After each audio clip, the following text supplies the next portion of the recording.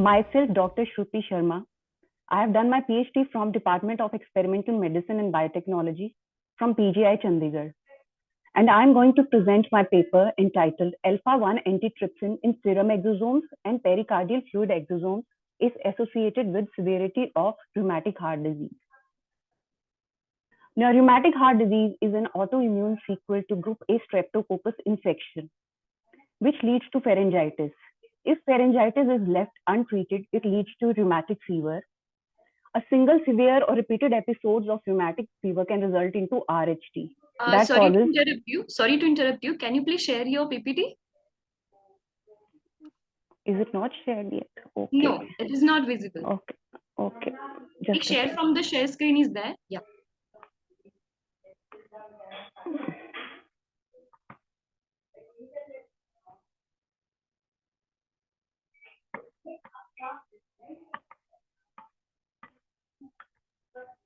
Just a second. Also turn your video on, please. Okay. Just a second.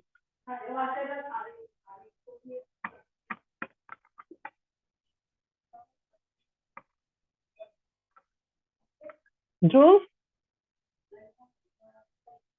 Just a second.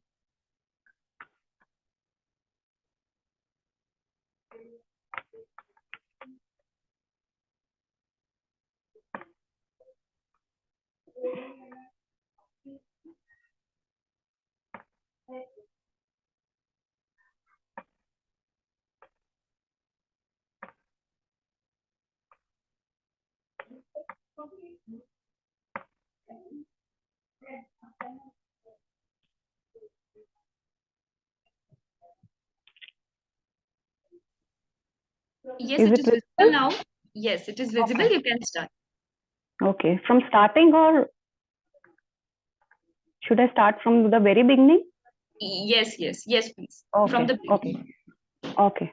Good morning, everyone. Myself, Dr. Shruti Sharma. I am from Department of Experimental Medicine and Biotechnology from PGI Chandigarh. Today, I am going to present my paper entitled Alpha-1 Antitrypsin in Serum Exosomes and Pericardial Fluid Exosomes is Associated with Severity of Rheumatic Heart Disease. Rheumatic heart disease is an autoimmune sequel to group A streptococcus infection, which leads to pharyngitis, and if it is left untreated, leads to rheumatic fever. A single severe episode or repeated episodes of rheumatic fever can result into RHT that causes permanent damage to the mitral valve. So it is a global health problem for decades. RHT pathogenesis is still obscure. Now this slide represents the pathophysiology of the disease. Now, due to molecular mimicry, cross-reactivity takes place between the group A streptococcus proteins and human heart autoantigens. Now, immune system is generated that leads to the generation of autoimmune antibodies that go and bind to the endothelial cells that line the mitral valves of the heart, ultimately leading to infiltration of immune cells into the valve, leading to tissue damage and lesion formations, and finally damage to the heart walls, that is mitral valves, and consequently RHT. Now, RHT affects 30 million people globally, according to WHO reports 2018. It has estimated to cause about 350,000 deaths and 11.5 million disability-adjusted life years lost. Now, exploring the mechanism behind RHT pathogenesis is the need of the hour, according to WHO. Now, recently, few years back, various studies reported small vesicles released from mammalian cells that have been implicated as a novel tool for cell-to-cell communications. These are called exosomes. These are tiny shuttles for information transfer, and they are carriers of important biomolecules. For example, proteins, DNA, RNA, microRNA, lipids. And they are present in various biological fluids. For example, tears, saliva, serum, pericardial fluid, and even in culture media. So these exosomes are smallest extracellular vesicles that range in size from 30 to 150 nanometers, and this is how they appear. Regarding the biogenesis, first of all, there is invagination of the plasma membrane, and the late endosomes are formed. These late endosomes are also called multivascular bodies. The inward invagination of these multivascular bodies leads to the formation of intraluminal vesicles, which are released out in the form of exosomes. Now, based on this literature, it was hypothesized that endothelial cells take up exosomes which carry biological molecules and act as cell-to-cell communicators. Therefore, exosomes can bring about changes in the cellular characteristics of the endothelial cells and are known to play an important role in pathological conditions of various cardiovascular diseases. But their role in RHT is not known. So this study was done to unfurl the role of exosomal proteins in rheumatic heart disease pathogenesis. So the aim of the study was to study the exosomal molecules, that is proteins, in rheumatic heart disease pathogenesis. To accomplish this aim, the following objectives were framed. Number one, to isolate and characterize exosomes from serum and pericardial fluid of rheumatic heart disease patients. Number two, to profile proteins of isolated exosomes from RHT patients. Number three, to validate the expression of selected deregulated proteins in serum, PF, and mitral valve tissues, and correlate with grades of disease severity. Number four, to check the binding properties of autoantigens with heart with alpha-1 antitrypsin. Now, inclusion criteria. Now, blood, mitral valve tissues, and pericardial fluids were taken from the confirmed cases of RHT patients that were undergoing MVR, that is mitral valve replacement, and DVR, double valve replacement, in the Department of Cardiothoracic and Vascular Surgery, PGI. For controls, the blood were collected from normal individuals in case of blood and coronary artery bypass graft patients, that is CABG patients in case of PF, that is pericardial fluid. And control mitral valve tissues were collected from cadavers during autopsy with no pathological or morphological heart disease. So the patients that were suffering from autoimmune diseases or infectious diseases were excluded from the study, and those who refused to give consent were also excluded from the study. An ethical consideration was taken from its institutional ethical committee, and written consent forms were also taken from the participant. Along with that, confidentiality of the data was maintained. Now, this is how the sample size was calculated. It came out to be approximately 34, but we managed to collect 42 samples. Now, this is the demographic details of the patients. Now, the maximum number of individuals were in the age range of 31 to 50 years, where maximum were females as compared to males. The maximum age range was 75 and minimum was 17. And the maximum number of cases were DVR, that is 33, and minimum were MVR. 10 were male and 23 were female in case of MVR, and 5 were male and 4 were female in case of DVR. So coming to the first objective, to isolate exosomes and characterize exosomes from the serum and pericardial fluid of rheumatic heart disease patients. So first of all, now blood and pericardial fluid samples were collected, patient samples as well as control samples. So exosomes was isolated from these samples by Mid-Curie exosome isolation kit from QIAGEN. The exosomes were characterized using 3 different techniques, that is transmission electron microscopy, Zeta Sizer, and Western blot. Now, it was shown that the transmission electron microscopy revealed morphology of the exosomes, which showed typical cup-shaped morphology similar to that of the exosomes, and its size range was from 10 to 150 nanometer in size, similar to that of the exosomes. Further, Zeta Sizer was used. It is used to measure particle size, diameter, and percentage intensity of the particles according to dynamic light scattering technique. It was done by operator's instructions.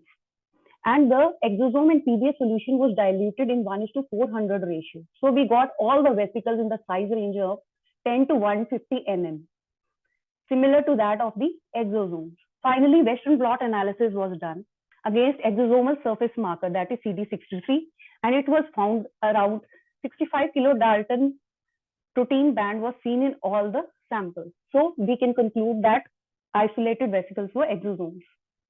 Second, to profile proteins from the RHT patient samples. So for this, to identify deregulated proteins, the protein sample was profiled on one-dimensional STS page, followed by protein identification by MALDI-TOF, and then LC-MS-MS analysis. Now, first of all, we had run proteins. We have run exosomal proteins on the gel, on 10% SDS gel. First of all, we have extracted exosomes. From exosomes, we have extracted exosomal proteins and measured the concentration. And then we had run on 10% SDS gel. And we got this profile. That is, there were several deregulated proteins that were present. Now, there were various upregulated proteins in case of patient samples. So these proteins were excised and they were subjected to MALDI-TOF analysis. So protein mascot score was used to confirm the protein using Swiss Prot database. Now, this was the page which was opened, and peptide mask fingerprinting search was opened. Search was performed, and this page opens where we had to fill all the requirements, such as different modifications, taxonomy, then databases that we selected was Swiss Prot. The search was started, and we got peak list of various proteins. For example, cactin, cereblin 4, and many such as proteins. But the score, which was greater than 56 or equal to 56, was considered as significant proteins. These were the significant proteins. However, none of the proteins had a role in fibrosis. Now, fibrosis is the hallmark of RHT. So we were not interested in any of the proteins. So we went for another technique, that is LC-MS analysis, which was outsourced from Biologia Private Limited, India. So these were the proteins that we got in both the samples, serum exosomes and pericardial fluid exosomes. Now, apolipoprotein A1, its levels were considerably augmented in PF sample. In PF sample, it was augmented, but its level declined in serum samples. So this protein was not taken into consideration. Notably, serpin A1, which codes for the protein alpha-1 antitrypsin, showed elevated levels in both the samples and had a fold change of greater than 1. So this protein was taken, alpha-1 antitrypsin was taken for further consideration for the further study. Now, this is the volcano plot that is depicting the differential expression of different proteins in the RHT patient samples and healthy individuals. So these red dots depict the deregulated proteins, that is significantly upregulated and significantly downregulated proteins, whereas the blue dots represents non-deregulated proteins. So it was found that in both, in serum samples as well as in PF samples, serpin A1, that codes for alpha-1 antitrypsin protein, was common in both the samples, and it showed significantly upregulated expression levels. So this was taken for further study. Now, to validate the amount of alpha-1 antitrypsin in various samples, such as serum, pericardial fluid, serum exosomes, pericardial fluid exosomes, and mitral valve tissues was done. For that, ELISA was conducted to measure the level of alpha-1 antitrypsin, and the levels were estimated. It was found that there was significantly elevated levels of alpha-1 antitrypsin on all patient samples. Now, these findings were further correlated with disease severity, that is mitral valve regurgitation, and it was found that there was that disease severity significantly increased with increase in the levels of alpha-1 antitrypsin as compared to that of the respective controls in all the samples. So this concluded that disease severity increases with increase in alpha-1 antitrypsin levels in all the samples. So it was found that the concentration of alpha-1 antitrypsin was found to be maximum in mitral valve tissues. Now, but how did we choose these tissues? As fibrosis is the hallmark of RHT, so we were interested in collecting the tissues that showed fibrosis.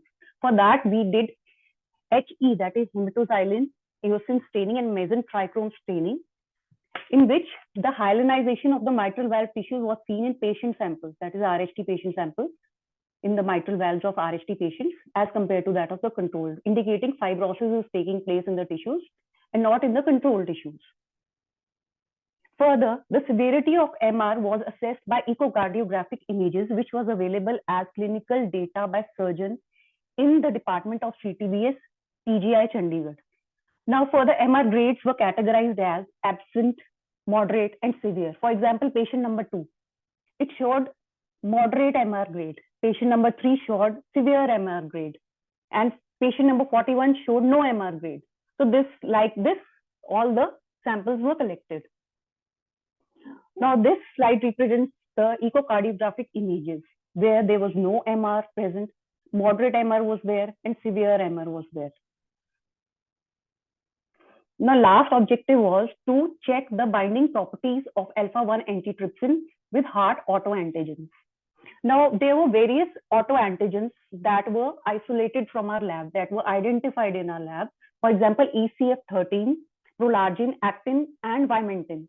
Now, SOPIA, this software, that is prediction server of protein-protein interaction, was used to predict the probability score of the binding of alpha-1 alpha-trypsin, alpha-1 antitrypsin with human heart autoantigen. So it was found to be maximum for vimentin. Further, interpros server was used to predict residues by auto patch analysis, where there was high probability binding areas and medium probability binding areas. For example, red stick, it interprets high probability binding area, whereas green sticks represent medium probability binding area between the two interacting proteins.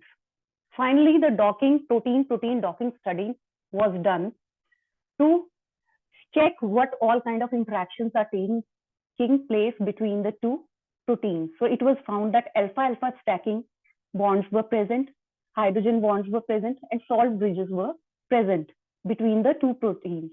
So this shows that alpha-1 antitrypsin showed binding properties with heart autoantigen, that is vimentin.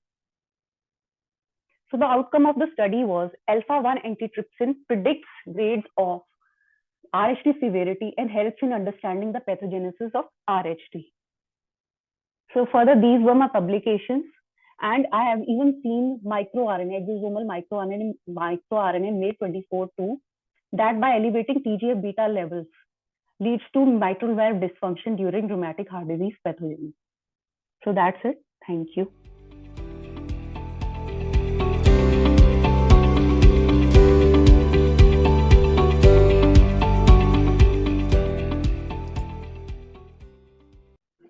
So these are the contents of my whole slides. COVID-19 infection and its treatment, use of antiviral drugs and their side effects, then affected human organs due to COVID-19, the link between COVID-19 and heart, then heart damage after COVID-19, then role of nutraceutical ingredients, then result and conclusion, references. So the first slide shows infection and its treatment. The regional office of World Health Organization, that is WHO, in China was first alerted to the virus infection in Wuhan on December 31st, 2019, and termed the infection as an epidemic on March 11, 2020. Since then, scientist team working with the laboratories across the globe have been collaborating to develop the vaccines, therapeutic agents, and base ingredients for this novel coronavirus. So this drug therapy given to the COVID-19 patients includes COVID-19 was treated primarily with corticosteroids, remdesivir or both. Then favipiravir, doxycycline, azithromycin, ivermectin and zinc were also the common treatments. Then amphotericin B, posaconazole and surgery were the most common antifungal treatments. These are the drugs, their role in their treatment and the side effects. So as per the drugs, the mechanism of action is given and their side effects includes heart rhythm problems, cardiac arrhythmias, then nausea, vomiting, diarrhea, reduced neutrophils, respiratory failures, organ dysfunctioning, low albumin, low potassium, low red blood cell count, low platelets count, which helps the clots and yellow skin discoloration. Then use of these antiviral drugs and their side effects. So, antiviral drugs such as remdesivir, ritonavir, and lopinavir are also being used. However, they are known to cause the severe side effects on the different organs. After the first phase of COVID-19, the second wave affects a lot to the Indians with the mysterious fungal infection known as mucormycosis. So, these patients are most vulnerable to mucormycosis are those who have been treated with the steroids and other drugs for the COVID-19 to reduce its inflammation. So, this multi-organ injury for the COVID-19. So, we can see here, according to the cardiologist Wendy Susan, post MD MS Hopkins Medicine, COVID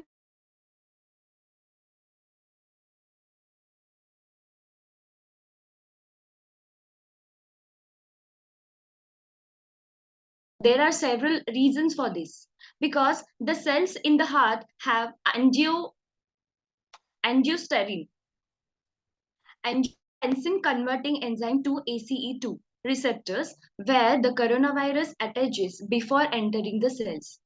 And heart damage can also be due to the high level of inflammation circulating in the body. As the body's immune system fights off the virus, the inflammatory process can damage some healthy tissues, including the heart. This is the post-COVID case causes a wide range of the new returning and ongoing symptoms affecting the many organs, including the heart, lungs, brain, blood, kidneys, etc. So these are the review studies. The first one is the coronavirus infection can cause the blood vessels inflammation, damage to a very small vessels and blood clots, all of which can compromise blood flow to the heart or other parts of the body. Then severe COVID-19 is a disease that affects endothelial cells, which form the lining of the blood vessels. Second one is the type 2 heart attacks are more common with the COVID-19. Blood tests have shown that some people have elevated levels of a substance called troponin in their blood, along with EKG changes and chest. Elevated troponin levels are a sign of a damaged heart failure, heart tissues. Sometimes this is a form of a heart attack. So this is less commonly seen after the COVID-19. During acute COVID-19, elevated troponin levels with an abnormal EKG are linked to the higher mortality, but not in patients with a normal EKG. Third one, respiratory failure dominates in the early phases of the disease, whereas cardiac injury becomes the more in the latter phases. So myocarditis is mostly likely the cause in the younger patients. Arrhythmias includes tachycardia, bradycardia, and asystole. They can be due to inflammation, myocarditis, hypoxemia, metabolic abnormalities, or medications. Cardiovascular complications may occur long after the viral clearance and recovery. People who have a high blood pressure, diabetes, and obesity are more likely to have a problem from their heart to COVID-19. So this is again a review study. In an early study from the Wuhan involving 799 patients, heart failure was one of the most commonly observed complications of COVID-19, with a reported incidences of 24% in all the patients and 49% in patients who died. Then Valentino et al. Examined the cardiac MRI of 100 people who had recovered from the COVID-19 and compared them to the heart images from 100 people who were similar but not infected with the virus. Their average age was 49 and two-thirds of the patients had recovered at home. More than 2 months later, infected patients were more likely to have a troubling cardiac signs than people in the control group. 78 patients showed structural changes to their hearts. Then 76 had evidence of a biomarker signaling cardiac injury typically found after a heart attack. And 60 had signs of inflammation.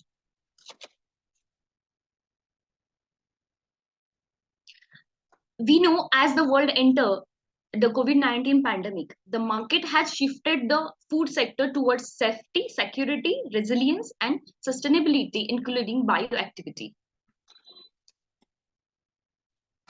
Then the role of the various natural nutraceutical ingredients on affected organs.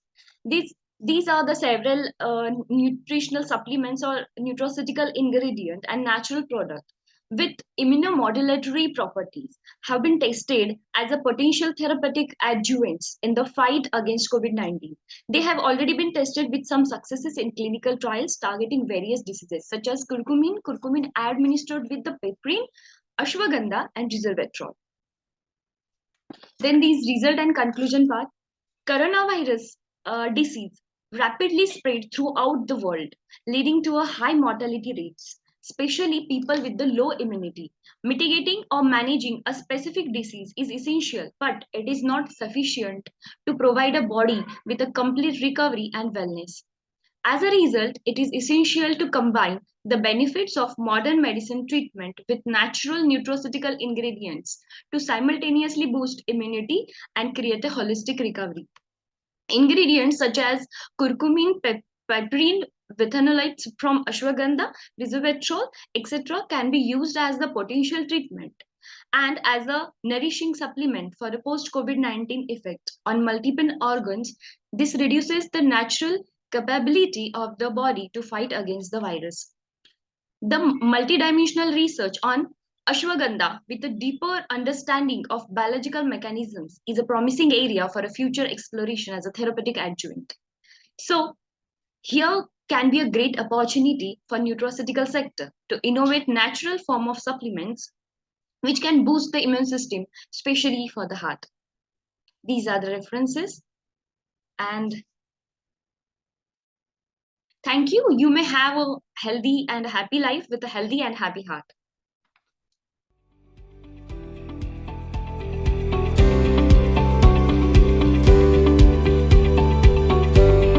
Very beautiful and interesting case. Actually, we all face patients who have pericardial effusion. Most of the time, it is idiopathic, or in our part of the world, it is because of tuberculosis. Sometimes the patients do have malignancies.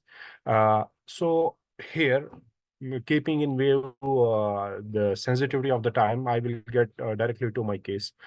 Actually, I am presenting a case of pericardial effusion with very uncommon cause. Uh, Usually, let me introduce. This is a typical clinical manifestation of filariasis. They include a subclinical syndrome, acute adenolymphangitis, filarial fever, or a tropical pulmonary eosinophilia. Massive pericardial effusion due to filariasis is very rare. We present a patient who had presented with symptomatic hemorrhagic pericardial effusion that proved to be caused by a filariasis. It is very important to know here that usually we have this hemorrhagic pericardial effusion, and directly our mind goes that it is because of the malignancy. In females, because of the malignancy of the breast, or in males, because of CF lung, or sometimes what we call lymphomas. But here in our case scenario, we encountered a young male who had hemorrhagic pericardial effusion, and that proved to be because of the filariasis. So a 26-year-old male who's a resident of southern India presented to emergency department with complaints of fever and progressive breathlessness for 1 month duration, and which has recently worsened. Patient did not give any history of cough, sputum production, chest pain, loose stools, or dysuria. On general physical examination, the patient was tachypneic, he had tachycardia, and he had a fever of 101 degree Fahrenheit. His cardiovascular examination revealed muffled heart sound, and the abdominal examination showed moderate degree of hepatomegaly. His respiratory and neurological examination were normal. So we did the baseline. In the baseline, you can see, apart from just like mild eosinophilia, that is 5%. Rest of this, it was normal. ESR was high, 42. And after that, we did the chest X-ray of the patient, and you can see the chest X-ray of the patient. There is increased cardiac silhouette. So it is a baggy appearance. After that, we did a this echocardiography that showed a large amount of pericardial effusion. So after that, we directly went for it was the patient didn't have a tamponade physiology. So as to assess the cause of this pericardial effusion in a young male and a young healthy male, we did pericardiocentesis. In the pericardiocentesis, you can see TLC was around 8,000, and it was mostly lymphocytic 70%. It had glucose was 63, ADA was 143, and AFB were negative. If we will keep the in view our part of the world where tuberculosis is very much common, and the ADA is 143, we would have thought of tuberculosis. But we got another surprise. After that, we had sent this fluid for microscopy, and this is the beautiful slide what we captured here on the right down corner, that there is a microflaria. So after that, just like when we saw the organism in the pericardial fluid, we were sure that it is because of the microfilariasis. The patient was drained dry of the pericardial fluid, and after that, the patient was put on diethyl carbamazepine, 100 milligram thrice a day for 3 weeks. Patient improved significantly. His fever subsided, and definitely his breathlessness had resolved just after draining the fluid. Patient is presently on our follow-up. He is doing fine. And it is important to mention here, he didn't have any other features of filariasis like elephantiasis or lymphangitis. This was the only presentation. So sometimes we have to keep atypical causes of pericardial effusion in our mind, and thoroughly investigate the patient. So in conclusion, microfilariasis should be considered as a cause of pericardial effusion in persons residing in the endemic areas, or in migrants from endemic areas, or the visitors who have gone to the endemic areas. And the treatment is pericardiocentesis and diethyl carbamazepine. Thank you very much.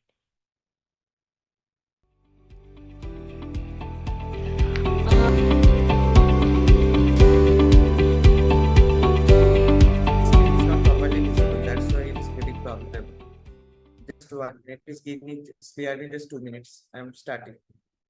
Yeah, sure.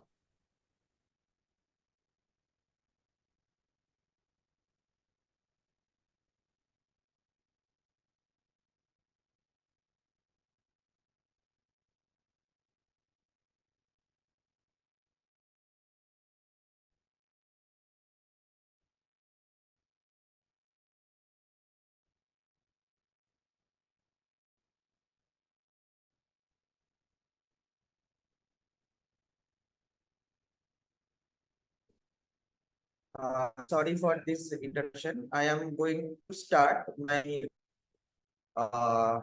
study. Actually, to begin with, we all know that rheumatological diseases are pretty common nowadays, and these are heterogeneous diseases. So, having involvement of multiple organ, including heart, and SLE is like a spectrum of multiple manifestation. This is systemic lupus erythematosus, which is actually a autoimmune disease, a prototype autoimmune disease, which involves all the organs all over the body, including heart. And one of the complication of the heart in SLE is pulmonary hypertension. So, as it is like scleroderma and MCTP, pulmonary arterial hypertension is pretty common. But what is happening in SLE, in Asian population, it is actually also not very uncommon. Rather, it is also a common entity, but many times we underdiagnose it or we overlook it. So basically, for this, we were planning to do a study on SLE-PAH patients in our setup in India, and we used a new machine learning algorithm, one of the new technology of statistics, that is clustering analysis for this study. So basically, I'm pulmonary arterial hypertension is a potential complication of CTDs like scleroderma, SLE, and MCT. The pathogenesis will be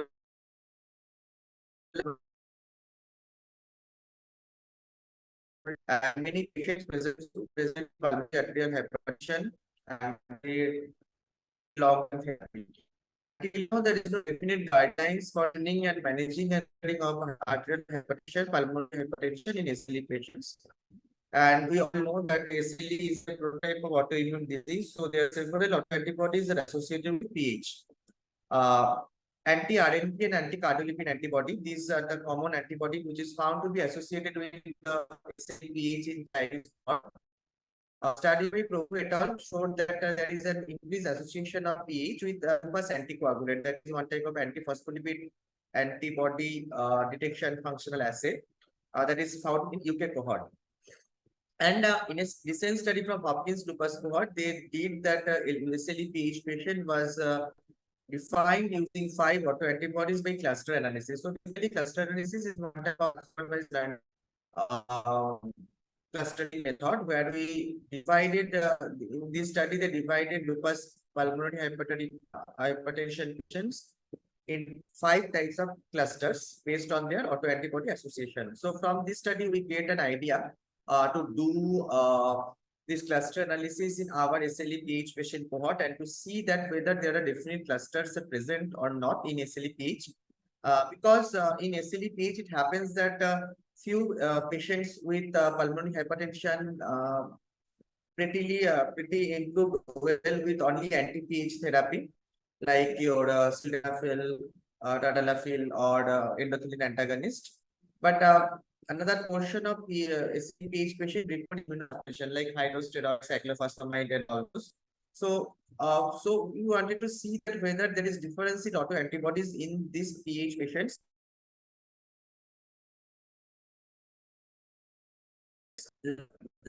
Last year also that this which was beginning of the study, which was basically, am I audible? Yes, you're audible. Okay. So last year also is just keep that autoantibody cluster SLE-PH based on their clinical phenotype. We thought that we should do this study to see the response to treatment because that is most important challenging as a clinician. So the clustering of SLE-PH is garnering attention as it believed to have distinct underlying mechanism and treatment. So our study aims to classify patients into various clusters based on autoantibody profiles and examine their long-term outcomes. So it is actually the first study of the world almost to see the long-term outcome in different clusters of SLE-PH itself. I think as we are seeing many SLE patients in other specialties that are not that much SLE, but I think within 10 years it will be a pretty it will increase because of my personal experience in the autoimmune disease like increasing the pandemic vaccination thing. So there will be a problem based on their autoantibody profiles and also evaluate the long-term outcome in these patients, including mortality, improvement of pH or worsening of pH over a 12-month follow-up period. Go to next slide. Go to next slide. Okay, so the methodology is it was a bidirectional hospital-based investigation, and the study was done in Department of Rheumatology in the Nizam's Institute, Hyderabad.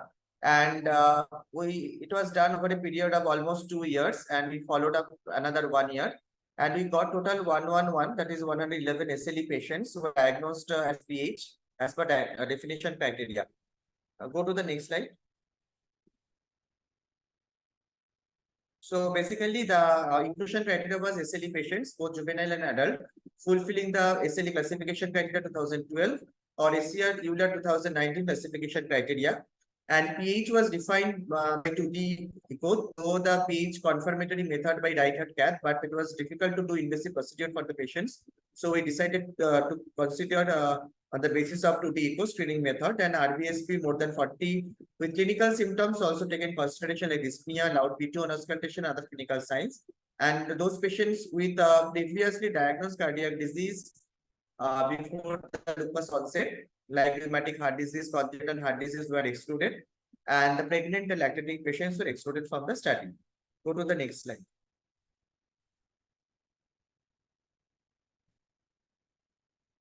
So the antibody, what we assayed, that anti-nuclear antibody by immunofluorescence, anti-cardiolipin antibody by IgG and IgM ELISA.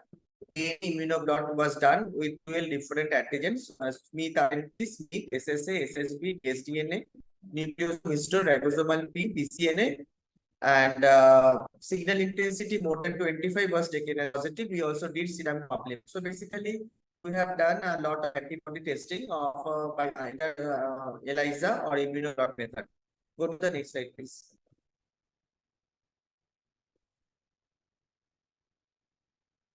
Yeah, so it was the immunologic test kit. So you can see that in a plot strip here, and that this is the for patients multiple different ANA plot, and these lines we have done.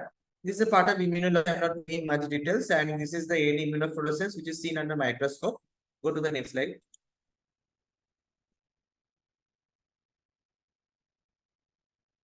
Next slide, please. Yeah, so this is the antibody profile. This is immunoblot profile. You can see here the Smith RNP. Go to the previous slide, please. Hello. Yeah. So basically, this is the Smith RNP. The antibodies you can see here, like this patient has SSA and Rho52 is strong positive, and this is a control sample. Go to the next slide. So the outcome was death, resolution of pH, increment of anti-pH therapy, and measurement of RBSB at the end of 12 month of follow-up period. So this was the outcome which we saw for the patients. Go to the next. Yeah, so statistical analysis, we use this non-hierarchical clustering, that is K-means cluster analysis, which is a type of unsupervised learning method. This is a type of ML algorithm, machine learning algorithm was used, and we developed 3 distinct clusters of patients with very different autoantibody profiles, and associations between clusters and patient characteristics and outcome were observed by ANOVA test or post-hoc analysis for continuous, and chi-square or Fisher test for the categorical variables. So you can see here there are the different clusters we generated by this K-mean clustering analysis, which is available in SPSS software. Now go to the result. Next slide. So a total of 111 SLE patients, PH patients were included, with female is to male were 106:5, and the mean age was 28.9. Go next. We saw that there are 3 distinct clusters that were generated using this K-means cluster. The cluster 1, which was the first cluster, they have predominantly Smith RNP positivity. Basically, we saw that this Smith RNP is a type of antibody which is commonly associated with many type of autoimmune diseases and non-specific, and like mostly MCTD or SLE or scleroderma. So these were the predominant antibody which made the cluster 1 with the maximum number of the patient with N48, and the cluster 2 was no definite autoantibody, and the cluster 3 saw the multiple autoantibody where the Smith RNP also came, but there's nucleosome and histone. So basically, this is a multiple autoantibody positive cluster. This cluster had no definite antibody, and this is only one antibody positive cluster, and anti-cardiolipin antibody and ribosomal P and protein failed to show any form of cluster. Go to the next slide. So here you can see the same thing. The cluster 1, there's a maximum number of patients with Smith RNP. Cluster 2, no antibody. Cluster 3 was Smith RNP, histone, and nucleosome. Go to the next slide. So what we found that over a follow-up period of 12 months, the 13 patients succumbed with the highest number in the cluster 1. That was, though it was not clinically significant, improvement of pH, that is RBSP became less than 40 with subsequent withdrawal of the therapy was significant in cluster 3, and highest baseline RBSP, that is the highest pulmonary hypertension, and use of dual antiplatelet therapy, because we know that PDE5 inhibitor endothelin antagonists both were highly required in this cluster 1. So go to the next slide, please. So basically, you can see in this diagram, in this table, that there's 3 clusters with maximum in the cluster 1.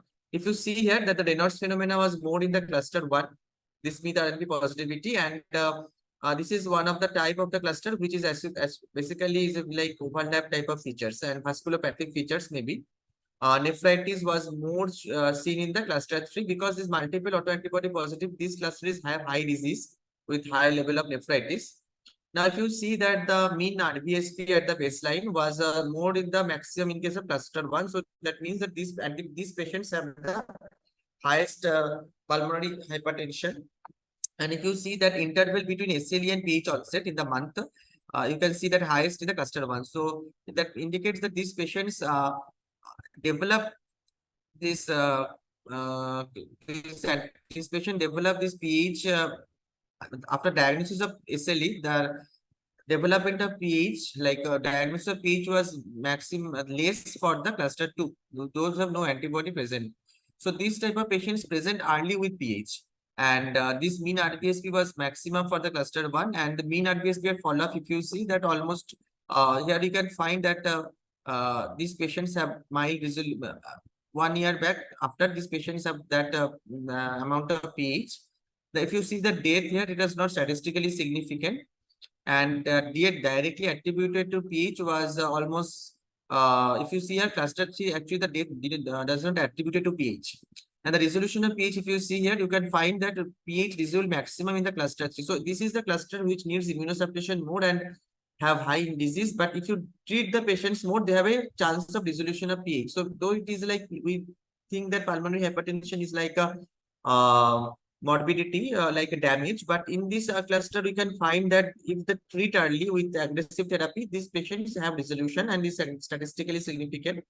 And dual antiplatelet therapy, if you see that, you can find here the maximum for the need of dual antiplatelet therapy because of their high pH is more in the this cluster 1. So this type of cluster is like a vasculopathic cluster, but difficult to treat because they are not respond well with the immunosuppression. But this type of cluster, actually vasculitis type of cluster, which needs immunosuppression, and but you can see surprisingly they have a much more resolution of pH.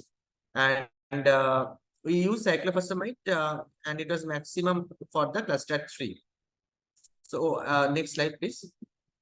And if you see here, we did a pH impact score. So basically, pH impact score is one type of new scoring system which is used for pH monitoring, and it have the symptoms and impacts. In the symptoms, there are cardiorespiratory, cardiopulmonary symptom like shortness of breath, fatigue, lack of energy.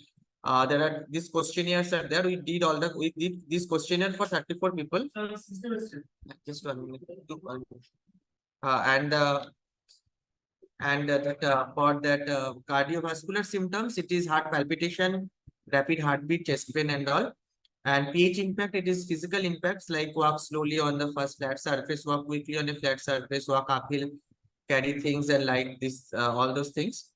And if you see the cognitive and emotional aspect, so basically there are 4 domains in the cardiopulmonary domain, cardiorespiratory domain, cardiophysical impact domain, and emotional or cognitive domain. And this is actually Cronbach's alpha, which is the agreement score. We found that in our population also, the score is pretty normal, near to 1. So there is good agreement. So basically, pH impact score, which is used in our cohort also, shows good agreement. So that means it can be used in future in our other CTD-PH patients, SLE-PH patients, and we are working on it. So in the last, go to the next slide, please. So last is the fast cluster-based study. Actually, cluster analysis is like a new method of machine learning algorithm, and it is not well studied in our diseases. So we try to do it because we have seen many patients of SLE-PH who have autoantibody positivity and who have to treat with immunosuppression and anti-PH therapy, but they have different type of results. So we have a doubt that whether that antibodies, if we do the antibody testing beforehand and we start therapy accordingly, whether it will predict the response or not. But we actually did one study there. We didn't find any prediction by the antibody, but I think it needs a more sample size and more dedicated study with the right heart catheterization in future. So we found that Smith RNP antibody, which was shapes the major bulk of SLE-PAH patients and the more severe form and need dual therapy. So we can start anti-pulmonary hypertension therapy at the beginning. But if the patient has multiple antibody positivity, that indicates a better prognosis. But the patients have high disease at the baseline, but they have a chance of better prognosis because of the vasculitis phenotype, which can be improved with immune suppression therapy. And this PAH impact score we can use in future for because it has a good internal consistency in all the 4 domains. Go to the next slide. So actually, 1 year back we published this study. We have done this project that it was just an autoantibody clustering in SLE-PAH, and it was basically we saw the similar type of cluster in less number of patients, 71. By time being, we have included another 40 patients. So SLE-PAH is pretty uncommon according to normal general OPD practice, but in our practice we got so many SLE patients and we got SLE-PAH also. So now the sample size increased another 40, and we have done a long-term follow-up, and that was important because how patient is responding was important to see. So we found that in cluster 1 with Smith RNP antibody positive has a need of dual antiplatelet therapy mode, where cluster 3 has need of immunosuppression mode.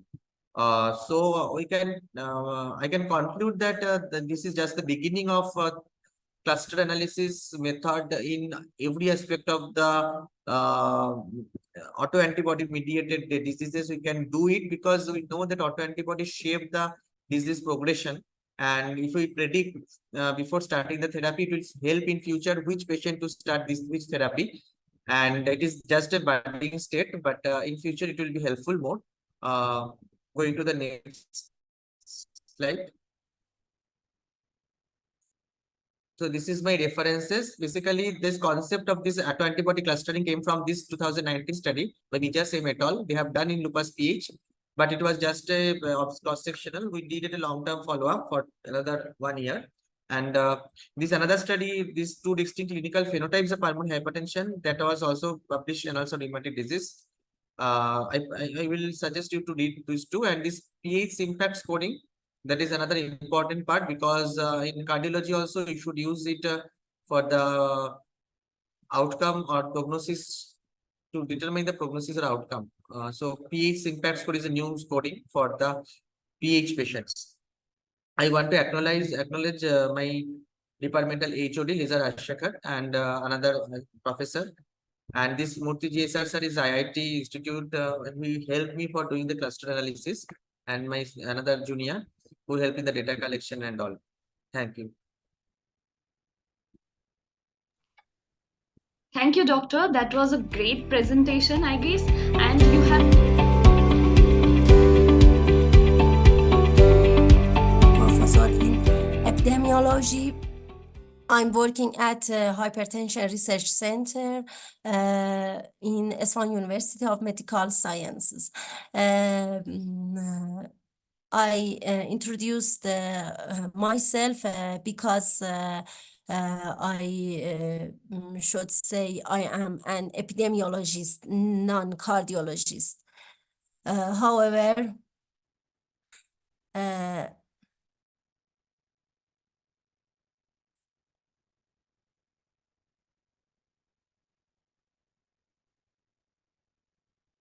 Mrs. Gott.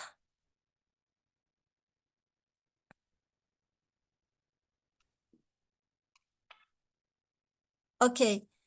Have you my sound? Mrs. Gott, have you my sound? you it is visible. You can start. Okay. Yeah.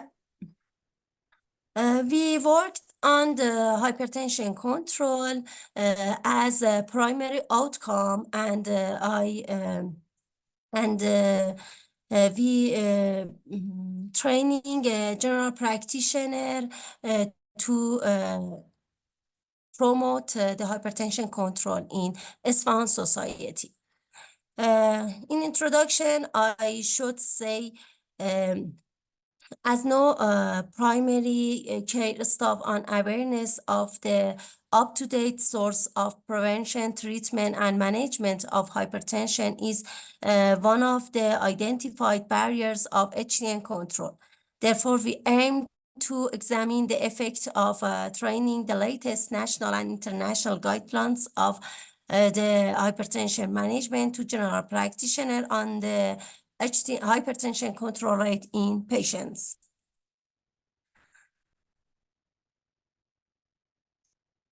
This was before, after, or quasi-experimental study that was performed in 2 phases. Number of general practitioners and patients with hypertension participated in phase 1 and phase 2 of this study was 31 versus 886 and 22 versus 656 respectively. It means in first phase of this study, we determine the knowledge, practice, and attitude score of general practitioner on guideline of hypertension. Then we train them using updating national and international guideline on hypertension management. Before this training, we determine hypertension control rate in patients. After this training, we put a washout time for 6 months. Then again, we determine hypertension control in patients and CAP or knowledge, attitude, practice score in general practitioner. So our intervention was giving a training on the latest national and international guidelines on the hypertension management to general practitioners. Primary outcome in this study was HDN control rate, defined the systolic and diastolic blood pressure lower than 130 and lower than 80 millimeter Hg, respectively, in patient taking antihypertensive drugs before and after intervention. And secondary outcome was general practitioners' knowledge, attitude, practice, score changes before and after intervention.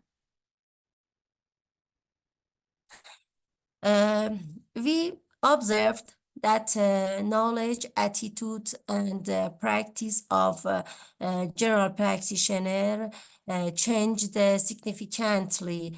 Although the change was very minor, however, the primary knowledge, attitude, and practice of general practitioner was high at first. So we can change it for little changes.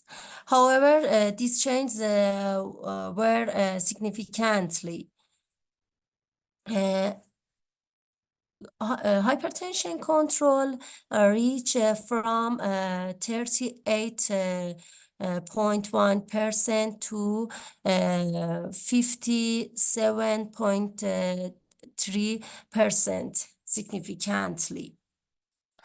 In addition, we were going to promote combination therapy in patients. Before the intervention, taking 2 or more antihypertensive drug was 55.9% versus 56.3% after intervention. Also, combination therapy increased significantly from 10% to 16%.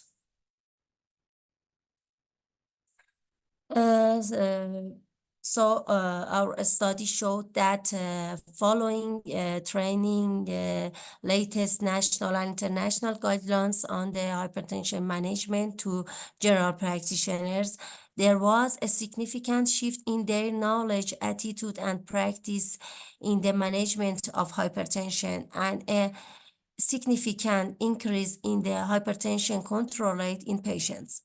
Therefore, it seems that periodic training sessions for primary healthcare staff, as well as regular follow-up of patients with hypertension and examining their blood pressure type and number of medications and their lifestyle over time are the effective ways to improve the hypertension control rate in the society.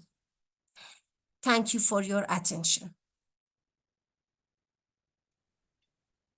It was a very nice presentation, doctor, and I must say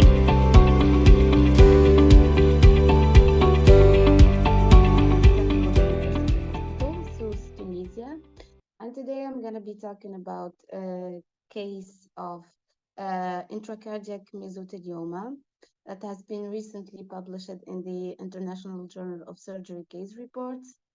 And my guest has got started.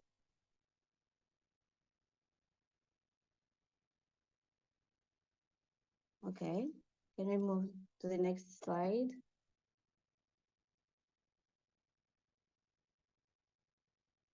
Okay, as an introduction, you know that primary cardiac tumors are uncommon. It occurs in 0.001% to 0.28% in the population. And the primary malignant mesothelioma accounts for only 4% of these tumors. Next.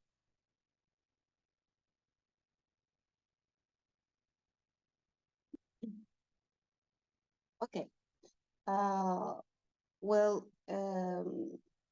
The specific thing about this case is that it seems to be the initial instance documented as exclusively primary intracardiac mesothelioma, especially its lack of association with any other pleural sarcomatoid mesothelioma or apoptosis exposure.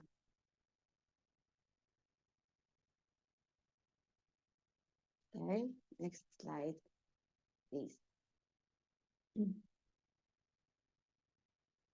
Well, mesothelioma is a rare malignancy that arises generally from pleura, peritoneum, tunica vaginalis, mesothelial lining.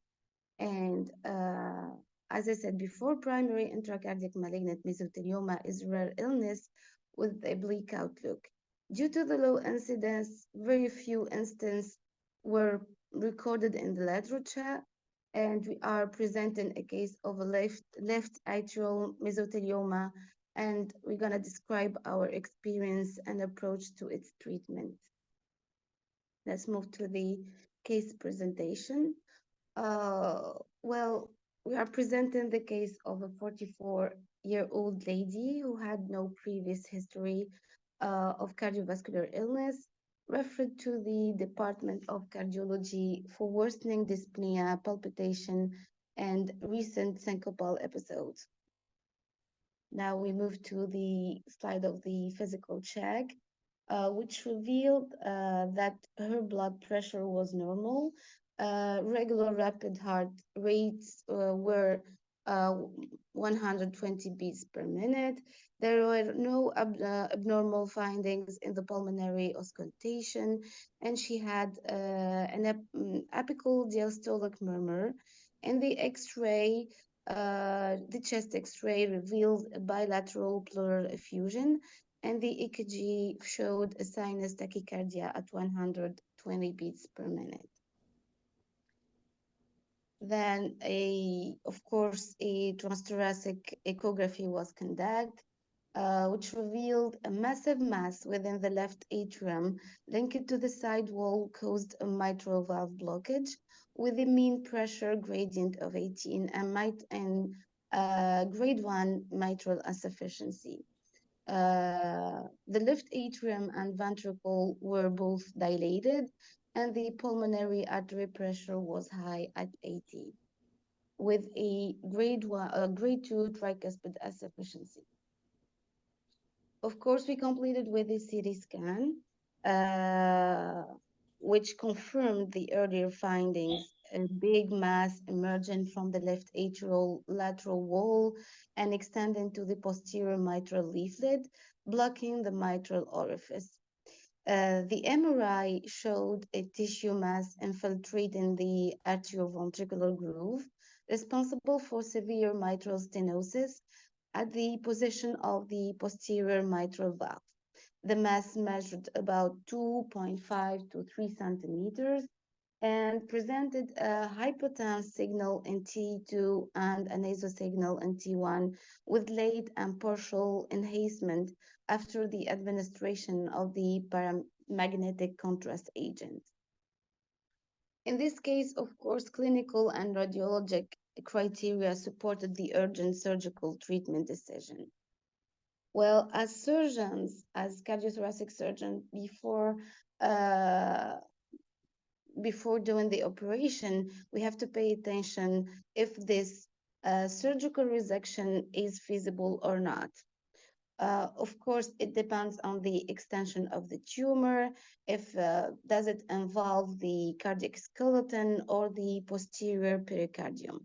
Of course, in these cases, the resection, the complete resection, which is too important in the treatment of tumors or cardiac tumors, cannot be feasible. So a simple biopsy or may be done, or if there is a blockage or a debulking, a simple debulking may be done.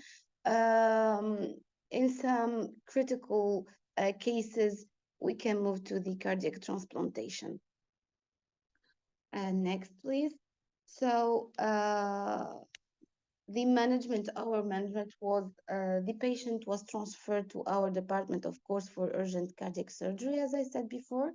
Sternotomy was done, and bicaval cardiopulmonary bypass with cross-clamping aorta and anterograde normothermia cardioplegia was initiated. Right atriotomy and transeptal approach was used to reach the tumor. It was about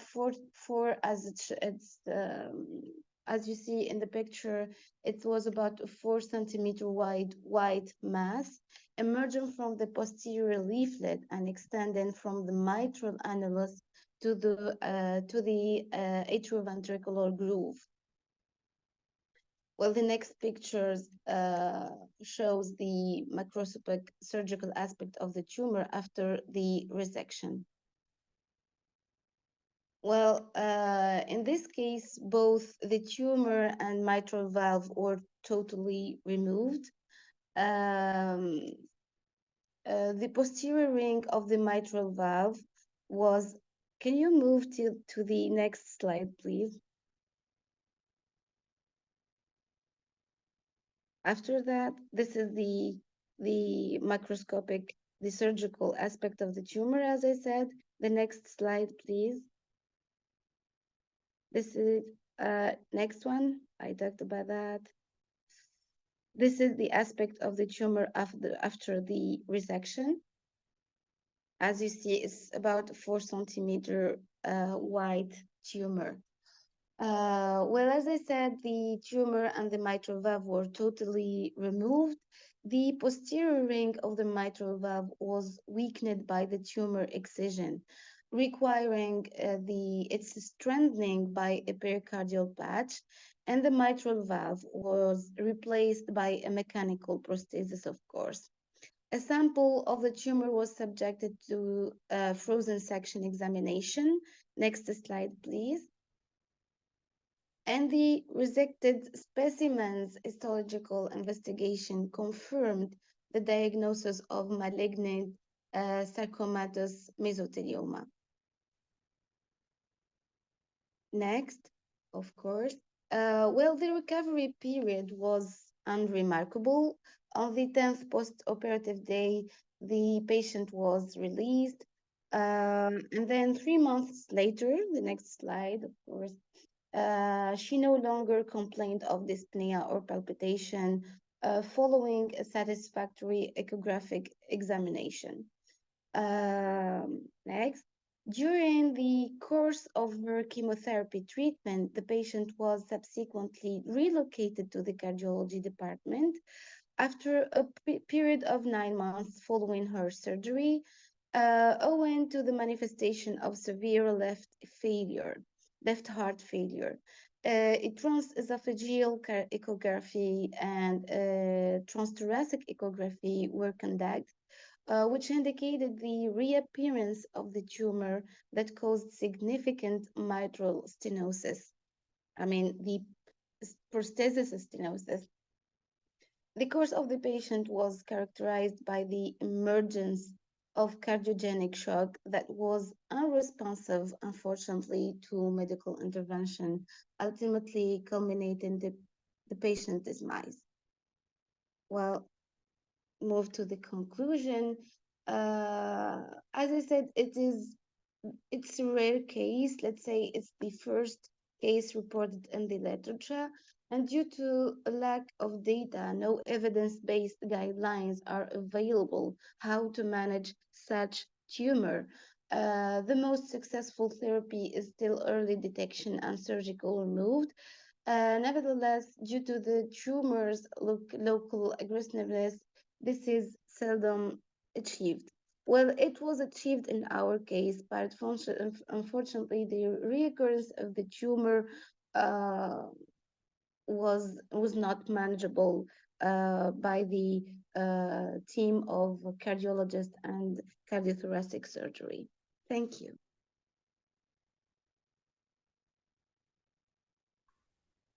Thank you, Weasel, for sharing your a great experience with us.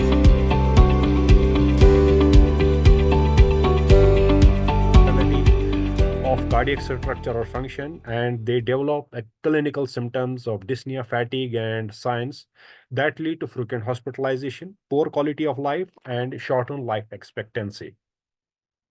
So, as we all know, the heart failure is classified into two groups. Now we say three groups: systolic heart failure, diastolic heart failure, and what we say moderately reduced heart failure. Yeah.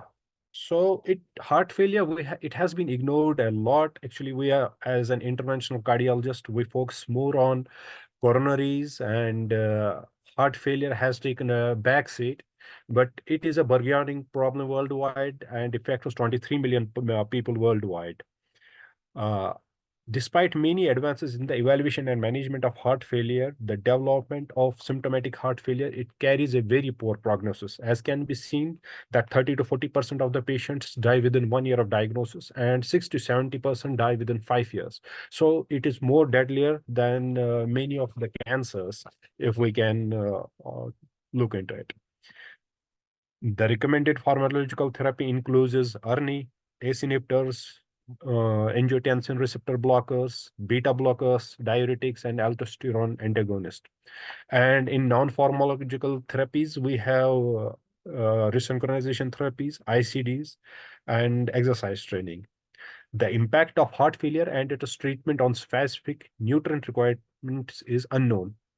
Furthermore, the depletion of water-soluble beta vitamins that plays key role in the production of cellular energy in patients with heart failure can contribute to the depletion of energy in failing heart. So the thiamine, which is a water-soluble vitamin, it plays an important role as a coenzyme in carbohydrate metabolism. though the addition of magnesium and ATP, thiamine is converted into thiamine pyrophosphate by the enzyme thiamine pyrophosphokinase. The manifestations of thiamine deficiency uh, are beriberi, which can be adult type or infantile. In adult type, we have dry beriberi, which usually involves the brain, and wet beriberi, which we are more cardiologists are concerned with high output heart failure and sometimes decreased LV functions. So, keeping in view, the aim of this study was to see the effect of thiamine supplementation in congestive heart failure in patients with functional class 2 and 3 with reduced ejection fraction, irrespective of their cardiac parameters and functional capacity. So actually, there are a lot of studies which evaluated the thiamine level in the patients first, then they gave the drugs and saw the effect. But coming from a part of world where there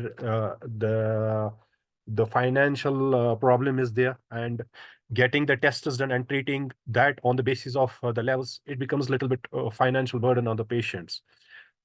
Being a water soluble vitamin, there is not much toxicity because it is excreted in the urine. So our aim was to give thiamine to the patients irrespective of checking their thiamine status to see whether their cardiac parameters or functional capacity is improved, so that can we implement this thiamine supplementation in general population who have reduced heart failure with reduced ejection fraction. That was the aim of this study was conducted at Sher Kashmir Institute of Medical Sciences, which is a super specialty hospital in Kashmir with full-fledged cardiology department, and 40 patients were enrolled in this study. The inclusion criteria was patients with reduced ejection fraction and who actually most of the patients had ischemic heart disease, idiopathic dilated cardiomyopathy, and valvular heart disease. We excluded the patients who had class 1 or class 4 symptoms, who are aged more than 65, because most of these patients have osteoarthritis and they couldn't walk. So the assessment of 6-minute walk test would have been somewhat blurred because of the orthopedic problems, which could have interfered with our assessing the functional capacity. We also excluded patients who had COPD, orthopedic problems, or anemia, and who had taken a recent thiamine or any other multivitamin supplements. 40 patients were randomized to 20 of group of each, and 2D echography was done at the baseline and at 1 week and 4 week. We assessed the ejection systolic volume, diastolic volume, and ejection fraction by the Simpson's method. We assessed the functional capacity of the patient by 6-minute walk test, and it was done at baseline at 1 week and after 4 weeks of therapy. But before this was done, the patients were explained about the method and they were encouraged during the exercise and before the treatment was started.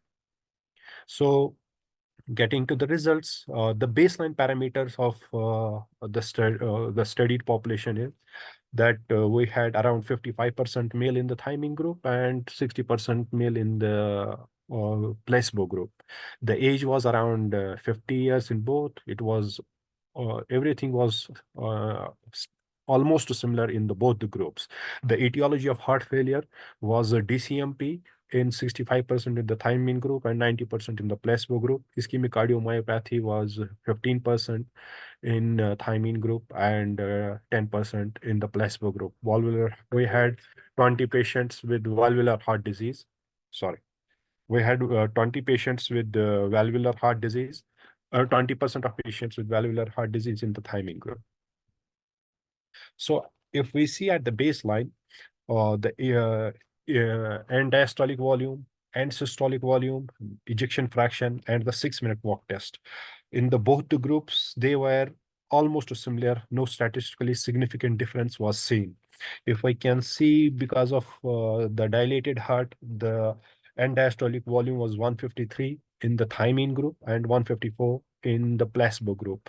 The same because of reduced contractility, the end systolic volume was 103 ml in the thiamine group, as in the placebo group it was 102. The ejection fraction was 32.8% in thiamine group and 33% in the placebo group. So those patients actually had a very poor functional capacity. They were able to walk 263 meters and 261 meters respectively in thiamine and placebo group at the baseline. After 1 week of intervention, what we can see is that in end systolic volume in the thiamine group has little bit decreased. That means somewhat the contractility has started increasing in the patients who took thiamine, but it did not reach any statistically significant any statistical significance in comparison to the patients who were given placebo. Also, there was no statistically significant difference between the thiamine and the placebo group in functional capacity at 1 week after 1 week of therapy.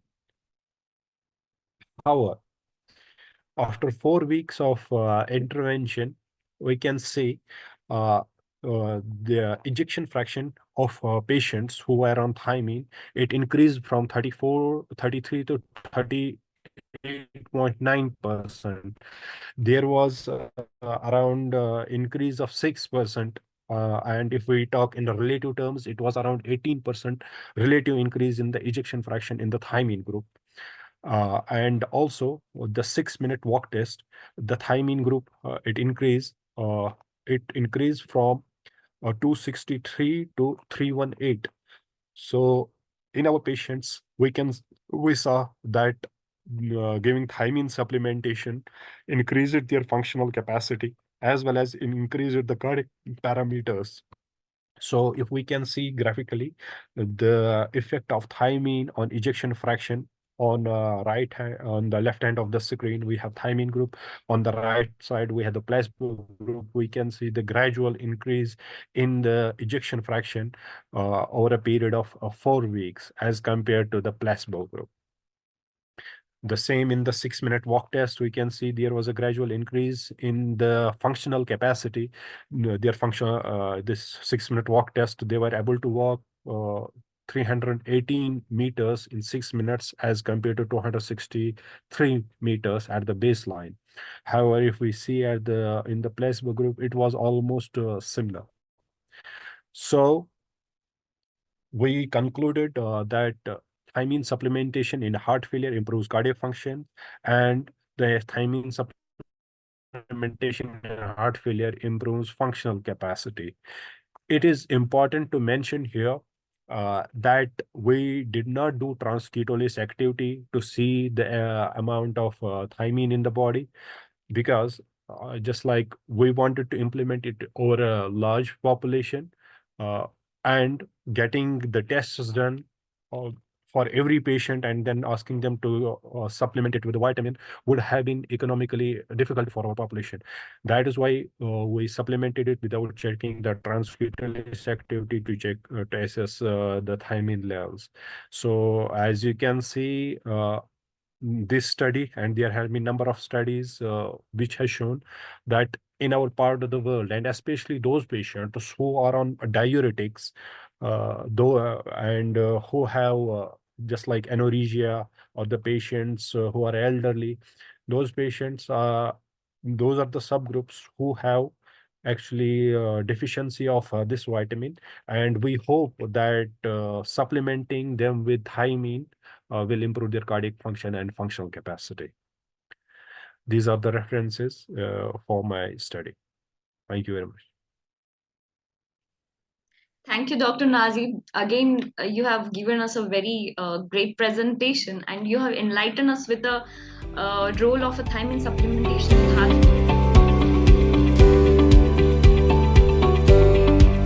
And I will present to you one of my studies, a potential new technique, implantation of coronary sinus lead without delivery system, a case series study. Now, first of all, let's speak about the synchrony. Contraction of the normal left ventricle is geographically coordinated so that fiber shortening in a given muscle wall layer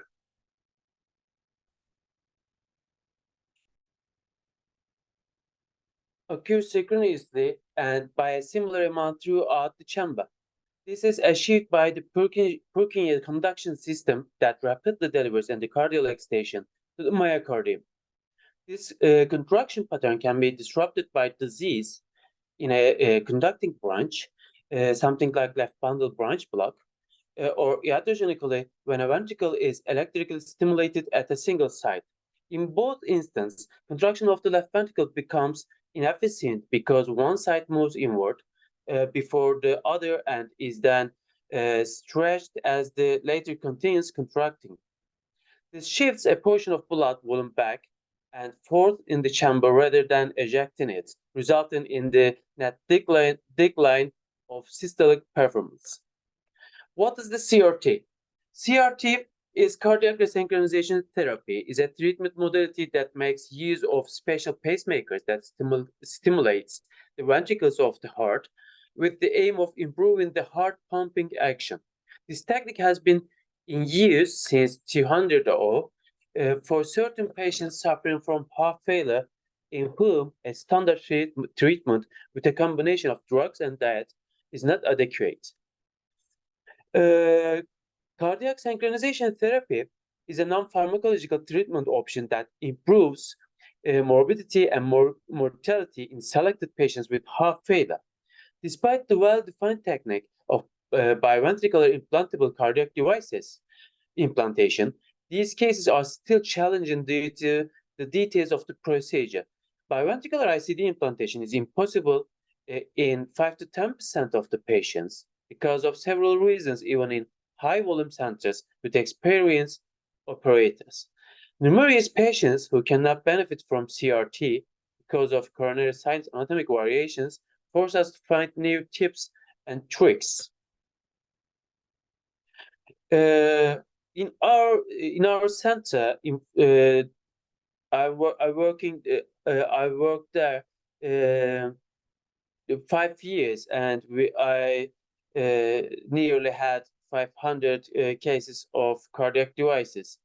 And in our experience shows us we need to find some new tricks to achieve our targets to implant left ventricular leads. And we saw that the thickness of the delivery sheet is a problem to advance the ostium of the coronary sinus, because sometimes the narrow ostium of the coronary sinus, sometimes the pipe shape of the coronary sinus, and the angulation of the body of coronary sinus or the tortuosity of the branches of it make the procedure is impossible. So that's why we in this case series study we present a potential new technique or solution trick to implant the coronary sinus lead without the delivery system. In this method, in the methodology, we enrolled from the CRT patients of cardiology department between July 2020 and March 2021. And the CRT indications were decided according to the European Heart Society guidelines for the diagnosis and treatment of acute and chronic heart failure. And the novel technique was used to implant the left ventricular lead. In the description of the technique, we used Boston Scientific and the biotronic left ventricular leads for this technique. I don't have any conflict of interest, but I need to say these names because if my colleagues tried this technique, so they need to know what kind of companies or what kind of tools that I use. The pocket of the battery is opened to the left and the right pectoral area.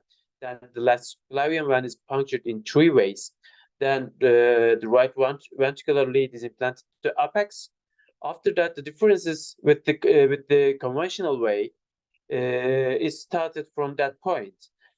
For the left ventricular lead implantation, we used a steerable safe sheet, and it's advanced to the left subclavian vein. Then coronary sinus is cannulated by a multipurpose catheter, which has iatrogenic holes to deliver the contrast to the coronary sinus. And this is me, and this is my multipurpose catheter. It's 5 French or 6 French catheter. It's a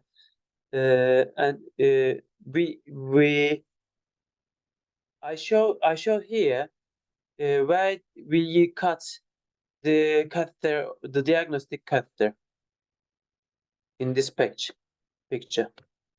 Okay, now this is the conventional way that we used in the CRT patients. This is the normal delivery sheet. That's general 9F to 11F thickness of that sheet.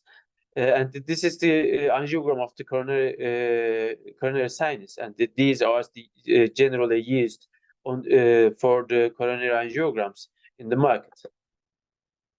These catheters. Okay, now what are we doing? Now you can see here multipurpose catheter in the right-sided picture. You can see here the multipurpose catheter that we performed the angiogram of the coronary sinus. And in the left-sided picture, you can see a selective coronary angiography of the lateral cardiac vein, and it's a good image of the lateral cardiac vein that you can clearly decide that you can implant or not implant your left ventricular lead. Then this is from another patient. You can see again a selective middle cardiac vein angiogram. After this point, because the multipurpose catheter generally easy to cannulate the coronary sinus. Then after you cannulate the coronary sinus, you need to perform the angiogram of the coronary sinus. Then you need to advance your multipurpose catheter to the branch. If you can, it's easier, and you can use a floppy wire to lead your multipurpose catheter. After that, you need to extract your soft wire. Multipurpose catheter is extracted over the the part of the multipurpose catheter, except for the subclavian vein, is cut with the scissors, and stiff wire is directly advanced into the target vessel in that time. Multipurpose catheter is extracted over the stiff guide wire, and coronary sinus lead is advanced over stiff guide wire to coronary sinus. There should be slow and careful movements be on the ostium of the coronary sinus. Left ventricular lead is advanced into the target cardiac vein, and stiff wire is extracted. And I will show how can I do it. How did I do it? And generally, I used Asahi Grand Slam wire as a stiff wire, because this is a hard body and a soft tip. So this is our left ventricular lead, and this one is our stiff wire, Asahi Grand Slam wire, and it's in the lateral cardiac vein that I showed in the first slide that I have picture in the left sided. This is that patient. And now you can see how can I advance my left ventricular lead to the lateral cardiac vein.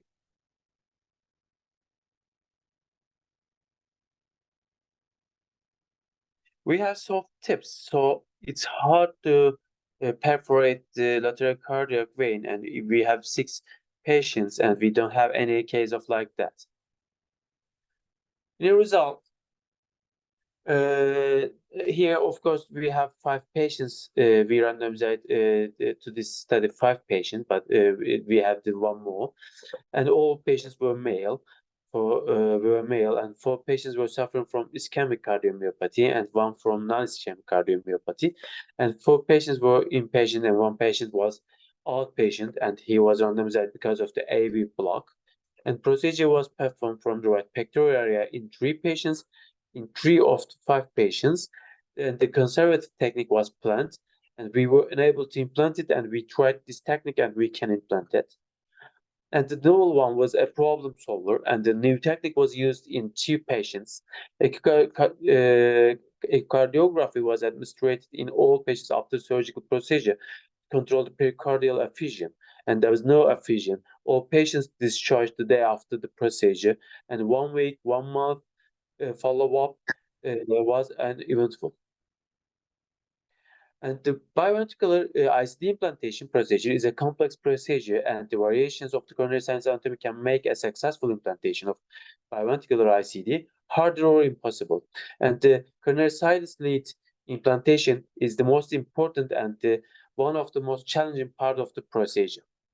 The cannulation of the coronary sinus, implantation of the coronary sinus lead, and tearing the coronary sinus lead delivery sheet without dislocation of the lead are the parts that make the procedure challenging. And the real life data shows that primary implantation of the coronary sinus lead into the side branches of coronary sinus is unsuccessful in up to 10% of the patients. And causes of the unsuccessful biventricular ICD implantation are due to stenotic or occluded thoracic venous system, difficult coronary sinus access, tortuous and stenotic venous branches, tiny venous branches, right-sided implants, and persistent left superior vena cava syndrome. What is the advantages of this technique? In this technique, we do not need to deliver a sheet for coronary sinus, and low possibility of dislocation of the coronary sinus lead is important. And this technique provides practitioners easy access to coronary sinus and probably less section of coronary sinus because of not using delivery sheet, and using multipurpose catheter is easier than the delivery sheet, and you can rotate easily. It's a good alternative in biventricular ICD case applied via right subclavian vein. This is because in case applied via the right subclavian vein is more challenging to cannulate the CS ostium compared with the conservative technique. Also, the right subclavian vein and CS ostium are in the same plane. That's why the stipwire is more supportive to implant the CS lead, left ventricular lead. Generally, practitioners have said to use stipwires, as it was shown in our study. Using stiffer wires are recommended, safe, and it helps implant left ventricular lead in churches, stenotic, and tiny branches of coronary sinus. Novel technique is an alternative solution for difficult coronary sinus access, tortuous and stenotic venous branches, tiny venous branches, and right-sided implants.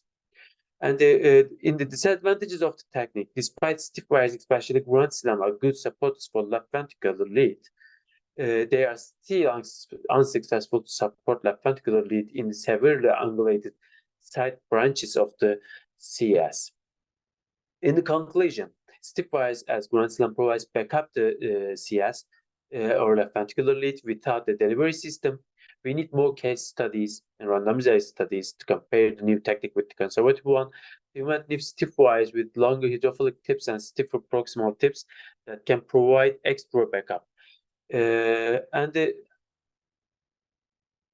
This problem-solving method may evolve into a permanent method of left ventricular lead implantation, and the conventional method has many deficiencies and situations that may cause complications during the procedure, and I already patented the new system of left ventricular lead implantation for a stiffer wire, and I'm waiting and looking for investors for my patent. Thanks for everything. Any questions?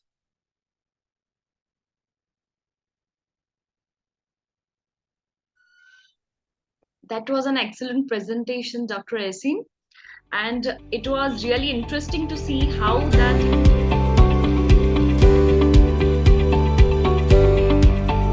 We'll show start my presentation now to see what is the better predictor of mortality in patients with heart failure. Is it a galactose-3 or short physical performance battery?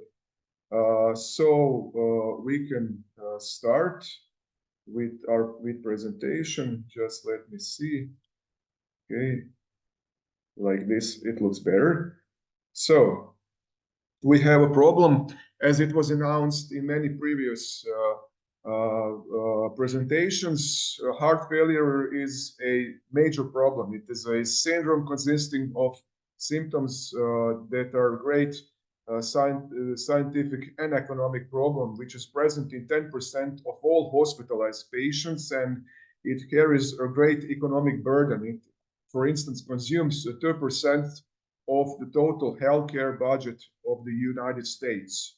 It has a very high incidence of 1.2 to 1.5% each year and very high prevalence.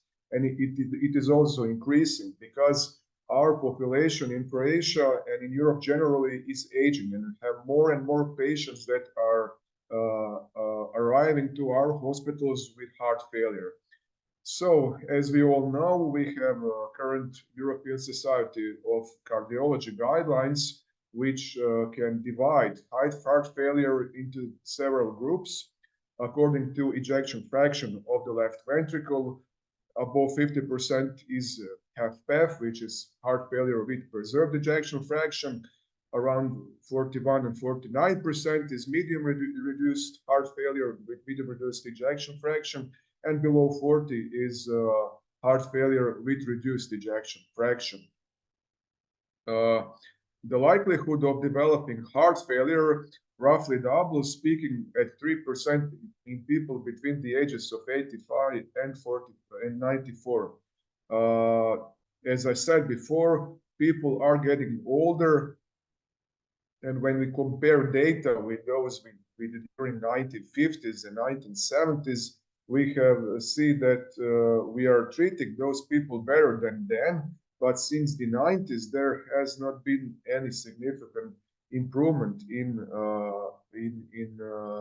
survival rates. So it is a significant problem for society because it affects 30% of the population over 8 years of age, and because we are using anti-pro-BNP much more often than we used to before, now we have much more patients with HFpEFs, so heart failure with preserved ejection fraction. We used to say before, when we had these patients and we didn't take anti-pro-BNP at that time, that if they had a good ejection fraction, that all they had was diastolic dysfunction, so everything was great. But when we started doing anti-pro-BNP in almost all our patients, we saw that many of them have high levels of anti-pro-BNP and good ejection fraction.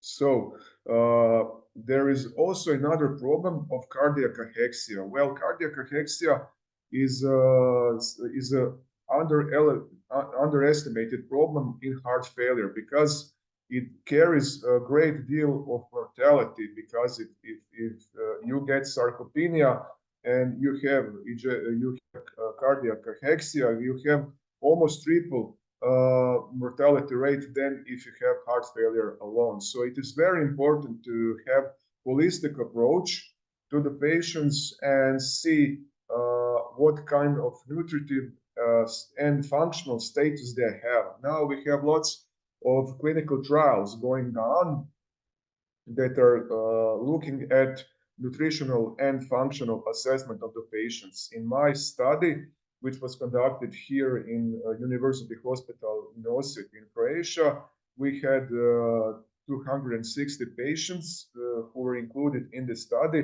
and they were monitored for 5 years. We used minimum nutritional assessment, nutritional risk index, and short physical performance battery tests. So we compared survival rates, predicament of those pretty cheap and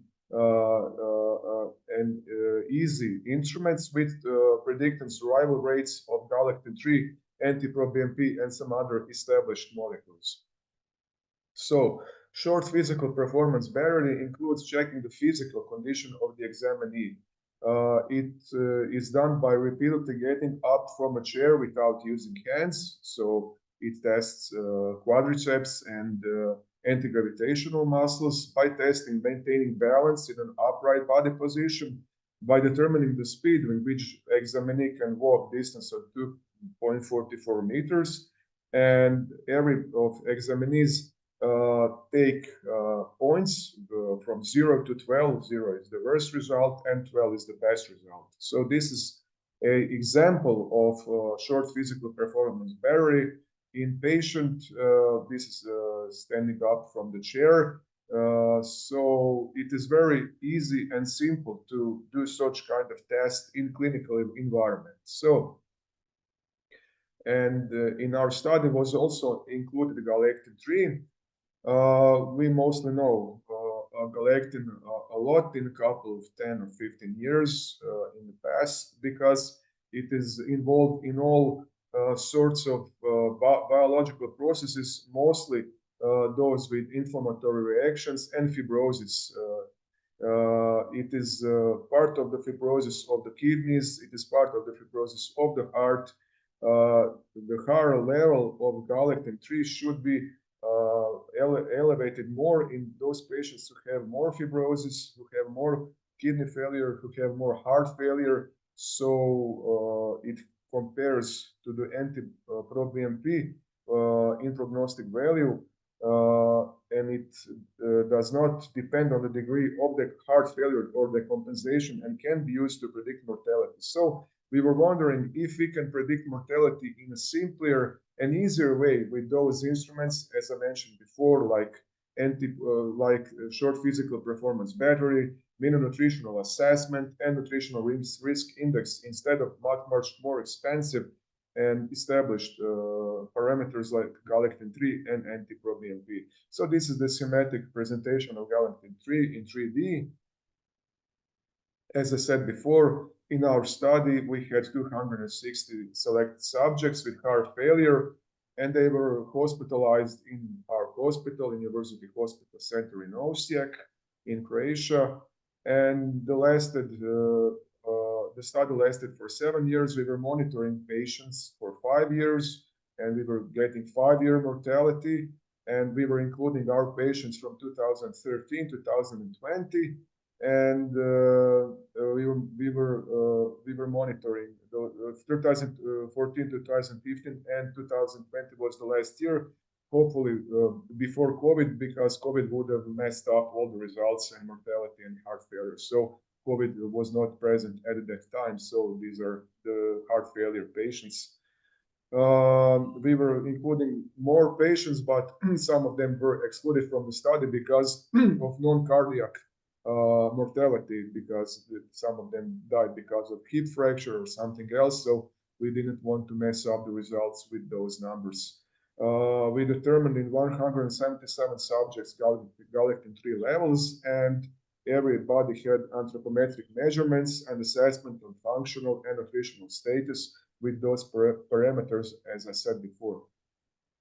All our patients had clinically verified cardiac failure with X-ray, with anti-proBNP, and they were all hospitalized in our University Hospital Center.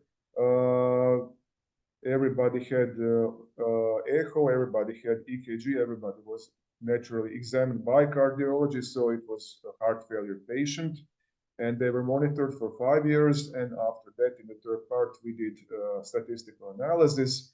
We used multivariate Cox analysis to predict mortality of those factors.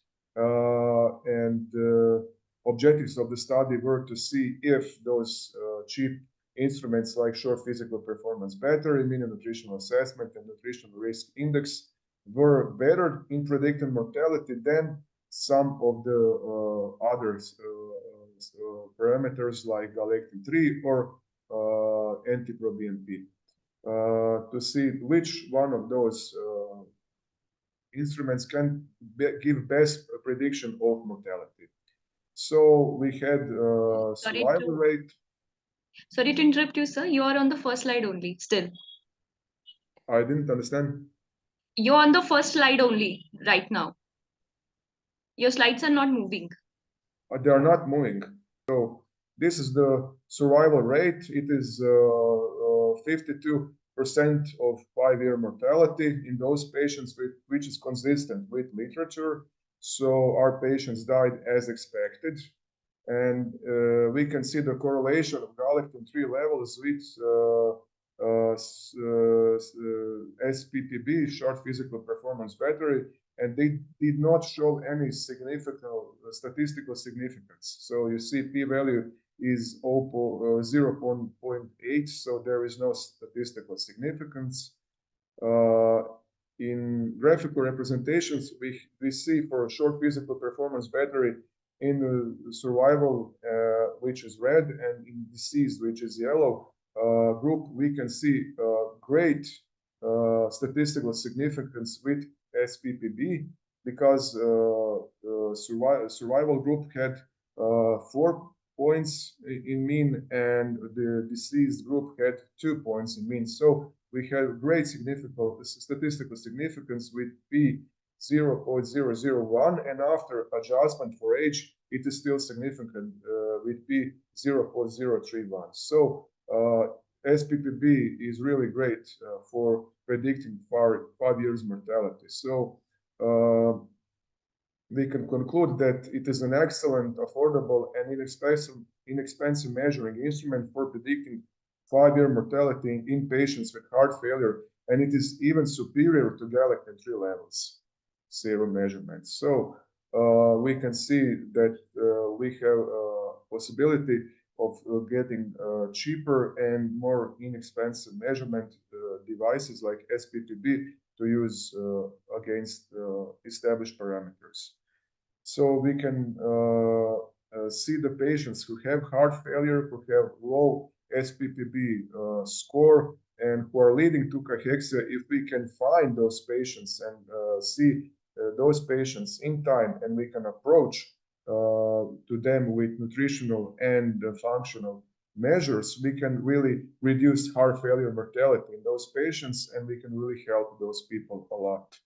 Limitations of the study and future prospects. Well, patients who were gathered did not get the latest therapy, which includes SGLT2 inhibitors and those the latest medications because they were not present in Croatia at that time.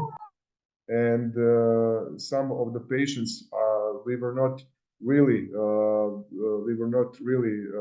sure if they were really taking all the medications at home, and as we called them at home, they said they were using, but you can really not tell because if you're not really there with them.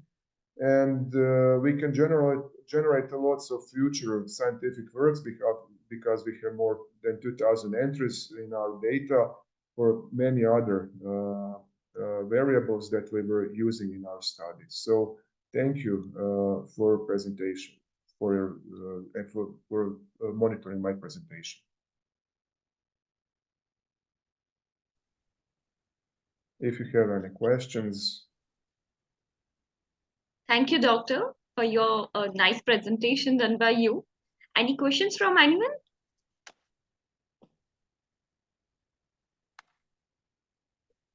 Because I would just want to add, lots of clinical trials are now going on looking at nutritional and functional status, because as some clinical trials showed that the greatest predictor of overall mortality is VO2 max and muscle strength, because not all people die just from heart failure, not all people die just from cancers. Some of them die because of accidents, because of fractures, because of hip fractures. So it is very important in the old age to have good muscle mass and to have good aerobic capacity. So if you can walk around, you can move around, you get better chance for survival.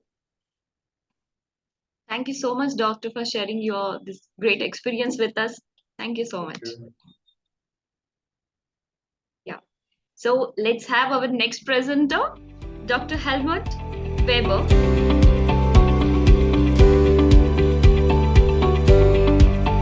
performance of coronary artery bypass grafting surgery in the cardiac surgery clinic, BCART. All the authors are delighted to share it. Currently, coronary artery bypass grafting surgery became one of the most effective methods of treatment of coronary heart disease. Volume of these interventions is increasing each year, including our republic. Increasing of the number of such operations is accompanied by the increase in the frequency of complications in pre-operative period due to increase in the number of elderly and senile patients often admitted to surgery with severe comorbidities. Despite a large number of research works estimating risk factors of different complications, their results remain quite contradictory.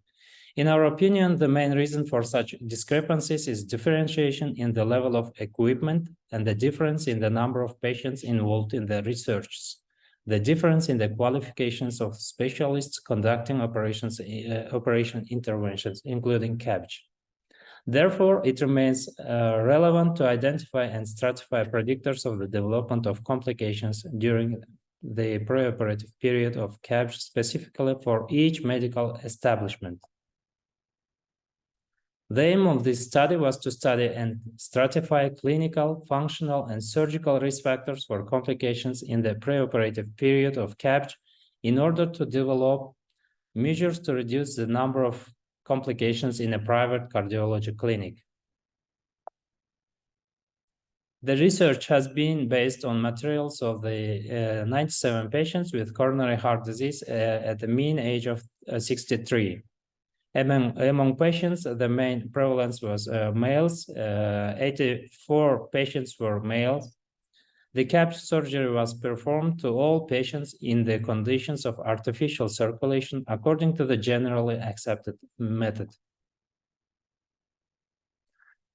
Patient's age, presence of previous acute myocardial infarction, length of hospitalization, placed shunts number, duration of aortic compression, and duration of artificial circulation were studied as prognostic criteria. Left ventricular end diastolic dimension, chamber at end systole, anterior posterior size of left atria, thickness of the interventricular septum, and other echocardiography parameters were used following echo indicators.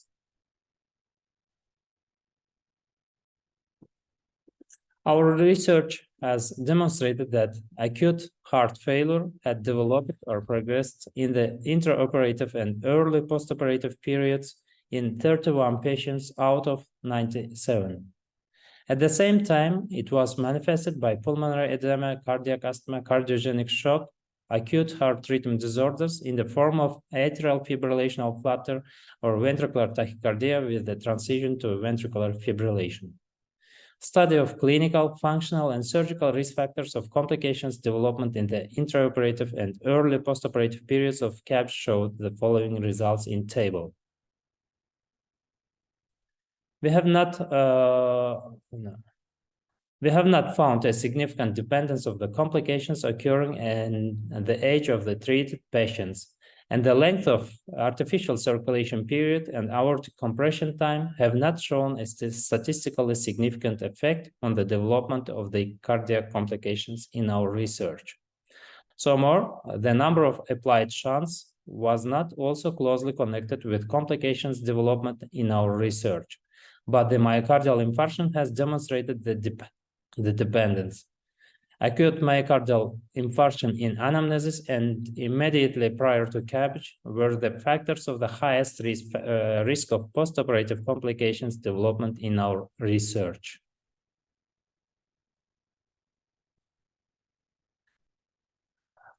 Here in the table, you can see that acute myocardial infarction prior to CABG is a main statistically significant factor that can estimate the complication after the CABG. Also, the left ventricular ejection fraction less than 40% was statistically relevant to cardiovascular complications.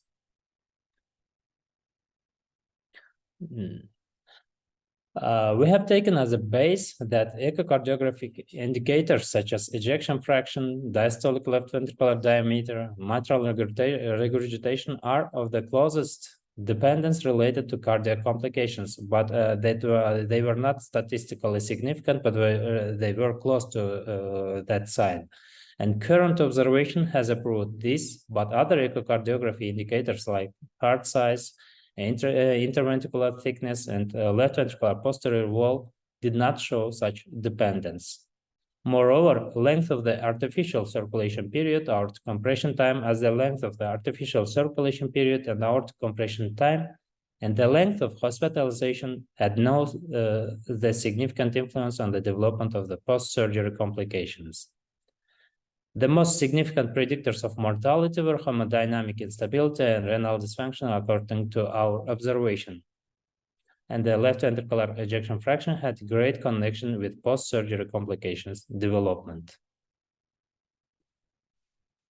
So this research has confirmed the results we had previously obtained. In this case, left ventricular ejection fraction had the greatest connection with complications development. For the purpose of estimating predictive value, sensitive and specificity levels were determined for each of the prognostic parameters. As a result of performed analysis, acute myocardial infarction was determined as having the highest sensitivity at 0.92, and the presence of left ventricular diastolic dysfunction of the heart presented the highest specificity with 73%. We have noted that the presence and severity stage of mitral regurgitation remains one of the important predictors of complications development in the early CABG postoperative period. On this table, as you can see, the highest sensitivity showing related to acute myocardial infarction, and the highest specificity value is related to diastolic dysfunction of left ventricle. Next slide, please. As a conclusion, acute myocardial infarction, left ventricular ejection fraction less than 40%, presence of left ventricular diastolic dysfunction were fixed as the most important predictors of coronary artery bypass grafting complications development in the postoperative period. The most significant predictors of mortality were hemodynamic instability and renal dysfunction according to our observation. Thank you very much. Thank you, Doctor, for your great presentation and showing us excellent results you have achieved. Thank you so much. Thank you very much. Yeah. Does anyone have any questions?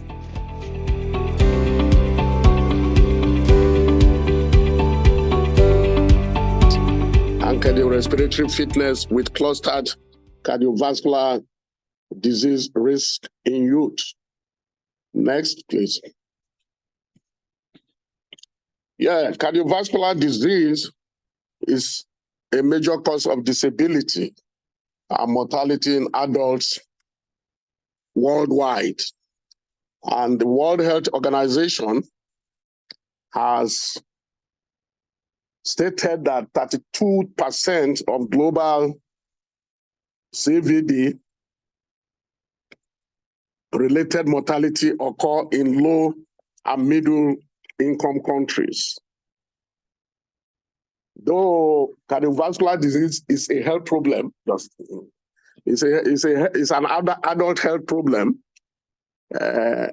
its pathogenesis begins in early childhood and it tracks,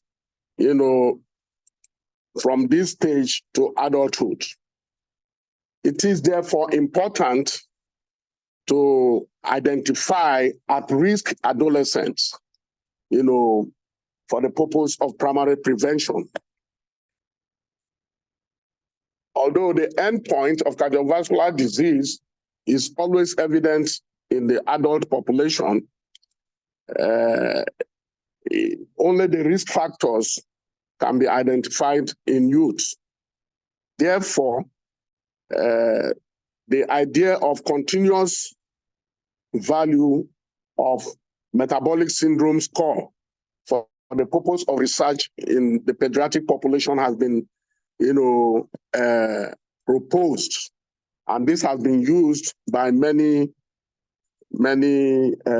investigators. Next slide.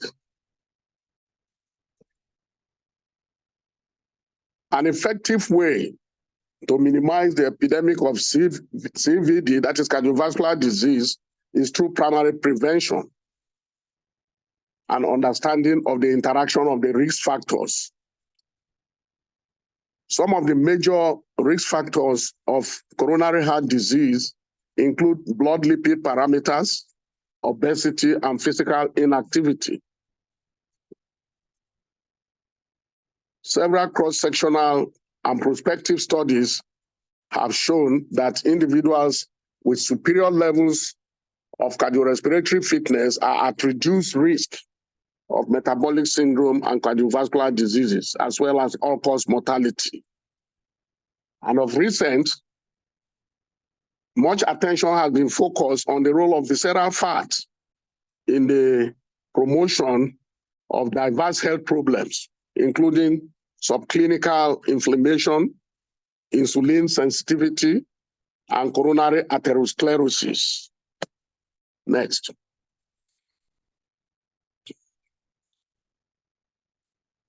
So visceral adiposity index is an estimate of VAT dysfunction, that is visceral fat dysfunction. And this has demonstrated strong association with insulin resistance and cardiovascular events. So this index is a combination of anthropometric parameters of body mass index and waist circumference, and blood lipid parameters of triglycerides and high-density lipoprotein cholesterol. Several studies have evaluated the relationship of physical activity or cardiorespiratory fitness with either individual cardiovascular diseases or clustered cardiovascular disease risk factors in young people. These studies have demonstrated favorable levels of cardiorespiratory fitness, that favorable levels of cardiorespiratory fitness are associated with reduction in cardiovascular disease clustering. Next. But we have not, seen, there's hardly any study up to date that have investigated the association of these two independent variables, that is fitness and visceral adiposity index, with cardiovascular disease risk, especially in adolescents. So the purpose of this study are as follows. One, to examine the independent and combined association of visceral adiposity index and cardiorespiratory fitness with clustered cardiovascular disease in North Central Nigerian students, adolescents. Two, to characterize CVD risk profile of participants on the basis of clustered CVD risk score. And finally, to determine the values of the independent variables that are suggestive of clustered CVD risk among participants. So this information certainly will, interrelationship, information of the interrelationship of these variables may represent important public health promotion targets in the prevention and management of CVD in adolescents. So methods.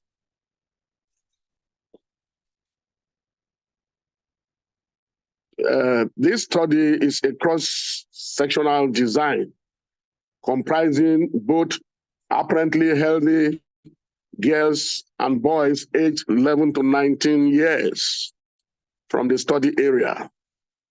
After approval of the study protocol by the Ethical Review Committee of the College of Health Sciences, the number is there, 418 adolescents were randomly selected across 4 secondary schools from the study area using the adjusted Taro-Yamani sample size determination formula.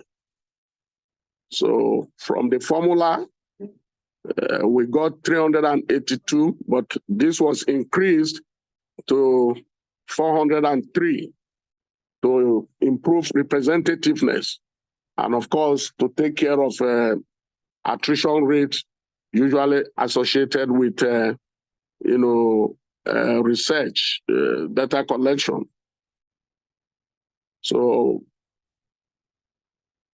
there were 2 visits to the schools in the study area. The first visit was for measurement of physical characteristics and fitness testing. And of course, the final visit was for clinical and biochemical measurements. Next. The methodology highlighting both the physical, physiological, clinical, and biochemical assessments are highlighted as follows. For anthropometry, height, body mass, waist circumference, BMI, physiological blood pressure, cardiorespiratory fitness, biochemical, fasting plasma, total cholesterol, low density, low lipoprotein cholesterol, high density, and, fasting plasma glucose. So the equipment for the analysis and the formulae for the visceral adiposity index are presented, on the screen. So next slide, please. So the clustered CVD risk score was computed from the residuals of systolic blood pressure, diastolic blood pressure, total cholesterol, low density lipoprotein cholesterol, high density lipoprotein cholesterol, high density is inverted, and triglycerides. So a Z-score, all these Z-scores were created and added together to form a continuous, CVD score. The risk factor abnormalities were determined using the standards of the International Federation, Diabetic Federation. And they are as follows: triglyceride 1.7 millimole per liter, high density lipoprotein cholesterol less than 1.04, and others. Adolescents without risk factors abnormalities were categorized as low risk, while those with risk factors were categorized as risk. The visceral adiposity index, there's no benchmark for now. So we used recent methodologies, which is dividing, the variable into tertiles, and the lowest value of the highest tertile is used as, the threshold. And using that, that for girls is 1.1, and that for boys is 0.83. So this method has been used by various investigators. Next slide. So the statistical analysis utilized SPSS version 20, and we conducted the analysis upon 0.5. Descriptive statistics of mean, standard deviations, frequencies, and percentages were computed.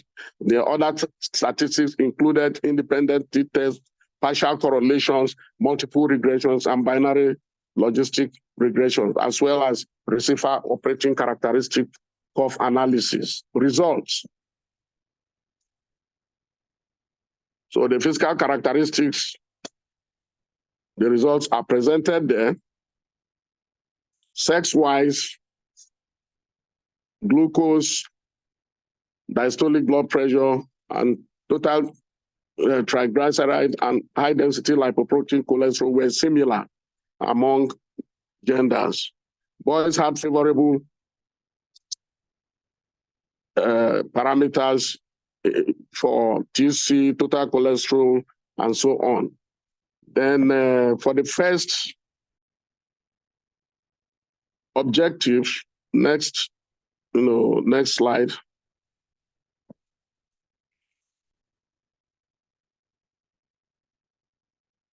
the characteristics of participants, on the basis of clustered cardiovascular risk, is presented in that graph. So that, the black represents females and the orange represents boys. Then total is the gray.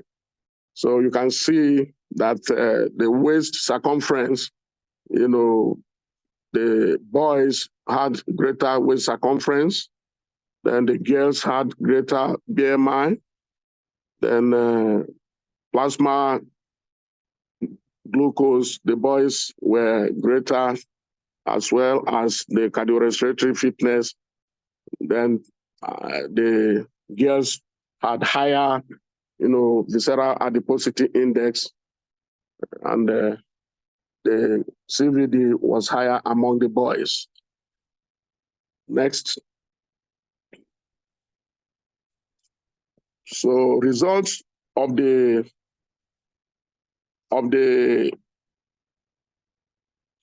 regression analysis. Sorry, that one was earlier. I think it's at the back, but I can still explain it. The result of the regression analysis indicated that there was independent association between the independent variables and the dependent variables. And even when adjustments were made for physical fitness, it still persisted.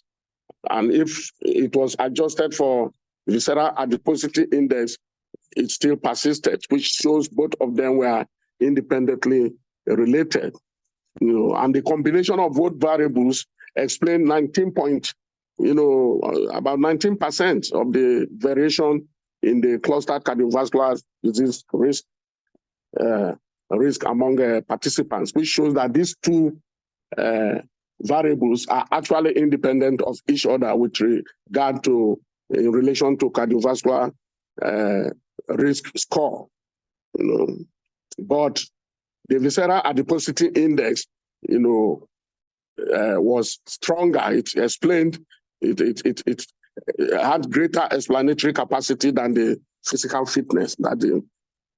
Then for the final objective, which is the benchmark for the VAI, the visceral adiposity index, ROC was conducted, and the results are in the table displayed there. And from the results, both only visceral adiposity index was significantly, was significant, whereas the cardiorespiratory sickness was not significant. Next, the threshold for the boys, sorry, please, for the girl was 0.796, while that of the boy was 0.570. So that of the girl was, more significant, and that is its next slide. So important findings from this study include the following. This study has clearly demonstrated clustering of CVD risk factors among this cohort of adolescents, and the values of the mean values of VI and cardiorespiratory fitness and other health parameters were more favorable in adolescents with lower risk of cardiovascular disease than those with higher risks. Secondly, the relationship between the independent variables and clustered cardiovascular disease risk were weak to moderate. Then both independent variables were independently and jointly associated, with both explaining 19% of the variance of the dependent variable. So like I've said, the cutoff values of 0.796 for girls and 0.570 for boys were demonstrated, as a result of the receiver operating characteristic curve analysis. And these thresholds are lower than that reported for Caucasian and non-African youth population. Next.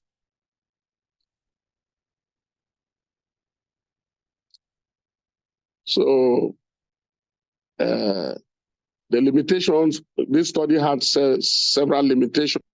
The cross-sectional design, which is time-dependent and precludes determination of causal relationship among the independent and dependent variables. Another limitation was the scope, which was, limited to adolescents. So the findings may not be extrapolated to other populations.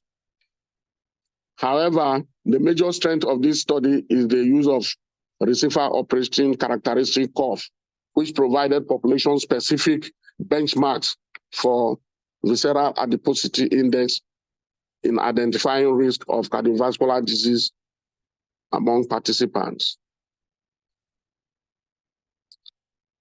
Thank you very much for listening. In conclusion, the findings from this study demonstrated significant independent association between visceral adiposity index and cardiorespiratory fitness with clustered cardiovascular disease risk in Nigerian adolescents. And the association persisted after adjusting for potential confounders. The combination of both independent variables in predicting the risk of CVD was modest. It wasn't great.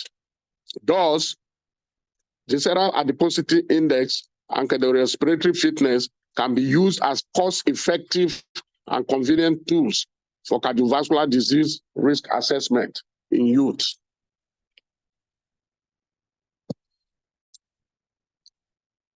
Thank you for listening. Thank you so much, Doctor. It was really interesting talk on the subject matter. Thank you very much. Yeah. Does anyone have any questions?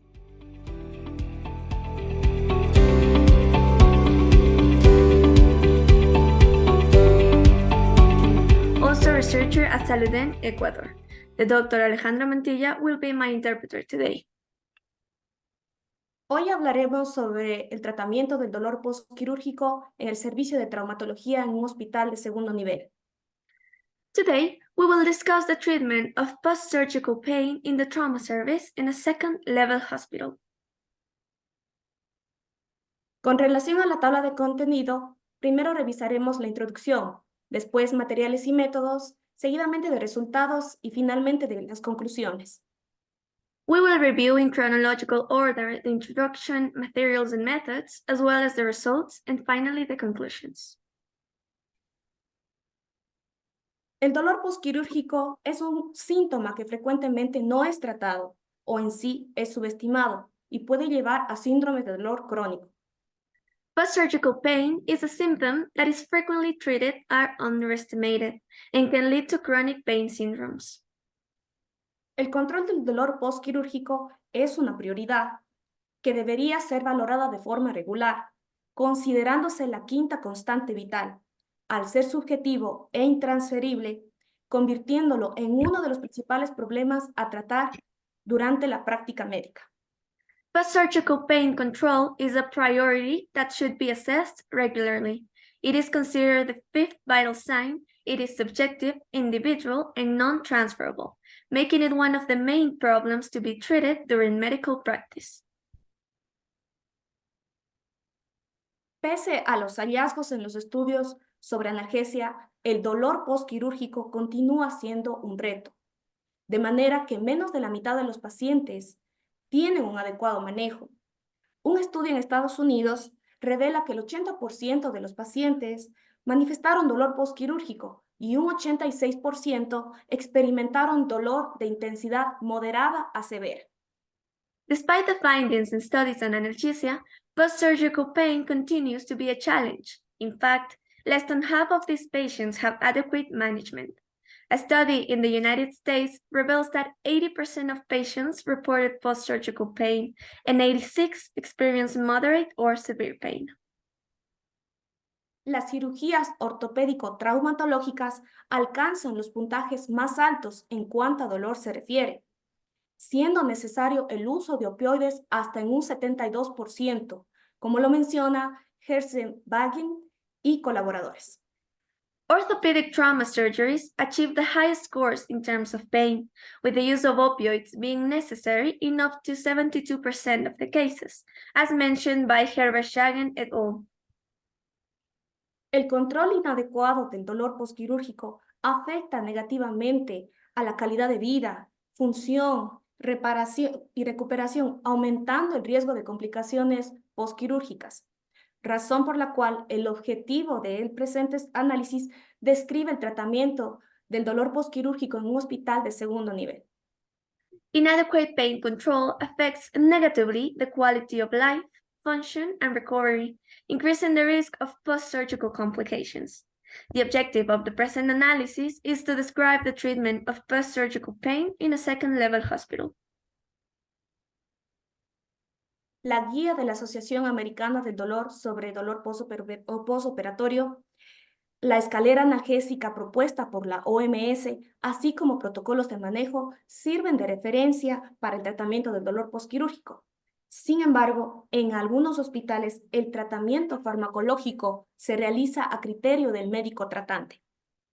The American Pain Society Guide on Postoperative Pain, the analgesic ladder proposed by the World Health Organization, as well as the management protocols of other countries, serve as a reference for the treatment of post-surgical pain. However, in some hospitals, pharmacological treatment is performed at the discretion of the treating physician. Actualmente existe un gran número de fármacos útiles como los AINES, como los opioides, los inhibidores de la ciclooxigenasa tipo 2, técnicas anestésicas utilizadas ya sea como monoterapia o combinados, terapia multimodal. Currently, there are a large number of useful drugs such as NSAIDs, opioids, cyclooxygenase 2 inhibitors, and anesthetic techniques used as monotherapy or in combination, called multimodal therapy. Conforme al orden establecido, en cuanto a materiales y métodos, se realizó un estudio en 101 pacientes. Este es un estudio de corte transversal. En estos 101 pacientes mayores de 12 años, de ambos sexos, que tienen un diagnóstico de fracturas de extremidades, que ingresaron en el servicio de traumatología de un hospital de segundo nivel en la provincia del Cañar, Ecuador, de enero a julio de 2017. In terms of materials and methods, a descriptive cross-sectional study was carried out in 101 individuals over the age of 12 of both genders with a diagnosis of extremity fractures who were admitted to the trauma service of a second-level hospital of the province of Cañar, Ecuador, from January to July of 2017. Los datos que se obtuvieron fueron a partir de la revisión de las historias clínicas de los pacientes sometidos a cirugía de extremidades. Data was obtained from reviewing the medical records of patients undergoing extremity surgery. Previo a la autorización por parte del Departamento de Estadística de la institución, para recolectar la información necesaria, se acudió diariamente y se verificaron los registros de cirugías traumatológicas realizadas a los pacientes. Luego, se elaboró un listado con los pacientes que cumplieron los criterios de inclusión. Prior to authorization by the institution's statistics department to collect the necessary information, the records of trauma surgeries performed on these patients were visited daily and verified. Then a list was prepared with the patients who met the inclusion criteria. Así también se describió la terapia analgésica. This is also how analgesic therapy was described. Los resultados de la investigación fueron recogidos en una base de datos utilizando el programa Excel 2016. El análisis de los datos se realizó en el software SPSS 22 utilizando estadística descriptiva. Las variables fueron expresadas en frecuencias absolutas y relativas porcentuales. The results of this research were collected in a database using the Excel program of 2016. The data analysis was carried out with the SPSS 22 software using descriptive statistics. The variables were expressed in absolute and relative percentage frequencies. El presente estudio estuvo constituido por 101 individuos, de los cuales el 67.3 corresponde al sexo masculino, y el 32.7% al femenino. The present study consisted of 101 individuals, of which 67.3% were male and 32.7% were female. Un mayor número de fracturas se presentó en miembros superiores, con el 52.5%, más frecuente en radio y ulna. En referencia a los miembros inferiores, fueron afectados en el 47.5%. A greater number of fractures occurred in the upper limbs, with 52.5%, being radius and ulna more frequent. And in reference to the lower limbs, they represented a 47.5% of the cases. La cirugía de reducción abierta más osteosíntesis predominó con un 60.4%, a comparación de las otras intervenciones. Open reduction surgery plus osteosynthesis predominate with 60.4% compared to other interventions. Como podemos observar en la tabla, el tratamiento analgésico más utilizado fue el ketorolaco, con un 93%, ya sea como monoterapia en un 46.5% o asociado a otros fármacos como tramadol o metamizol en un 46.5%. As we can see in the diagram, the most used analgesic treatment was ketorolac with 93%, either as monotherapy with 46.5% or associated with other drugs such as tramadol or metamizol with 46.5%. La combinación más utilizada fue ketorolaco con tramadol, en un 45.5%. The most used combination was ketorolac plus tramadol with 45.5%. Del total de las prescripciones de analgésicos combinados, el 49.5% usa como terapia 2 analgésicos. Of the total prescriptions, 49.5% use 2 analgesics. Tramadol se utilizó en más de la mitad de las prescripciones, con un 52.5%, ya sea en monoterapia o combinado. Tramadol was used in more than half of the prescriptions, with 52.5% either as monotherapy or in combination.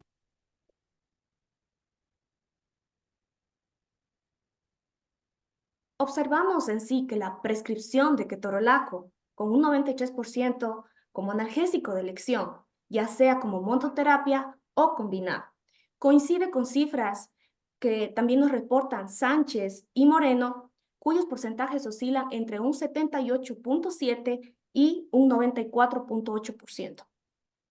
We observed that the prescription of ketorolac with 93% is the analgesic of choice, whether in monotherapy or in combination. This result matches with figures reported by Sánchez and Moreno, whose percentages went between 78.7% and 94.8%. El uso de morfina como analgesia de rescate fue muy limitado en este estudio, contrario a lo que sucede en otros países como Alemania, donde se emplea en 72% de los procedimientos quirúrgicos, sobre todo traumatológico-ortopédicos.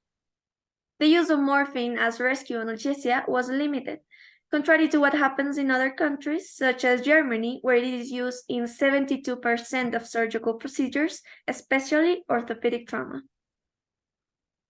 Es destacable el uso de terapia multimodal, así también como unimodal en este estudio, con un 49.5% y un 50.5%, como corresponde.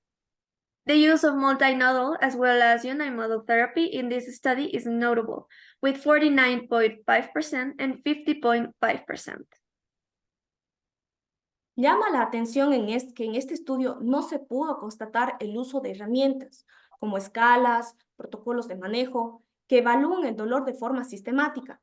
Los pacientes fueron tratados en base al criterio médico, dependiendo de la patología y de la magnitud del procedimiento.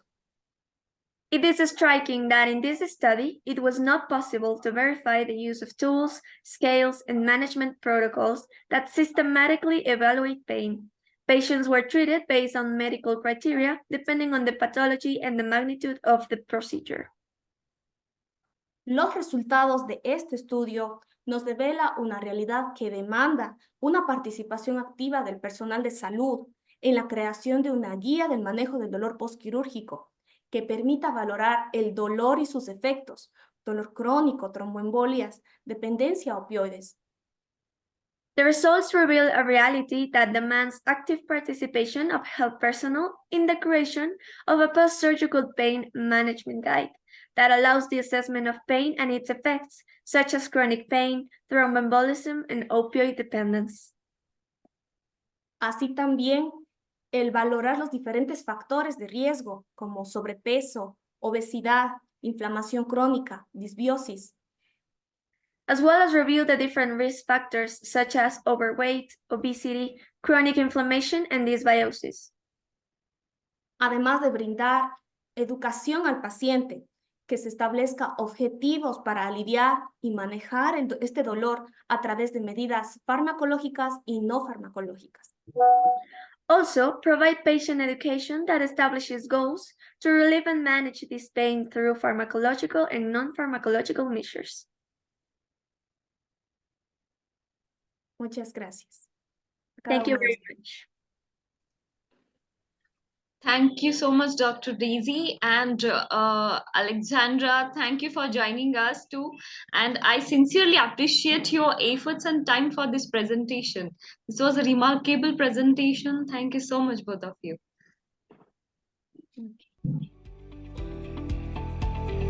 So next, I'm a medical director. I'm an invasive cardiologist in the Cleveland, Ohio area. And our mission with developing this virtual care program using augmented reality is to be able to bring a cardiology provider to the patient's bedside, regardless of where they are, whether it's in their own home with home care nursing or into nursing homes and even remote hospital locations, where we can also use patient wearables like smart watches, Bluetooth blood pressure cuffs, and scales, and we can pull in all that data that sometimes is referred to as remote patient monitoring, and then we can use this kind of augmented reality guided physical exam, and we can transmit that all to a physician to manage their heart failure patients better, especially when we transition from the hospital to home or a transition of care. And this is what the physician portal looks like, where a full physical exam, including a Bluetooth stethoscope, can transmit the full heart lung exam as well as JVP and lower extremity edema. Then we can do real-time interaction with our patients to better manage them. So we've been looking at this as a disruptive tool to better longitudinally manage our patients, especially during that transition of care episode. And it's a device agnostic platform. Some of our biggest devices are partnerships with Littman and Echo Health, who make stethoscopes. That kind of brings in a medical grade device, but everything else is kind of open source, meaning you can work on an app that any consumer grade tablet or smartphone can use. And that's what allows it to be very flexible. We tap into Apple Health and Google Fit to send alerts to the physician when the patient's consumer grade wearable, like smart watches, or like this is a Bluetooth blood pressure cuff. We can deploy those either from the clinic, from the hospital, or the patients can purchase themselves and connect to this app. It'll transmit to the care team any kind of abnormalities. So, if the blood pressure goes out of control for so many readings, if their weight goes up by greater than 3 to 4 pounds, if their smartwatch shows their heart rate has gone up and is indicating they've gone into atrial fibrillation, those are all kind of things we're monitoring using consumer grade wearables.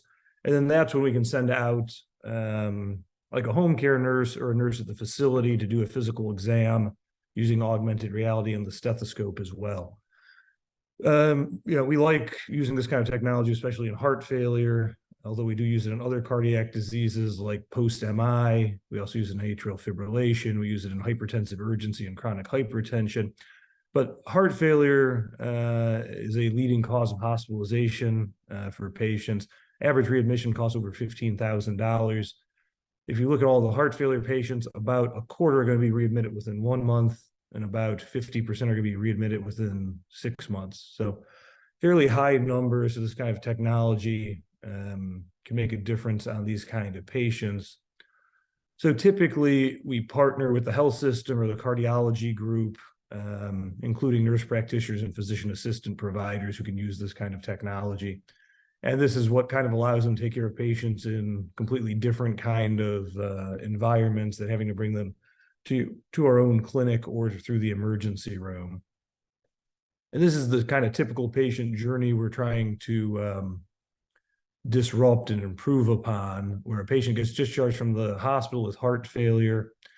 They're at high risk for either A, not getting an appointment within 1 to 2 weeks with a cardiologist because we just don't have availability or access, or 2, they miss the appointment because of different barriers, whether it's they can't get out of work, they can't get transportation, some of the most common.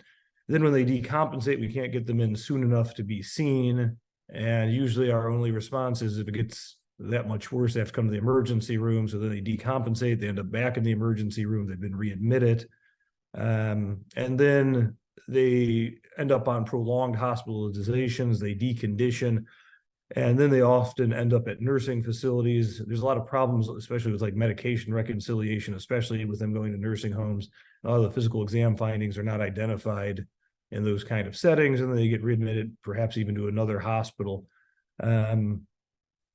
So the way this platform is deployed is that the patients can download an app. We can set up the appropriate kind of Bluetooth devices, whether they're scales, blood pressure cuffs, smartwatches, and stethoscopes, and then they have full access to transmit all this data to their cardiologist, and we get alerts if they go outside of parameters on any of their vitals.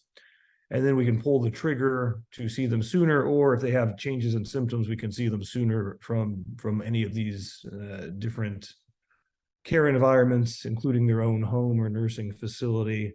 And then it allows us as the physician to manage them more closely. Even if they are decompensating, we have higher level of confidence with the physical exam data to manage them in place in their home or in their nursing facility, so they have better quality of life and can stay out of the hospital longer. And this is some of our data that we get from VPExam that we don't normally get from traditional telemedicine. We receive alerts based on a range of vitals. We can assess things like jugular venous distension, lower extremity edema. We get a full heart and lung examination. In our clinical study, I'll run through it a little bit. Jugular venous distension, lower extremity edema are probably the most important. And the augmented reality guidance really just makes this easier to use, where patients and their own family members can even use this kind of platform. But it's also equally important for untrained medical assistants and nurses who've never used the platform to be very user-friendly. So we use kind of augmented reality overlays, sample videos, audio and video prompts to make it very easy, but also good for wound care management longer term. And the stethoscope is fairly easy to use, and will transmit both an EKG and a PSG, or the sound waves. So it's nice that you can see it and we can hear it.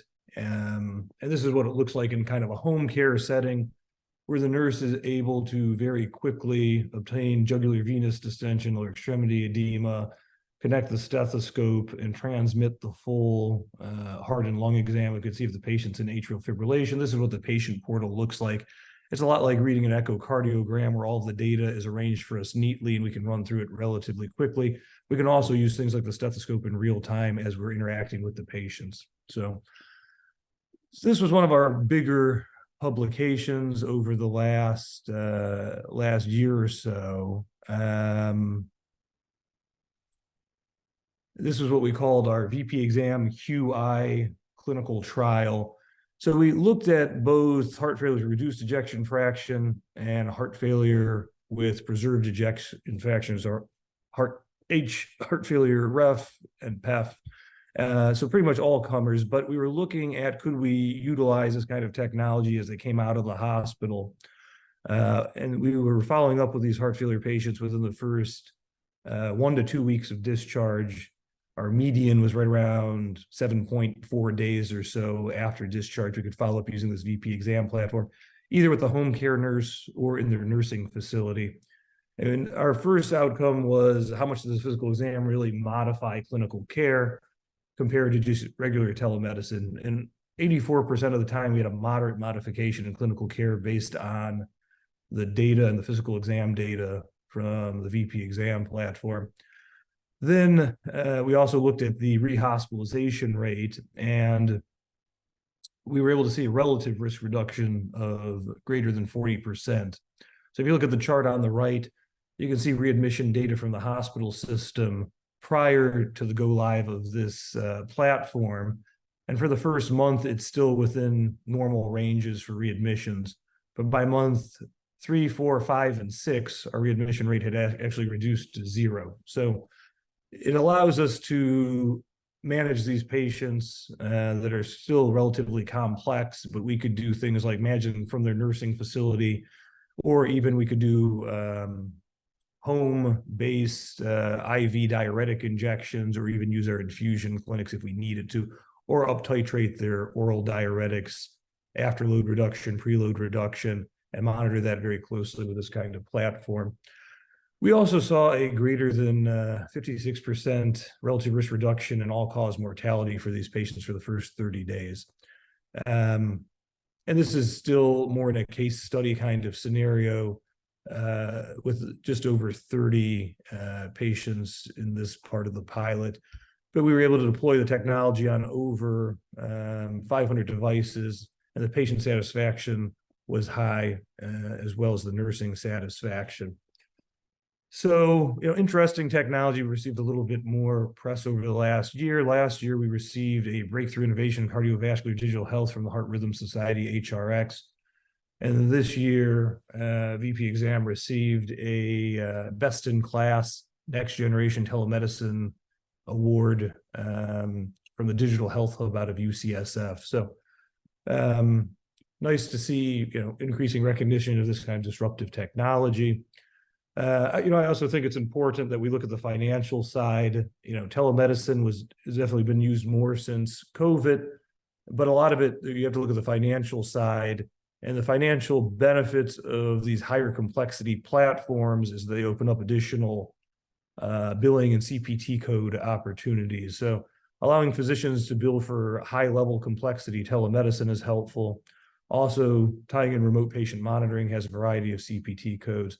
And then the newer side of things is also the chronic care management, transitional care management kind of codes that we're using. So, the other side of it is tying a virtual care tool into the community. So, we look at how you can deploy this across home healthcare agencies and across nursing facilities. At University Hospitals of Cleveland, we have over 50 nursing facilities in our network. So being able to have a platform that can fairly inexpensively scale over large areas is of value. And then, as we talk to different stakeholders, there's kind of this variety of where the benefit is. Reducing readmissions, especially in ACO systems, is always important. They're expensive, and there's CMS penalties. Like I just discussed, physicians were usually looking for ways to enhance our billing capabilities and being fairly compensated for all of our work. And then also the skilled nursing facilities, there's a benefit to them utilizing this kind of technology because they don't have to move these patients back and forth. The average cost for an ambulance and a nurse is over $500, so it saves them that. But probably more importantly, it's improving their quality outcomes for these kind of patients. And then also limiting the transmission of communicable diseases, influenza, COVID, things like that. So I think those are the big points. Here's some of my contact information if anybody wants to reach out to me, both on LinkedIn and on Twitter. Thank you. Thank you so much, Dr. James, for providing us knowledge of the current state of this new research area of augmented reality. It was a really interesting topic. So does anyone have any questions?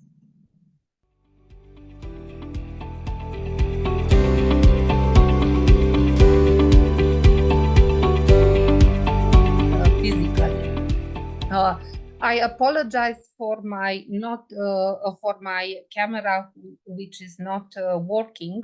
I'm still in the hospital, and I had to grab the first laptop that was in the neighborhood in order to present earlier that I expected. So apologize for not seeing me, but I hope you can hear me and you can see my desktop. As it was announced, I will try to discuss a little bit about what we have done here. It's about a study regarding the effect of hyperhomocysteinemia in patients which are hospitalized in medical and surgical departments with a diagnosis of venous thromboembolism. I won't insist too much on the introduction because it is very well known that venous thromboembolism it's a very important condition because of the high risk and because of the incidence, which is 1 to 2 in 1,000 individuals. That's why it's important to assess whenever it's possible the determinants, its risk factors, because almost half of all venous thromboembolism cases still occur in patients who are hospitalized in spite of the fact that there are clinical guidelines regarding thromboprophylaxis in both medical and surgical departments. So we try to focus on the role of factor hyperhomocysteinemia, which is a modifiable factor. We try to identify its role in connection with venous thromboembolism. I won't insist on other general data. We know that homocysteine, it's an amino acid. It circulates bound to plasma albumin, and only a very small percent circulate as free thiol. And there are two main pathways regarding the metabolism: remethylation and transsulfuration. Hyperhomocysteinemia occurs in various situations. There are some genetic factors, especially the mutation in the genes encoding the enzymes involved in homocysteine metabolism, and acquired conditions, especially those related to deficiency of vitamin B. The most important consequence of hyperhomocysteinemia is the fact that it is a cardiovascular risk factor, an independent cardiovascular risk factor, which is also involved in promoting an inflammatory state, endothelial dysfunction, and especially procoagulation. Starting from this procoagulation effect, we try to identify if hyperhomocysteinemia acts independently when there are other risk factors for venous thromboembolism present, especially in patients who are hospitalized, and hospitalization by itself is considered to be a condition which predisposes the patients to venous thrombosis. So the aim of our study was to analyze the impact of hyperhomocysteinemia in patients who are hospitalized in both medical and surgical departments with the diagnosis of venous thromboembolism. In order to assess the consequences of hyperhomocysteinemia, we tried to analyze, first of all, the frequency, the incidence in which hyperhomocysteinemia occurred in these patients, and the associations with venous thromboembolism, considering the other known risk factors for venous thrombosis. Age, history, which may reveal a previous episode of venous thrombosis, family history, and here we discussed about a family history positive for venous thromboembolism, recent surgical intervention, and various medical conditions known as promoting or predisposing the patient for the occurrence of venous thromboembolism. Congestive heart failure, acute respiratory failure, prolonged immobility in patients who need hospitalization for a longer period of time, stroke or paralysis due to other causes, cancer, acute infections, obesity, dehydration, the presence of venous pathology such as varicose vein, the presence of chronic inflammatory conditions such as inflammatory bowel diseases, nephrotic syndrome, hormonal treatment, which can be administered as hormonal replacement therapy or oral contraception. So we try to focus on the identification of hyperhomocysteinemia as a risk factor for venous thrombosis, taking into account all these previous mentioned factors. In order to do that, we performed a case control study, which included 127 patients hospitalized with the diagnosis of venous thrombosis, confirmed by clinical and complementary or paraclinical investigations. So only patients with confirmed venous thromboembolism were taken into account. On the other side, we took into consideration for the interpretation of the data 100 controls without the diagnosis of venous thromboembolism, sex and age matched with the patients included in the study in the group with venous thromboembolism. The assessment of all these cases included the collection of anamnestic data, the identification of comorbidities. As I previously mentioned, I don't repeat now, these were all known conditions involved in the occurrence of venous thromboembolism. Hyperhomocysteinemia was defined by values more than 12 micromole per liter, measured using HPLC. And the data were interpreted using SPSS 15 for Windows. What we identified, first of all, data regarding the groups. We have a mean age of 56.38 years old in VTE group.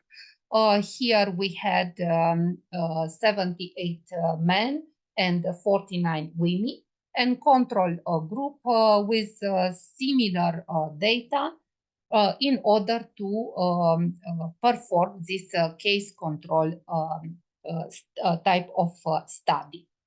We identify hyperhomocysteinemia in 84 cases with VTE. Here you can see the distribution. And in 55 controls.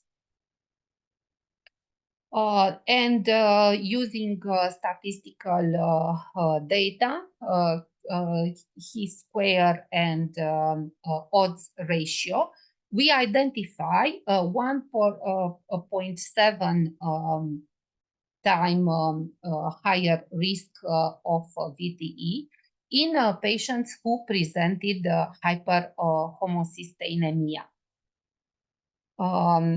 Of course, this 1.7 shows that hyperhomocysteinemia isn't a risk factor which increases highly the risk of VTE.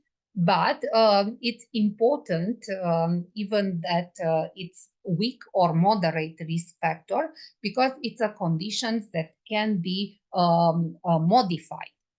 What other results we obtain?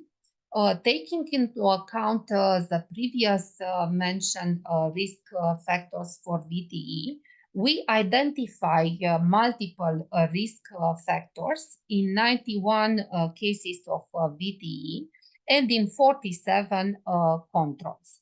And here in the graphic, we can see the number of the risk factors, both in controls and in VTE.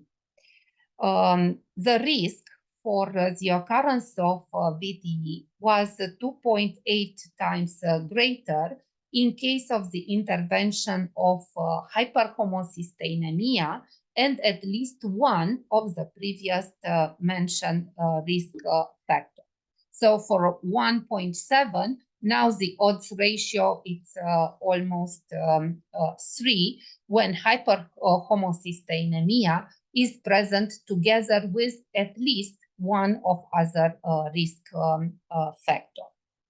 Now we try to see if hyperhomocysteinemia is an independent risk factor or not for venous thromboembolism, considering the presence of all the other factors mentioned before. Medical condition, anamnestic data, including family history or personal history suggestive for VTE. All the other factors were taken into account, and we obtain the fact that hyperhomocysteinemia is an independent risk factor for VTE, even that we taken into account the presence of the other acquired risk factors for VTE, medical or other conditions known as making the patient with an increased predisposition for venous thromboembolism. We consider now to statistical analysis the multilinear regression, taking into account the presence of age, gender, smoking, and malignancies, because all these 4 risk factors are not only correlated with an increased risk for cardiovascular events, including venous thromboembolism, even that there are still controversies regarding the role of smoking for venous thrombosis. But these factors, age, gender, smoking, and cancer, are factors known to increase the levels of homocysteine.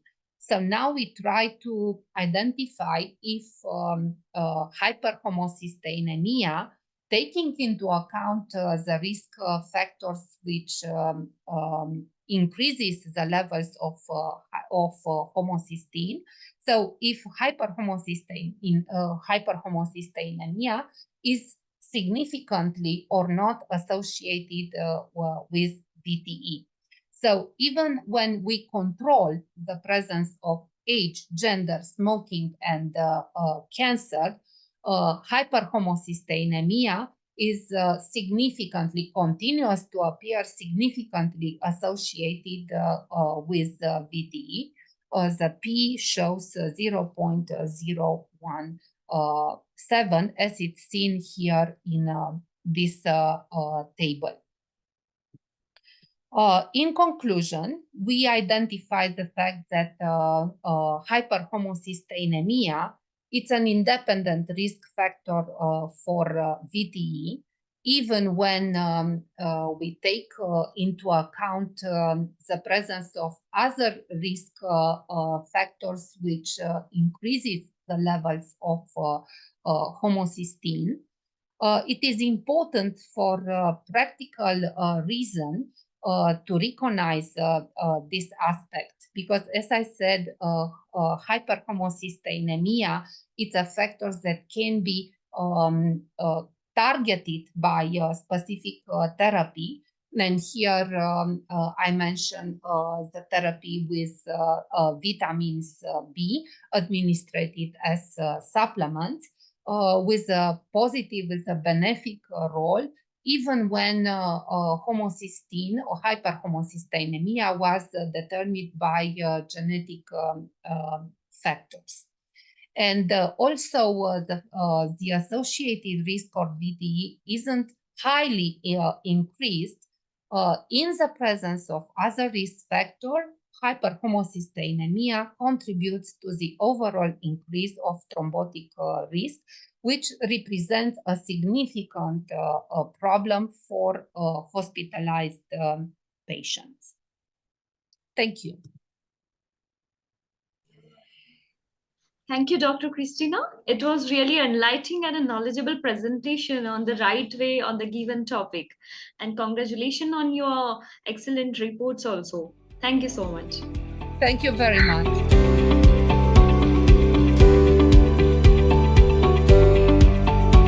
The international webinar on cardiology and cardio care. I am Dr. Mohd Abu Zahid from Bangladesh, and I welcome to you all. And good morning.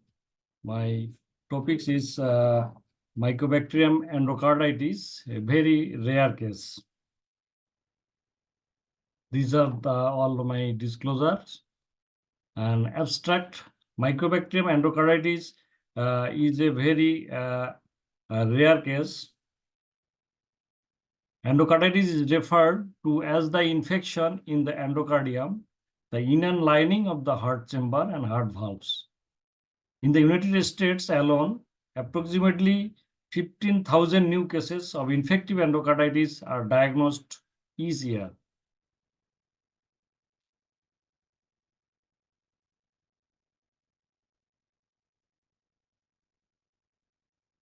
Infective endocarditis has an annual incidence of up to 10 per 1 lakh of the general population and carries a mortality of up to 30% at 30 days. So it is very important. And healthcare related infection now account for 25 to 30% of newly reported cases of endocarditis. The modified Duke criteria are used to help establish a diagnosis of endocarditis. This introduces the use of molecular imaging techniques for implanted heart valves, where conventional echocardiography has a reduced sensitivity due to molecular imaging technique.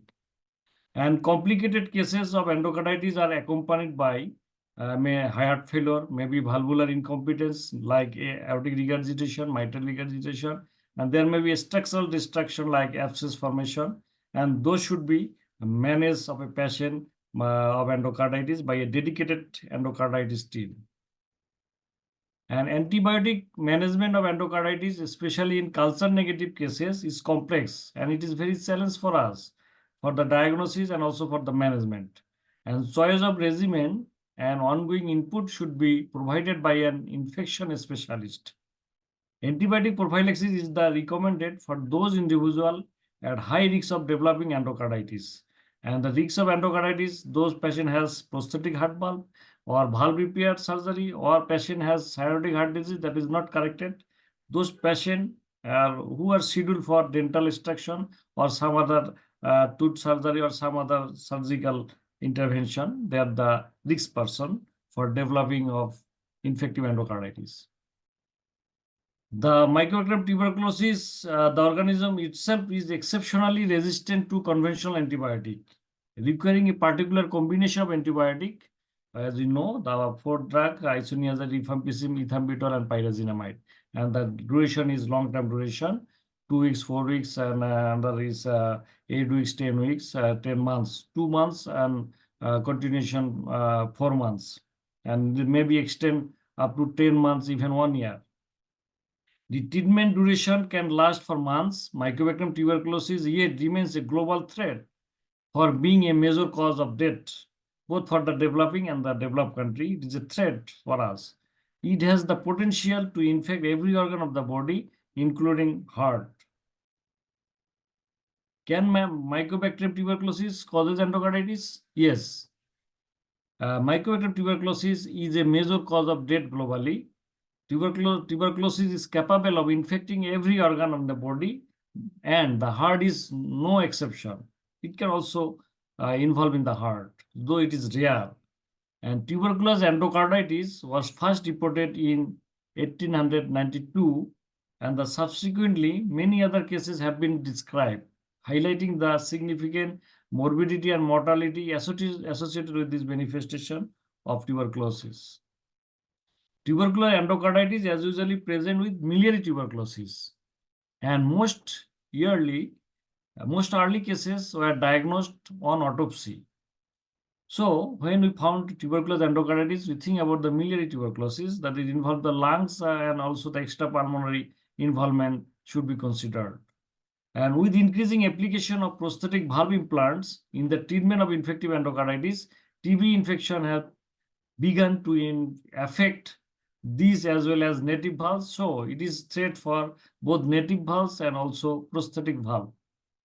With the introduction of TB culture method and drug therapy, the prognosis has improved. The rarity of this disease and the resistance of the bacteria and treatment duration makes it difficult to treat the disease with a high mortality rate and long-term treatment needed. And granulomas caused by Mycobacterium tuberculosis have been observed at autopsy in heart, predominantly in the myocardium and endocardium, but rarely involving the coronary vessels and the valvular structures. So here you see the granuloma involve the myocardium as well as endocardium. And also there may be tuberculous pericardial effusion, so pericardium is also may be involved. And this is the ZN staining of the tubercle bacilli. Here we see the purple, dark purple stain of tubercle bacilli on the background of pink stained macrophages.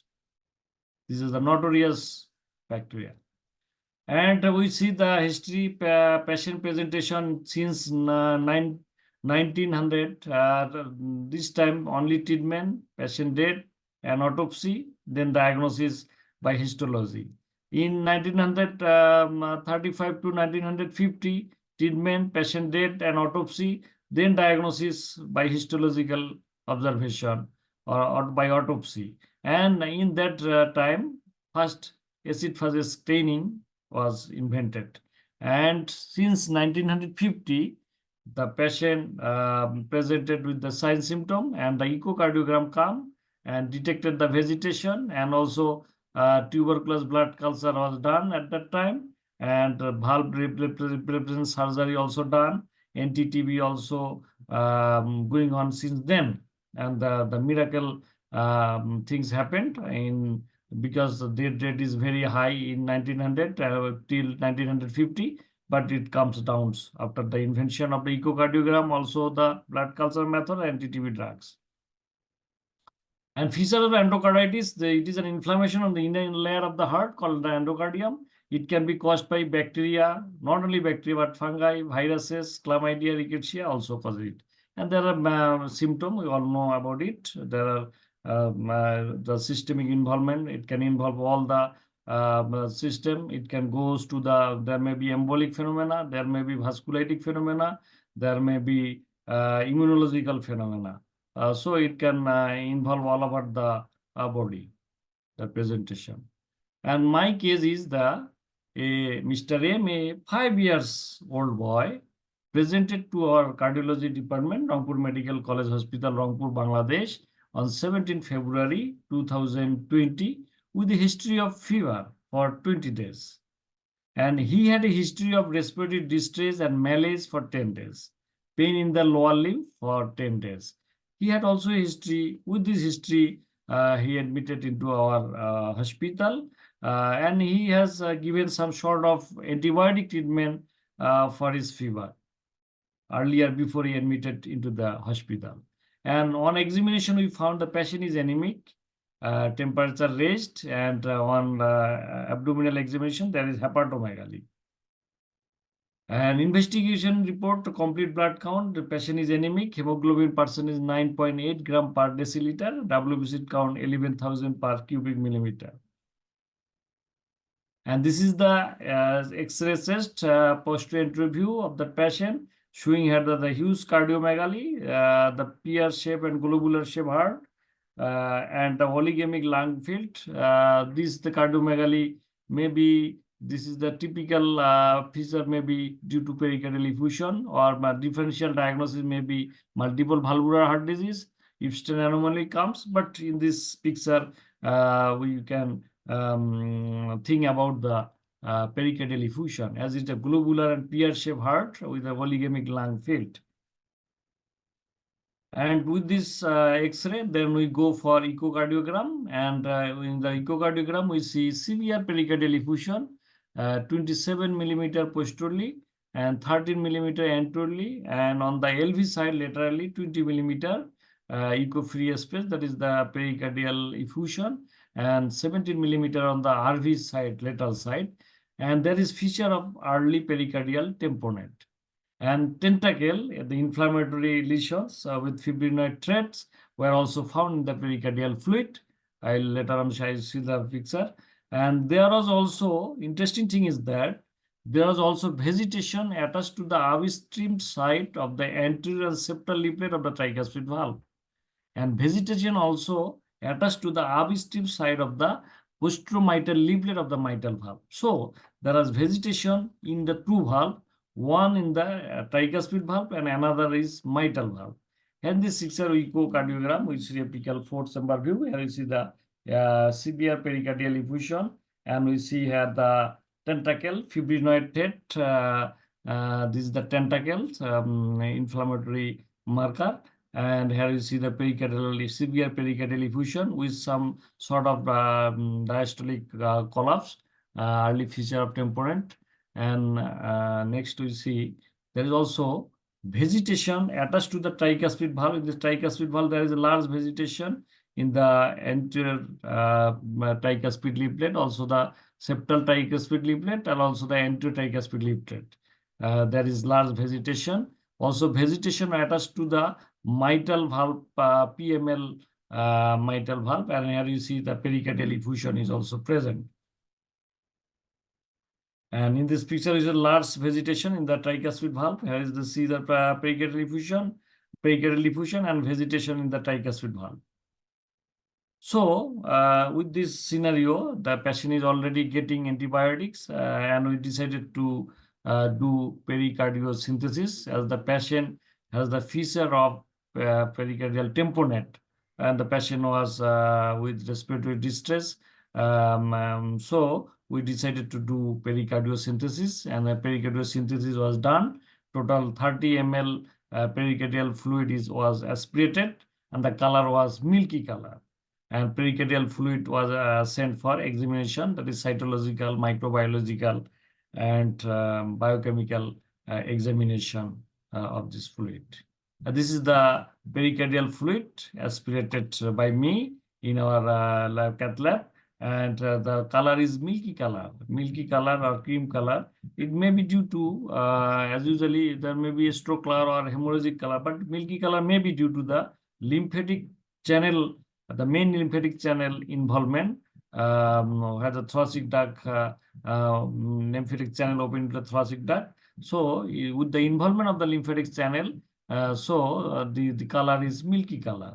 And we sent for the fluid for examination, and we found there is exudative lesion. The protein is 9 gram per deciliter, sugar is nil, and pastel plenty. And important thing is that adenosine deaminase 195 unit per liter, and it is a sensitive marker, both sensitive and specific for the Mycobacterium tuberculosis, because in case of Mycobacterium tuberculosis, more than 50 unit per liter goes in favor of Mycobacterium tuberculosis.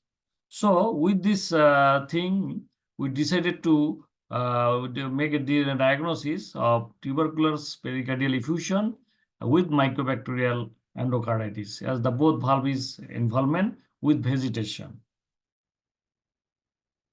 And as soon as the pericardial synthesis was done, 30 ml pericardial fluid was aspirated, and the patient felt comfort.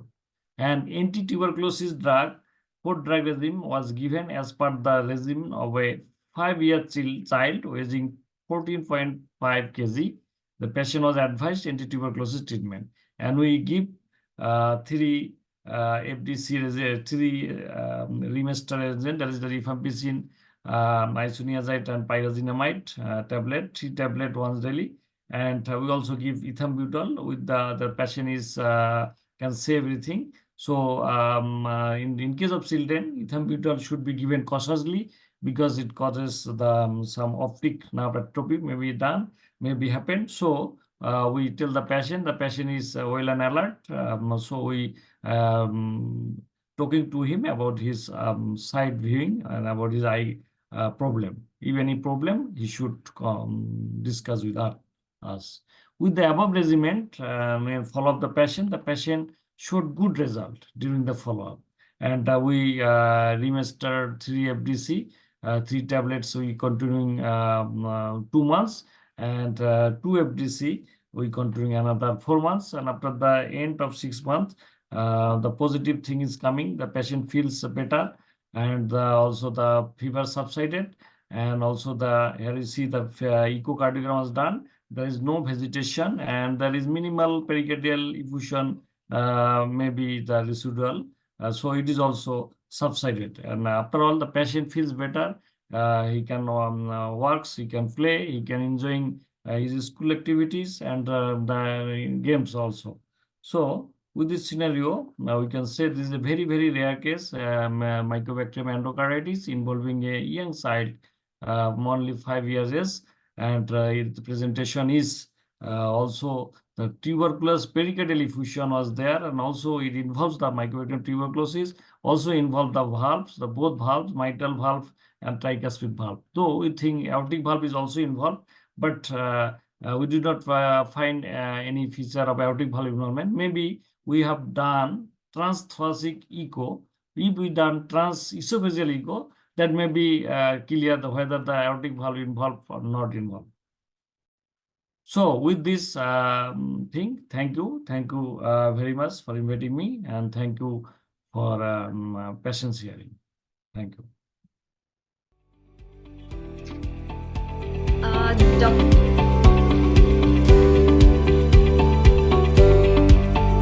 Here at Bristol, and my talk is going to be on mitral repair and replacement 20-year outcome trends in the United Kingdom, and hopefully giving our experience in the UK will shed some light on the field in general for all of the listeners today. So one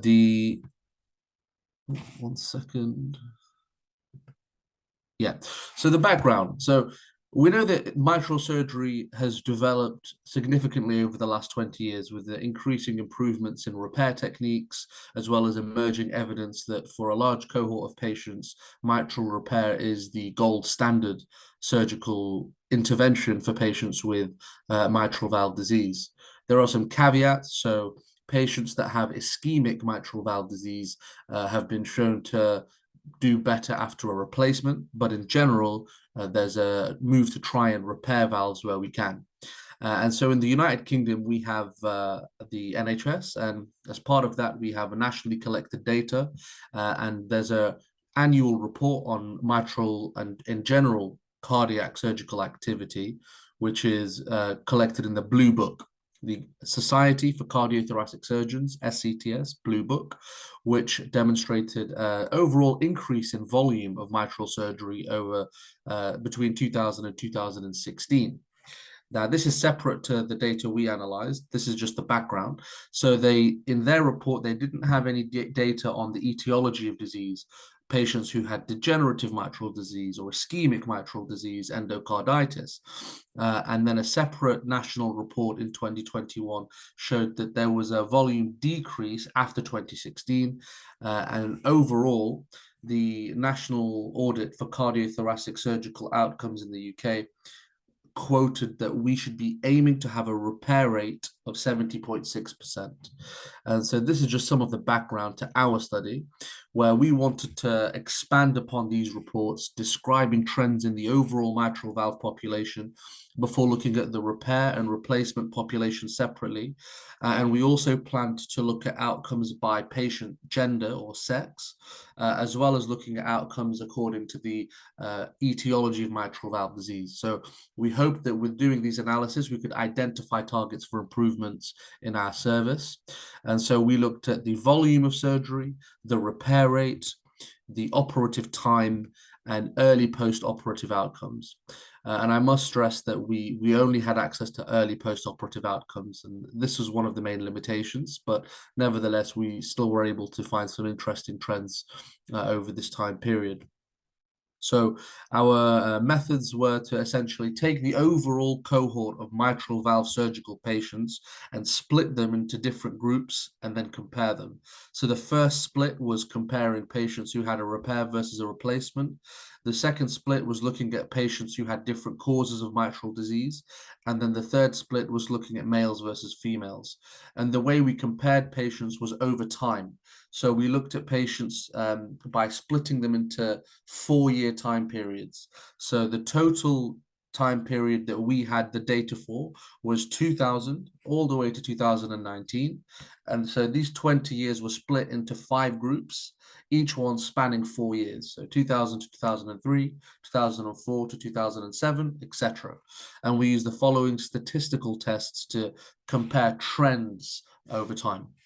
And this was using a national data set that we had been given access to by the National Adult Cardiac Surgical Audit in the United Kingdom, maintained by NICOR. And this is essentially a data set which 31 units in the UK regularly input all their operative data into. So it's a pretty comprehensive UK database, and it includes data on preoperative characteristics, intraoperative data, and early post-operative outcomes. So I'll just give you guys a moment to have a look and see what variables we have access to before moving on.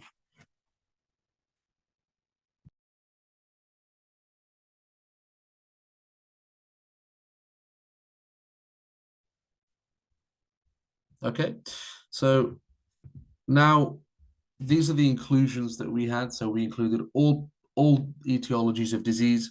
We included patients who also had, at the same time as the mitral operation, a concomitant coronary artery bypass graft operation, a concomitant ablation for atrial fibrillation, and concomitant tricuspid valve surgery. However, we excluded aortic valve or major aortic surgery, as we felt this would confound the results that we were trying to find specifically on the mitral population.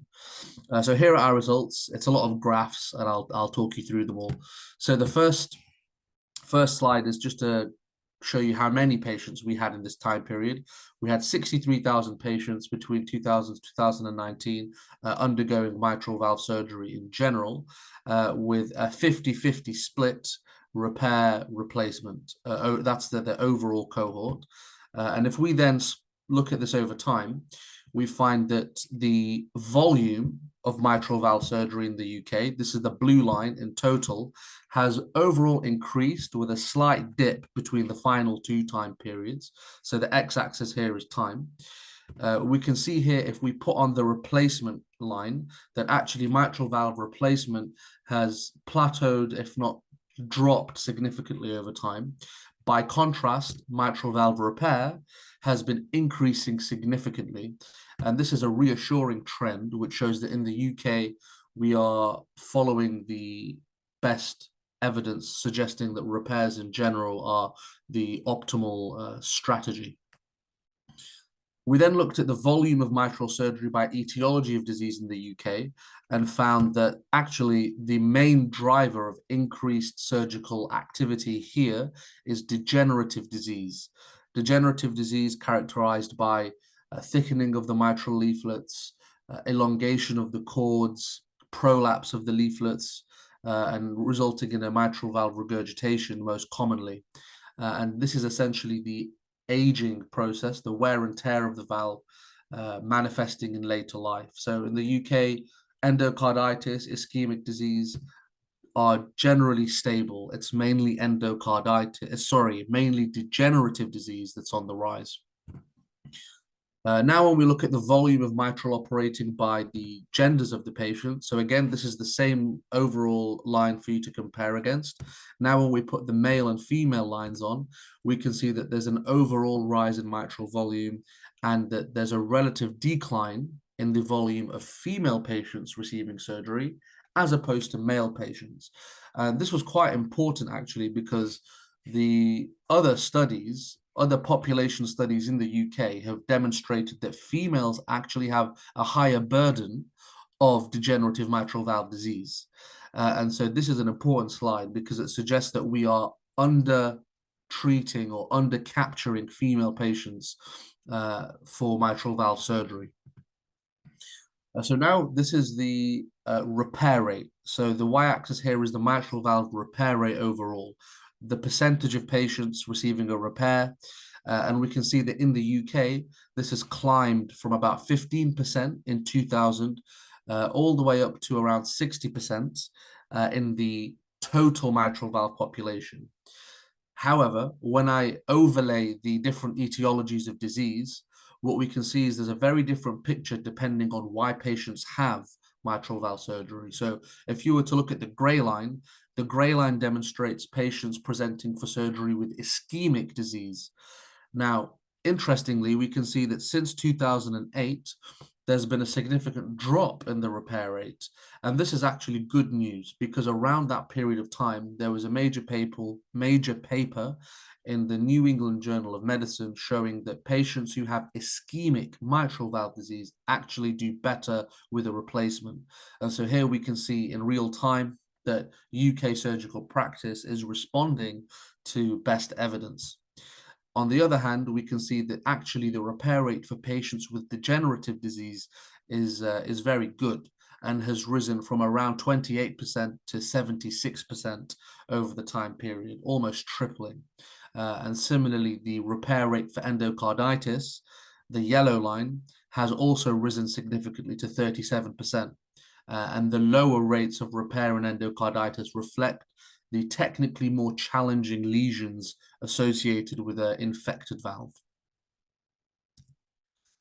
Now, when we look at the repair rate by the sex of the patient, it paints a similar story to the volume, where we see that male patients, represented by the light blue line, are more likely to receive a mitral valve repair than female patients, and that this trend is significant and consistent. And so this is an important sex-based discrepancy that we have highlighted in the study and we suggest needs to be addressed going forward in surgical practice. There shouldn't be this big discrepancy if indeed the patients are presenting with similar etiologies, which males and females do. So that's the volume and the repair rates. Now moving on to operative time. So I think for anyone who's involved in cardiac surgery, you'll know about bypass and cross clamp times. But for those amongst us who are not surgeons, I'll just give a quick overview. Cardiopulmonary bypass time is what it says on the tin. Essentially, it's the amount of time in the operation that the patient is on bypass. And there's a difference between bypass time and cross-clamp time. Cross-clamp time is always shorter and is essentially how long we have then clamped the aorta and therefore rendered the heart ischemic so that we can operate on the heart. So we want to keep cross-clamp times as low as possible, and the same is true with bypass times. But in terms of this study, they essentially are a surrogate marker for the length of operations. And so what we see here is, if you look at the blue lines are always the total times for the overall mitral cohort. Over time, we can see that there was a slight rise in operative time before then a decrease in operative time in the last time period. And I think this nicely demonstrates the learning curve in the UK, that for the last sort of 20 years, there's been a gradual rise in operative times as the surgical population has been developing the techniques, developing confidence, developing experience, and then we see that the operations have gone slightly quicker, reflecting that in the last sort of 5 years. And this is the same for repairs and replacements. And crucially, mitral valve replacement takes longer than repair. And this is something that may be surprising, but is consistent across the whole time period. Now, when we look at operative times by patients' etiology, we can see that for all etiologies of disease, a similar trend has been observed, whereby bypass and cross-clamp times have now plateaued or slightly reduced in the final time period. And when we isolate only patients who underwent a mitral valve repair, we can see a similar trend. So the previous graph was for patients who had undergone any mitral surgery. This is only for patients who've undergone a repair. And we see that the cross-clamp times, which are the bottom 4 dashed lines, and the bypass times, the top 4 solid lines, are improving over time. And crucially here, what we see is patients with ischemic mitral valve disease have the longest operative times, suggesting that these operations are the most challenging. And then finally, looking at operative time by sex, we can see that males have longer operations. They have longer bypass and cross-clamp times, which is, again, somewhat surprising. And this is a consistent trend over time. And when we isolated only the patients undergoing a mitral valve repair, again, similarly, we found that males have a longer operation than females. So now let's look at the early post-operative outcomes, primarily mortality. So this graph is looking at mortality over time, depending on which operation patients underwent. So we can see that the blue line nicely demonstrates a significant improvement in early post-operative mortality, and that actually this drop is most significant in the repair category, where earlier mortality was 5% in the first time period, and this has more than halved to 2.2% in the latest time period. By contrast, replacement mortality has dropped from 8.8 to 7.3%. So this is a less significant drop, but still statistically significant nonetheless. Now, when we look at mortality by etiology of disease, we see a similar trend, significantly improving mortality in all etiologies of disease, particularly in the ischemic group, which had a very high mortality at the first time period. And also, I think it's of note that the degenerative group always have the lowest mortality, which is something that we would expect. And now looking at mortality by sex. So I've split this into two. So if you look at the top 2 solid lines, they represent patients undergoing a replacement, and the bottom 2 lines represent patients undergoing a repair. Red is female, blue is male. Now, what we see here is that in the replacement cohort, there is not really a significant difference between male mortality and female mortality. So in the higher risk operations, that difference is not significant. However, when we look at the mitral valve repairs, which are supposed to be the lower risk operation and now the more common operation, we find that male mortality in the final time period has continued to drop significantly from 2.4 to 1.8%, whereas female mortality is plateauing and is remaining stable around 3%. And so this divergence is somewhat a cause for concern, as it shows that female patients are experiencing worse early outcomes after surgery. Finally, we conducted a multivariable analysis, a regression analysis, to see what was the impact of time period on mortality. We included all covariates mentioned earlier in this model, and essentially wanted to see what is the independent impact of increasing time on operative mortality. And we found that reassuringly, in both the mitral repair and replacement cohorts, an increasing time is an independent protective factor against mortality. We can see the odds ratio for the final time period 0.41, 0.28 to 6:1. So that's a 72% to 39% reduction in risk of mortality just because of increasing time. And this suggests that the operations are getting safer, the techniques are improving, and surgical practice overall has improved over the last 20 years in the UK, which we would have hoped to have seen. Now, finally, the limitations are simply that we didn't have data on race, socioeconomic status. We didn't have data on minimally invasive incisions. And of course, this was a retrospective analysis, which, as with all retrospective studies, was subject to bias. I think most importantly, we would have liked to have had data on the specific mitral valve lesions that patients had. So did they have a posterior leaflet lesion, an anterior leaflet lesion? How were the valves repaired? Was it a resection of the valve leaflet? Was it a implantation of cords? So these are the things that going forward we would recommend to be looked at. But in conclusion, we have shown significant improvements in mortality, repair rates, and operative times. We know that mitral repair is now the most common procedure in the UK, that the latest national repair rate for degenerative disease is 76%, but that significant discrepancies have been seen in sex-based outcome trends. Thank you very much for listening, and I'd be more than happy to take any questions either here, or if you'd like to send me an email if you'd rather not ask in the group, that's fine, whatever you like. Thank you very much. Thank you, Dr. Fadi. Thank you for your you are enlightening us, and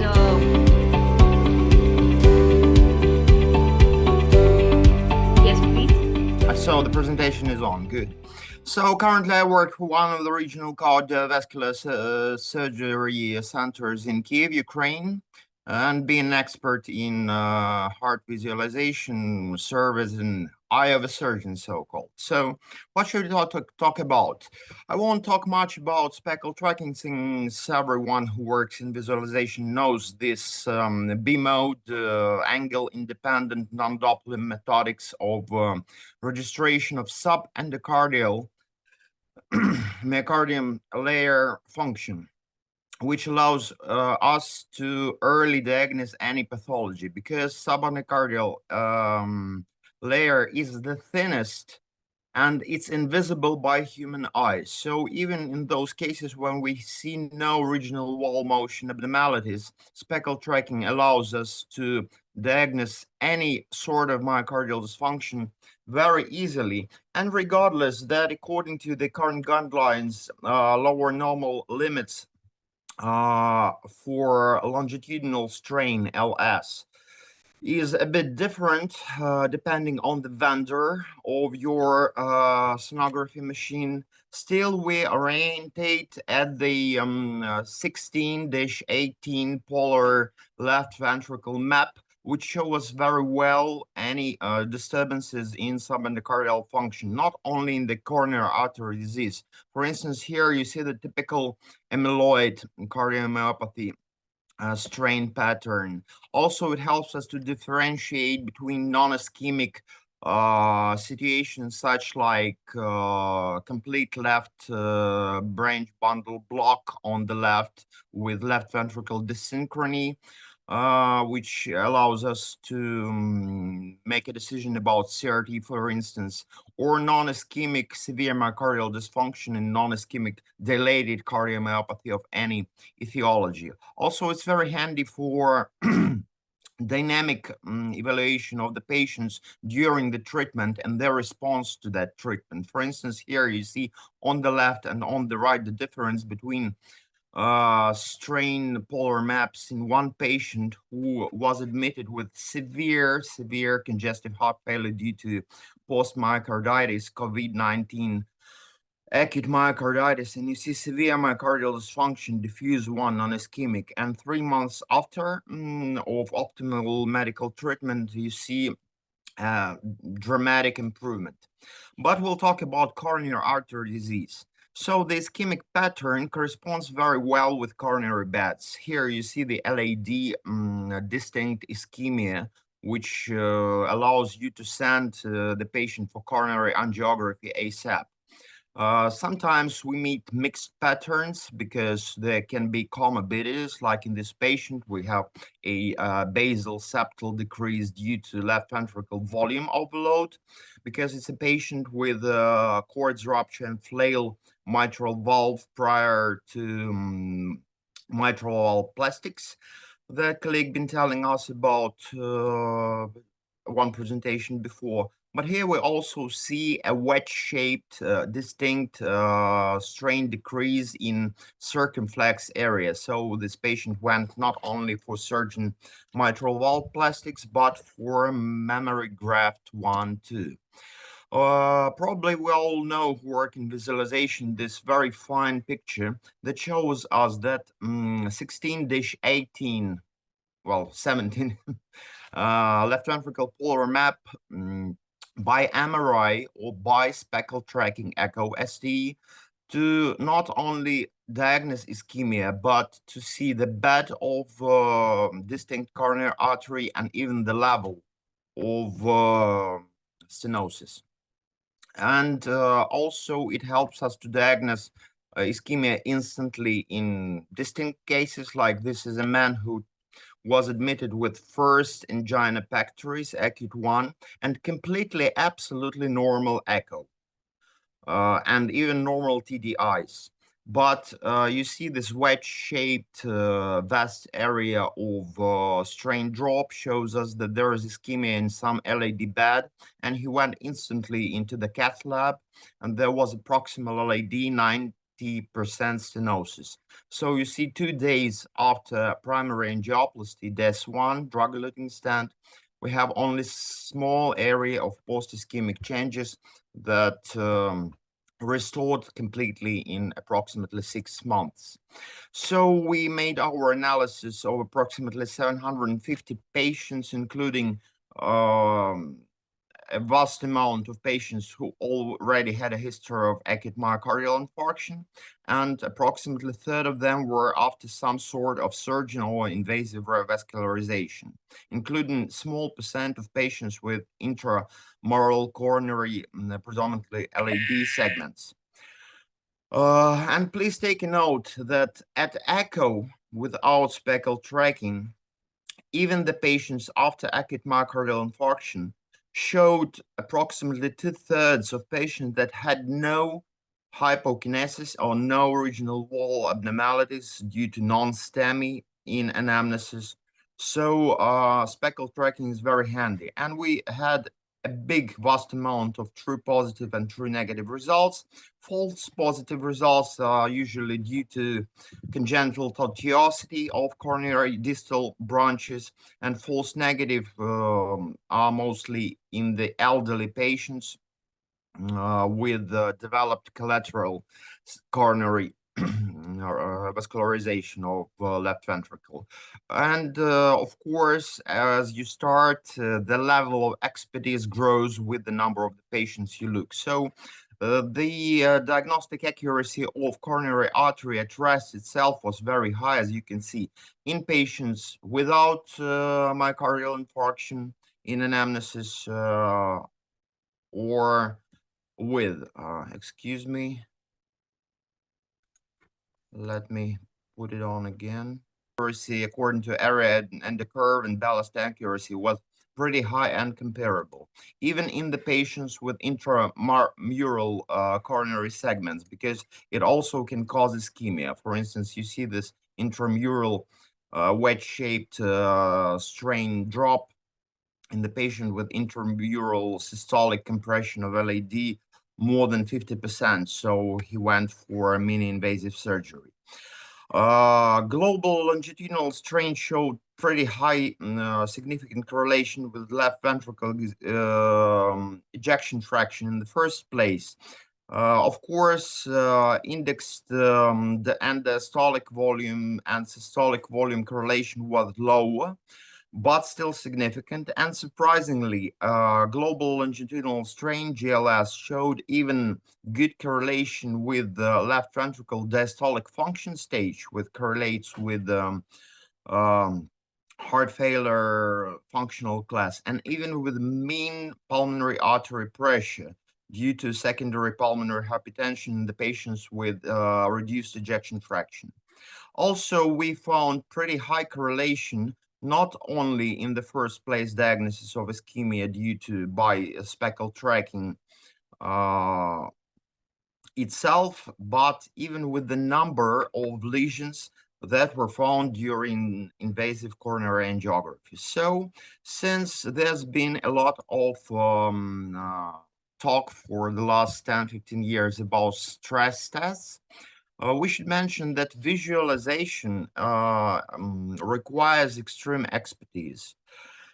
And since not everyone can see that this is an LAD, so we see the native rest recording, then 5 micrograms, 10 micrograms, and 40 micrograms. There's a classic biphasic answer, and this is an ischemic answer.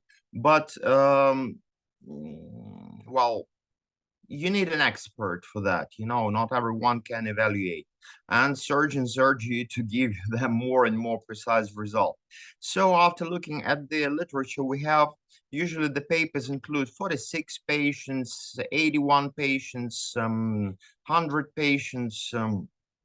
Some works are with physical exercise, which is not very suitable for city population, which is undertrained, with a lot of obesity, a lot of orthopedic problems. Not everyone can perform this physical exercise that causes dyspnea, which makes visualization difficult. So the butamine stress echo, probably pharmacological stress, is the best, especially in hard cases when you have veterans of coronary artery cath labs and surgeon rooms, like in these patients with post-infarction cardiosclerosis, left ventricle aneurysm. So we need this polar map.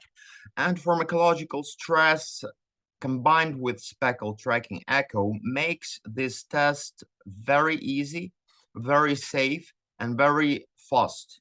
So it takes us approximately only 40 to 30 minutes to analyze, since this polar map, as we remember from this very fine picture, gives us very good information about which coronary bed is influenced and vulnerable the most.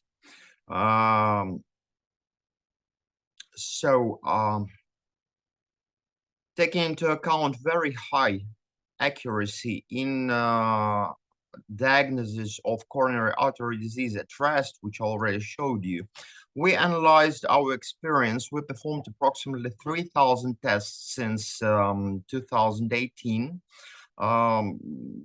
The very good profit and benefit from speckle tracking that it requires no beta blockers amendment, because beta blockers are unable to influence ischemic or non-ischemic subendocardial longitudinal strain changes. And we can diagnose not only primary ischemia, but we can sometimes surgeons do not want to go for stenting if there is a thin coronary artery. It can be technically difficult, it can cause some complications and so on. So we also, in ambivalent 50-70% stenosis in the elderly with good collaterals, we can also evaluate coronary reserve. If the patient with ischemic cardiomyopathy, we can also evaluate viability in the scar or aneurysm. So is it worth for rescue VASC or not? And we can predict myocardial function restoration after surgery or invasive elective or primary angioplasty. Like here, you can see a very good example of a young man with no regional wall abnormalities at all at rest, but you see a distinct wedge-shaped decrease of anterior, lateral, and posterior segments, which could be LAD or could be circumflex. At the first stage, 10 micrograms, you see the same picture, but at 20 micrograms with no regional wall abnormalities, take a notice that everyone is contracting fine. So we see no hypokinesis, but we see the spreading of the area of strain drops on a very vast area, which means this is LAD itself, and it turned to be the 80% stenosis of main left coronary, and patient went for bifurcation standing. So the criteria of results interpretation according to regional longitudinal strain behavior at different stress level is pretty much the same as for any stress echo according to the guidelines. So if we have a progressive increase, it's a negative test in all stages. If we have a progressive decrease, well, it's ischemia with insufficient coronary reserve. Sometimes it happens that at low doses of dobutamine, strain goes up and then further it goes down, which is called the biphasic or two-phasic answer, which also means ischemia. If we have a decreased longitudinal strain at rest and progressive growth at all stages, well, probably it's not ischemic native data cause, so it's a negative test and look for myocardial dysfunction in some other etiologies. If we have a decreased native rest strain and it goes up and up and up, well, it may be ischemia in ambivalent stenosis, but the coronary reserve is sufficient and you can send the patient for optimal medical treatment, statins, so on. If we have a severe strain decrease with constant growth, so this is a hibernating viable myocardium, so it's worth for revascularization, even in ischemic cardiomyopathy with a reduced ejection fraction. And if it's no reaction at all stages, well, it's a scar or non-viable myocardium, so no sense to revascularize. According to our data of approximately 3,000 tests, we have a very extremely high sensitivity with very good accuracy by area under curve and odds ratio above 500, which is astonishing. And the specificity, including negative tests by all criteria, viable myocardium, which is worth to revascularize, or high coronary reserve in ambivalent stenosis, bad sensitivity was also impressing over 90%. So let me show some cases which demonstrate how fastly, promptly and easily you can tell the surgeon the answer what to do with the patient. For instance, this is a patient with multi-vessel disease by coronary angiography and very, very reduced ejection fraction below 35. So the surgeon says, I'm kind of scary to take him for cabbage. But we see the instant decrease at 10 micrograms and 20 micrograms with some strain inversions. So this is a still viable myocardium, so go for revascularization. But this is a multi-vessel disease with no coronary reserve in all beds, so patient ended up with cabbage 5. Here we see an ambivalent circumflex stenosis by coronary angiography, approximately from 50 to 70%, and you have a drop at first, and at 20 micrograms we have beta, and at 40 we have even more beta. So this is a sufficient coronary reserve. The stenting and angioplasty would be technically difficult, and surgeon was not very much keen on going in there, and he was happy to get result that the coronary reserve is still sufficient and patient can go for optimal medical treatment come later. Here, vice versa. We have a patient with a small wedge-shaped area of circumflex area strain drop. It went better, and then it dropped dramatically. You see, with inversion, with widespread of strain drop and severe strain drop. So we have absolutely no coronary reserve. So go for the stenting, go for angioplasty. Here's a patient that already has one primary drug-eluting stent at STEMI in circumflex bed, and you see at rest a wedge-shaped area of strain decrease in posterior lateral post-infarction scar. But when we give 10, then 20, he had a preserved ejection fraction, and 40 micrograms, you see a small drop in the beginning with improvement at the higher doses at LAD bed. So this 50% stenosis requires probably no angioplasty and can be treated with optimal medical therapy. And stented circumflex area, you see constant growth with almost normalization by the peak doses of the vitamins. So this is a viable myocardium in the scar. So which is, here's a patient again with a scar in circumflex area. He already is after CABG 3. He already had 2 angioplasties, drug-eluting stents, and this scar get worse at 10 micrograms and then better at 20 micrograms. But it's a scar and it's already revascularized. So we have a viable myocardium here. A couple clinical cases. A young man of 37 years old. He was stented primary angioplasty on ST elevation infarction. In LAD bed, he had a primary PTCA with drug-eluting stent 1 and proximal LAD, acute occlusion, at February 2021. And instantly after discharge, he felt typical angina, approximately functional class 2, after discharge daily for approximately 1 month. So he came back.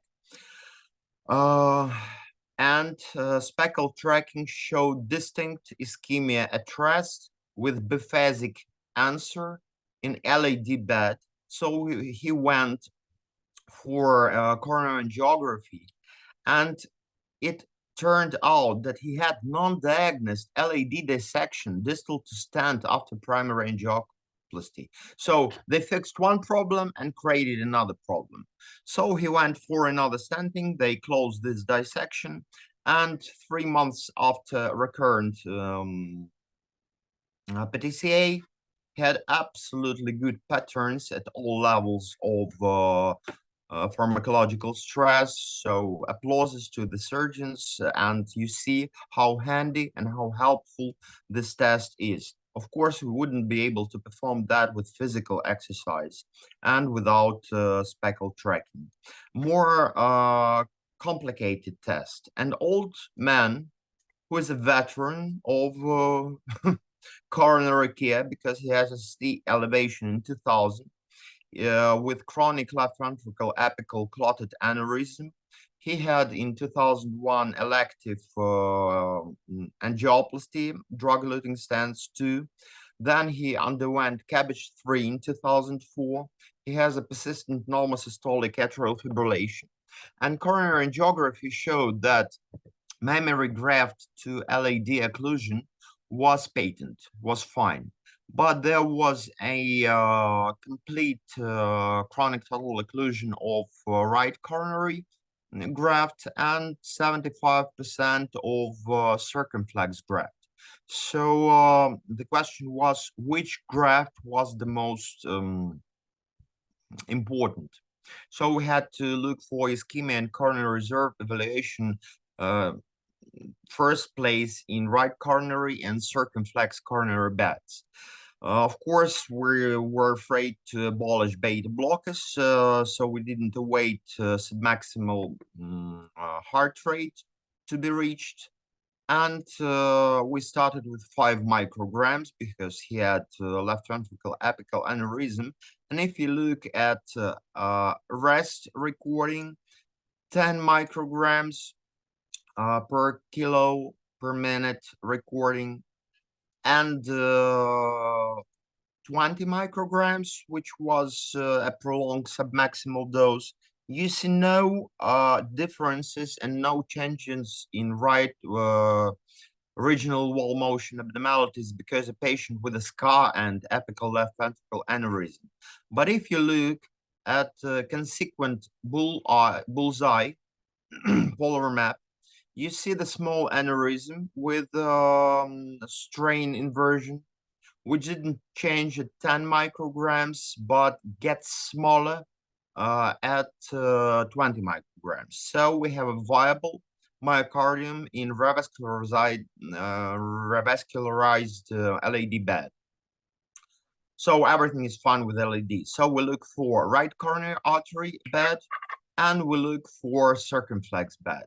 Right coronary, pretty much the same at all levels of pharmacological stress. So he has good collaterals, and this chronic total occlusion in RCA graft needs no revascularization. But if you look at circumflex bed, you see not so good, pretty much the same. And then at 20 micrograms, you have a dramatic drop of strain. So this is where the ischemia is, and that's where the angina comes from. So this patient reached submaximal pharmacological stress without any subjective complaints. Any complications are very rare and almost always transitory. There was only probably one case when we needed a cardioversion for paroxysmal lateral fibrillation, and maybe 5 to 10 cases when we need nitroglycerin for angina. All the other possible complications would go away after you stop the butamine in 3 to 5 minutes, so they're transitory. So this is the most safe stress test method compared especially with physical exercise, where you could need a resuscitation for such patient. So there was a moderate ischemia with sufficient coronary reserve in a right coronary bed, but circumflex, we had severe native at rest and progressive ischemia without coronary reserve. So he came for a drug stenting of circumflex graft, and there was a full angina regression. So even in such complicated cases, this bullseye map during the butamine stress make the stress echo most safe, most accurate, and very handy, and gives you very fast answers about what to do. Like in this case, you see sufficient coronary reserve in LAD, you have an insufficient coronary reserve in circumflex, and you have a drastic ischemia in right coronary bed. So go for coronary angiography, and this patient ended up with cabbage 3. So that's why we're for visualization. Hello from Kiev. I would be gladly answer any the questions, and this is about it. Thank you, Rajashri. Thank you, Doctor, for your great presentation. I must say, we have listened to it with a great interest, and you have shown us.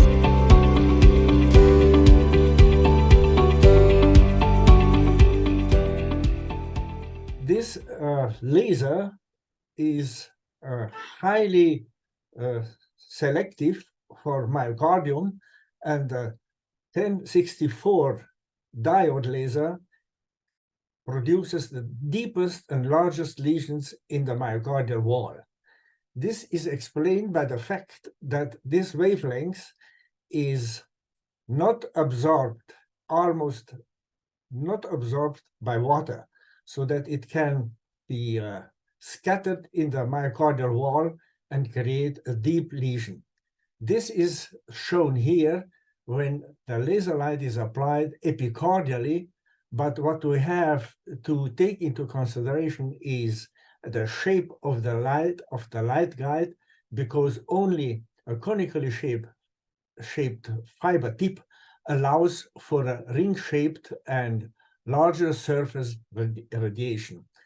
And you see here that the myocardium is coagulated transmurally in a dog heart, and the epicardium and endocardium layers are not involved, so that there is a selective absorption of the photons in the myocardial wall. For the catheter, it is important to know that it is able to register endocardial signals by using high-density catheter mapping. That means that only a very small area of the myocardium is recorded, and you can see here a specific potential of an accessory pathway that is recorded during orthodromic reentry tachycardia, and during this tachycardia, the amplitude of the potential is decreasing spontaneously. And with the diminishing and the abolishment of it, the tachycardia stops simultaneously. This is achieved by a very narrow inter-electrode distance between the electrodes, and you can see that doing so, an ablation aimed at the accessory pathway enteroceptally, you can have a potential high sharp potential simultaneously with the delta wave. So this is the suggestion that this is a specific potential of the accessory pathway. By delivering a shock at this area, the accessory pathway conduction is abolished and delta wave disappears, and we have a normal sinus rhythm. This is very important to see that this is a high-density mapping guided ablation. When using a radio frequency, however, there is a different lesion as compared to the laser, because it damages the endocardium and creates deep lesions with mural thrombi and is endangering the myocardial wall and may lead to perforations. Nochmal doppelklick. Hier nochmal zurück. Moment. Moment. Jetzt doppelt. Das ist nicht, geht nicht. Nochmal zurück. So. Lass mich das mal machen. What 50 seconds, we have achieved transmural coagulation necrosis without burning the endocardium or damaging the epicardium. You see here the endocardial view, the translucent endocardial, which is completely normal and unconspicuous. Next slide, please. This is an atrial lesion in the right atrium, endocardial approach. This is a chronic lesion, 3 months old. This is an acute lesion, 3 hours old. Next slide, please.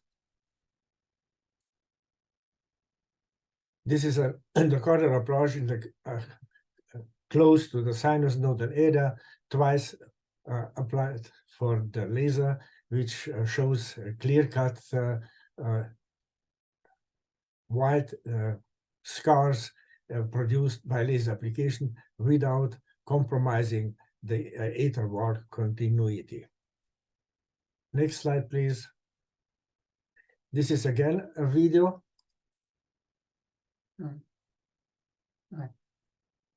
You cannot start it, I see. The video is not playing, doctor. Next slide. Then the next slide, please. Here you see what we have achieved by laser application aimed at the epicardial coronary arteries, and you see you can produce myocardial coagulation by laser application through the coronary without damaging the arterial wall itself.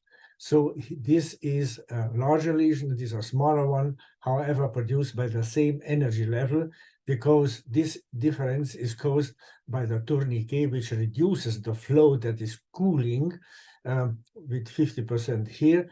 The same energy application with a normal flow is cooled and the lesion is smaller. Next slide, please. This shows the artery after laser application. normal intima and media. However, there is a slight inflammatory infiltration of the adventitia.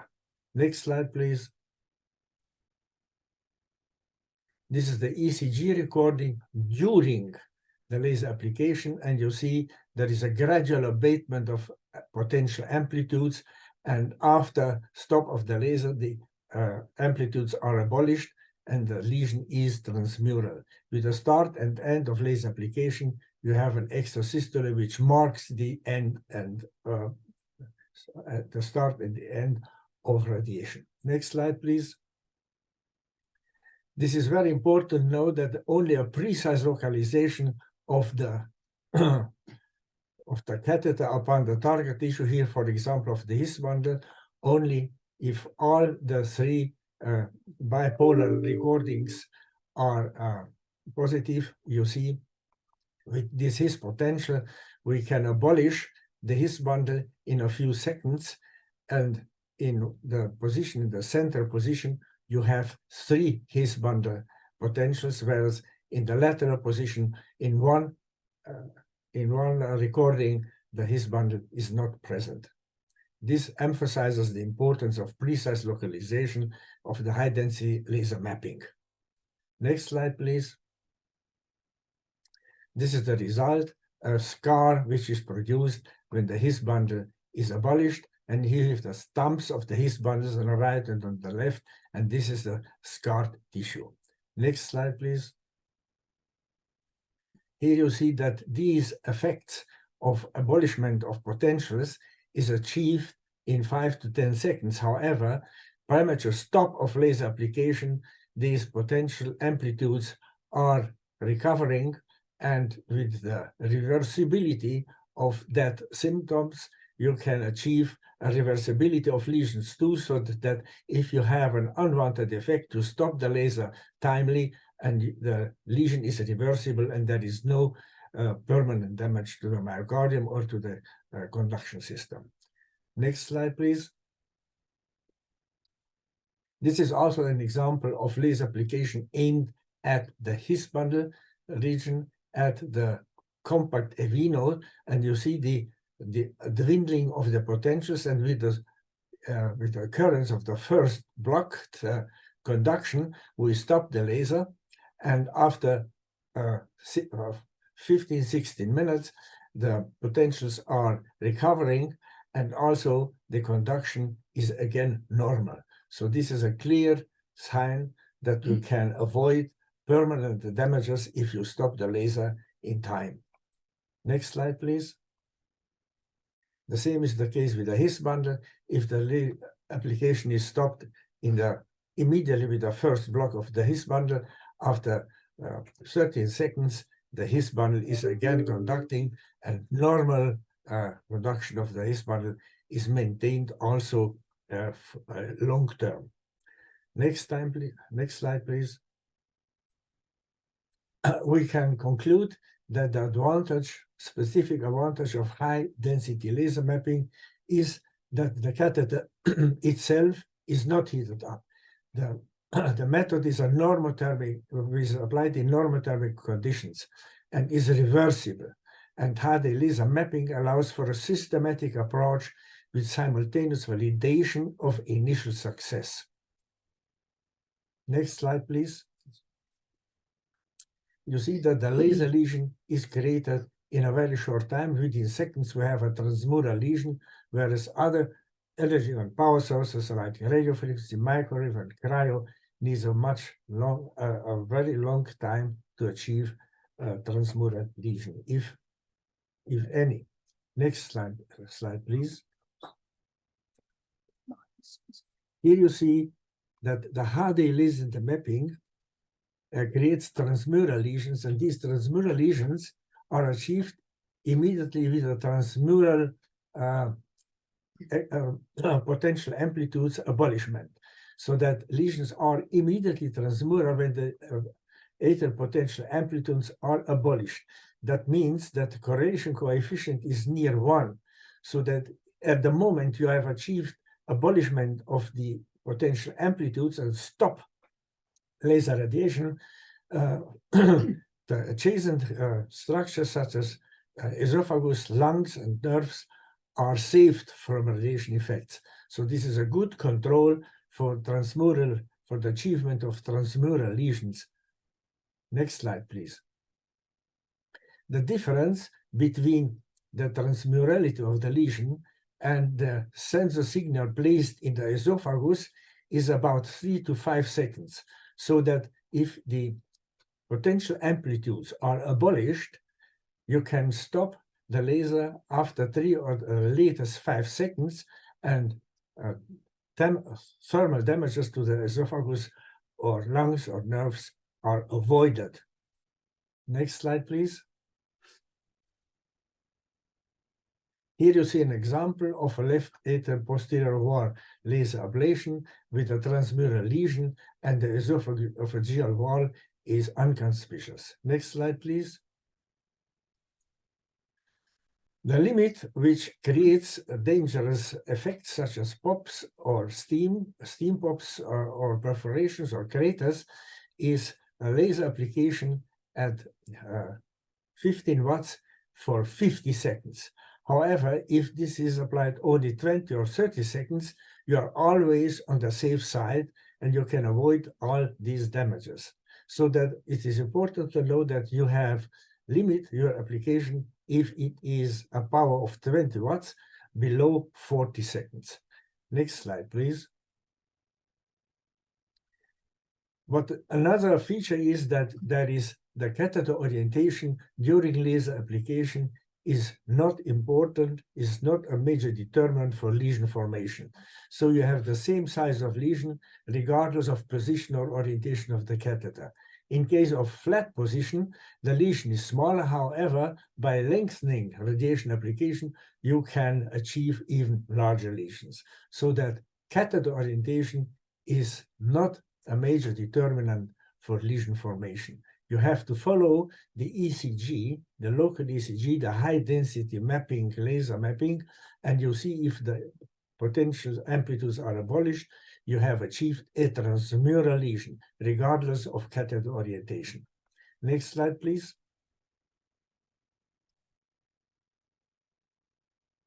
The same is the case with contact force. During laser application, you do not need contact force. Regardless of contact of 110 or 1 gram, the size of lesion doesn't change. Even at distance of 1 to 2 millimeters from the target endocardial area, lesions can be produced. So that contact force is also not a major determinant for laser lesion formation. Next slide, please.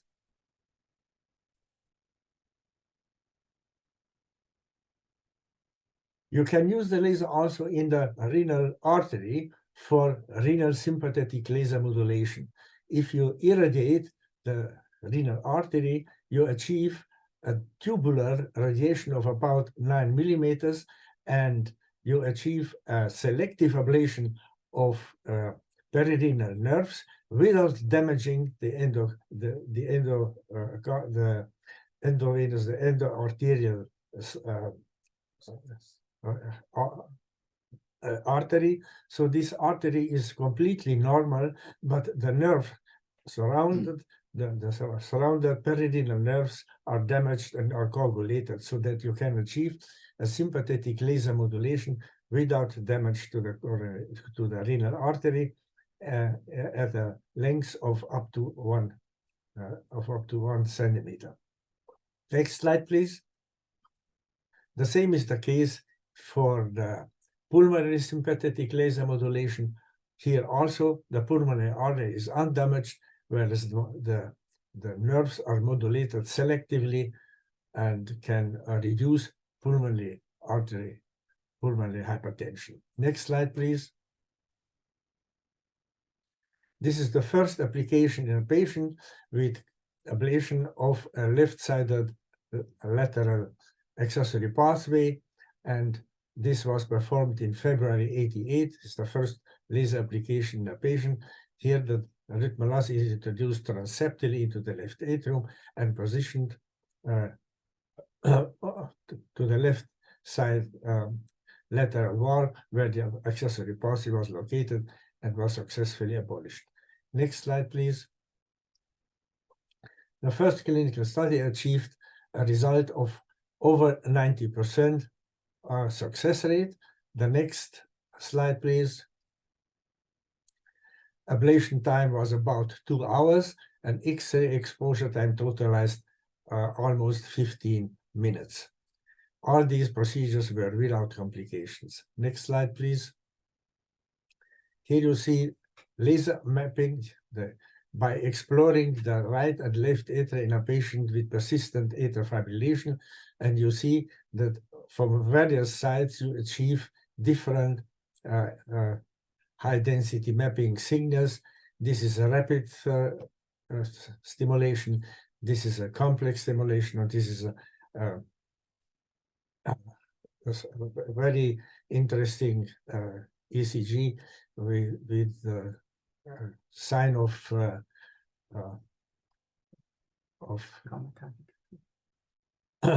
intracardiac potentials rarely seen in the right atrium. These dorsal de point-like signals are very rare signs in the atrial right or left atrial recordings. Next slide, please. Here you see the ablation of a long-lasting persistent AF in a patient with applying 10 watts for 4 seconds, and after abolishment of the local potentials, the sinus rhythm recurred.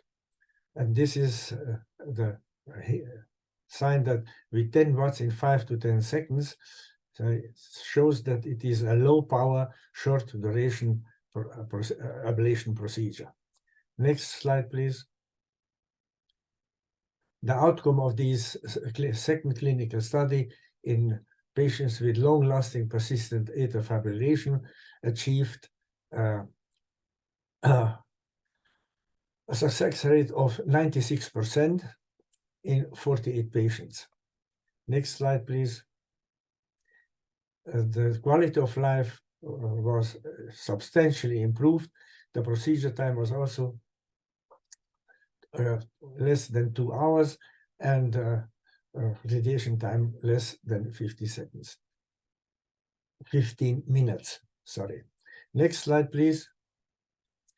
The explanation for this positive effect of the high success rate is probably that the application of the laser light in the posterior left atrial and also right atrial wall can modulate the ganglion plexi situated behind the atria, and it has been shown that by modulating these ganglion plexi, it can contribute to the success rate of the ablation of atrial fibrillation.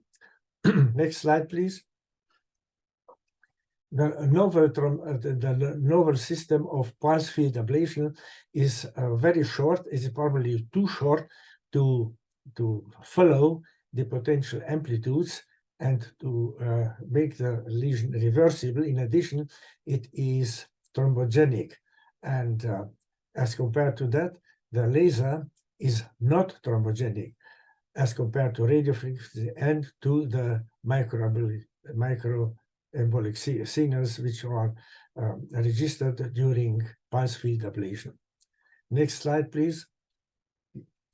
Recently, we have tested a variant of the Erythematosus by mounting magnets at its distal end, and it showed that with this system, with this variant, we can also, this is the Erythematosus M, we can also use remote magnetic navigation.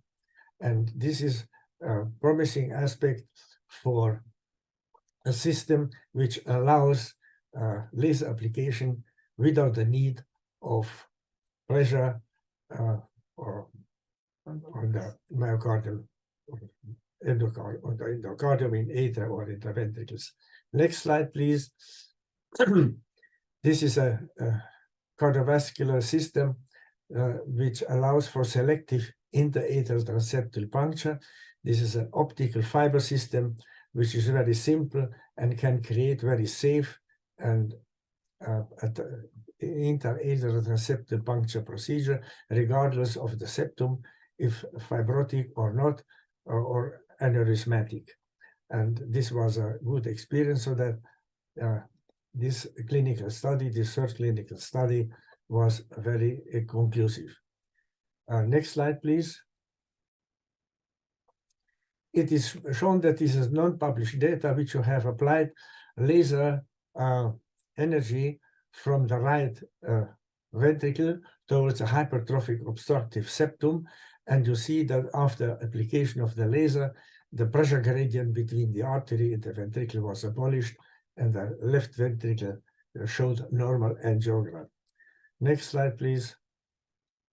In conclusion, we can say that the cardiovascular laser catheter system, by using the Rhythmolas, is an innovative, minimally invasive, painless, non-contact, open irrigated, high-density laser mapping guided, low power and short duration ablation procedure. It is performed under normothermic conditions, avoiding interfering with electrophysiologic principles, and lesions are limited to the target substrate. It produces selectively the largest clear-cut transmural atrial and ventricular lesions of homogeneous coagulation necrosis within seconds. Myocardial scars do not hinder laser lesion formation, so that in ischemic myocardium with tachycardias, ventricular tachycardias, you can use the laser without problems. It is an important feature for ablation of ischemic myocardium. Lesions are not arrhythmogenic, and it is the only method that is not thrombogenic. The contact force and the catheter orientation are not major determinants of lesion formation. High-density laser mapping allows for limitation of lesions to the target tissue, including renal, pulmonary artery, and retrocardial nerve modulation. The catheter is MRI compatible, except the Rhythmolas M, which has magnets, is provided with magnets. So that using the catheter variant Rhythmolas M, you can use also the magnetic navigation system from Stereotaxis. In conclusion, we think that this is an intriguing, the laser method is an intriguing alternative for catheter ablation, and we hope it will become an all-pervasive procedure. Thank you very much. Thank you, Dr. Helmut. We are really grateful for the time and efforts you took to share your thoughts and experience in this presentation, and really accept our sincere appreciation for your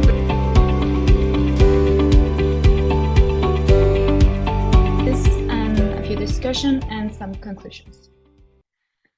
So first of all, acute myocardial infarction, or AMI, is one of the main causes of death in the world, as we all know.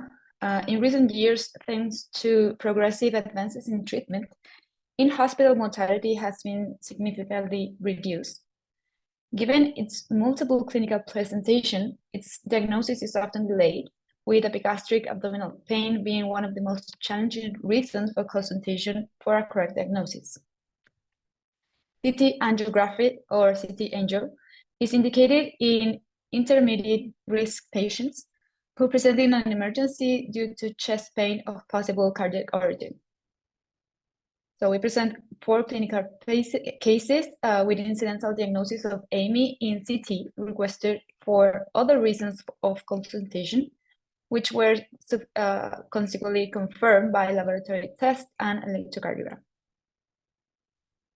The first case is about a 49-year-old male patient with no medical history who consulted for left cervical pain with irradiation to the ipsilateral arm for 48 hours. A CT angio was performed of the neck that showed a dissection of the left internal carotid artery, and also a CT angio of the chest was performed for suspected acute aortic syndrome that showed the presence of hypodensities in the interventricular septum at the level of the apex anterior wall and lateral wall with vascular distribution that was suggestive of infarction. Then the study was completed and confirmed the diagnosis of infarction in the anterior descending and circumflex territory. So here we have the selected images. Above we have axial CT in A with contrast and B without contrast.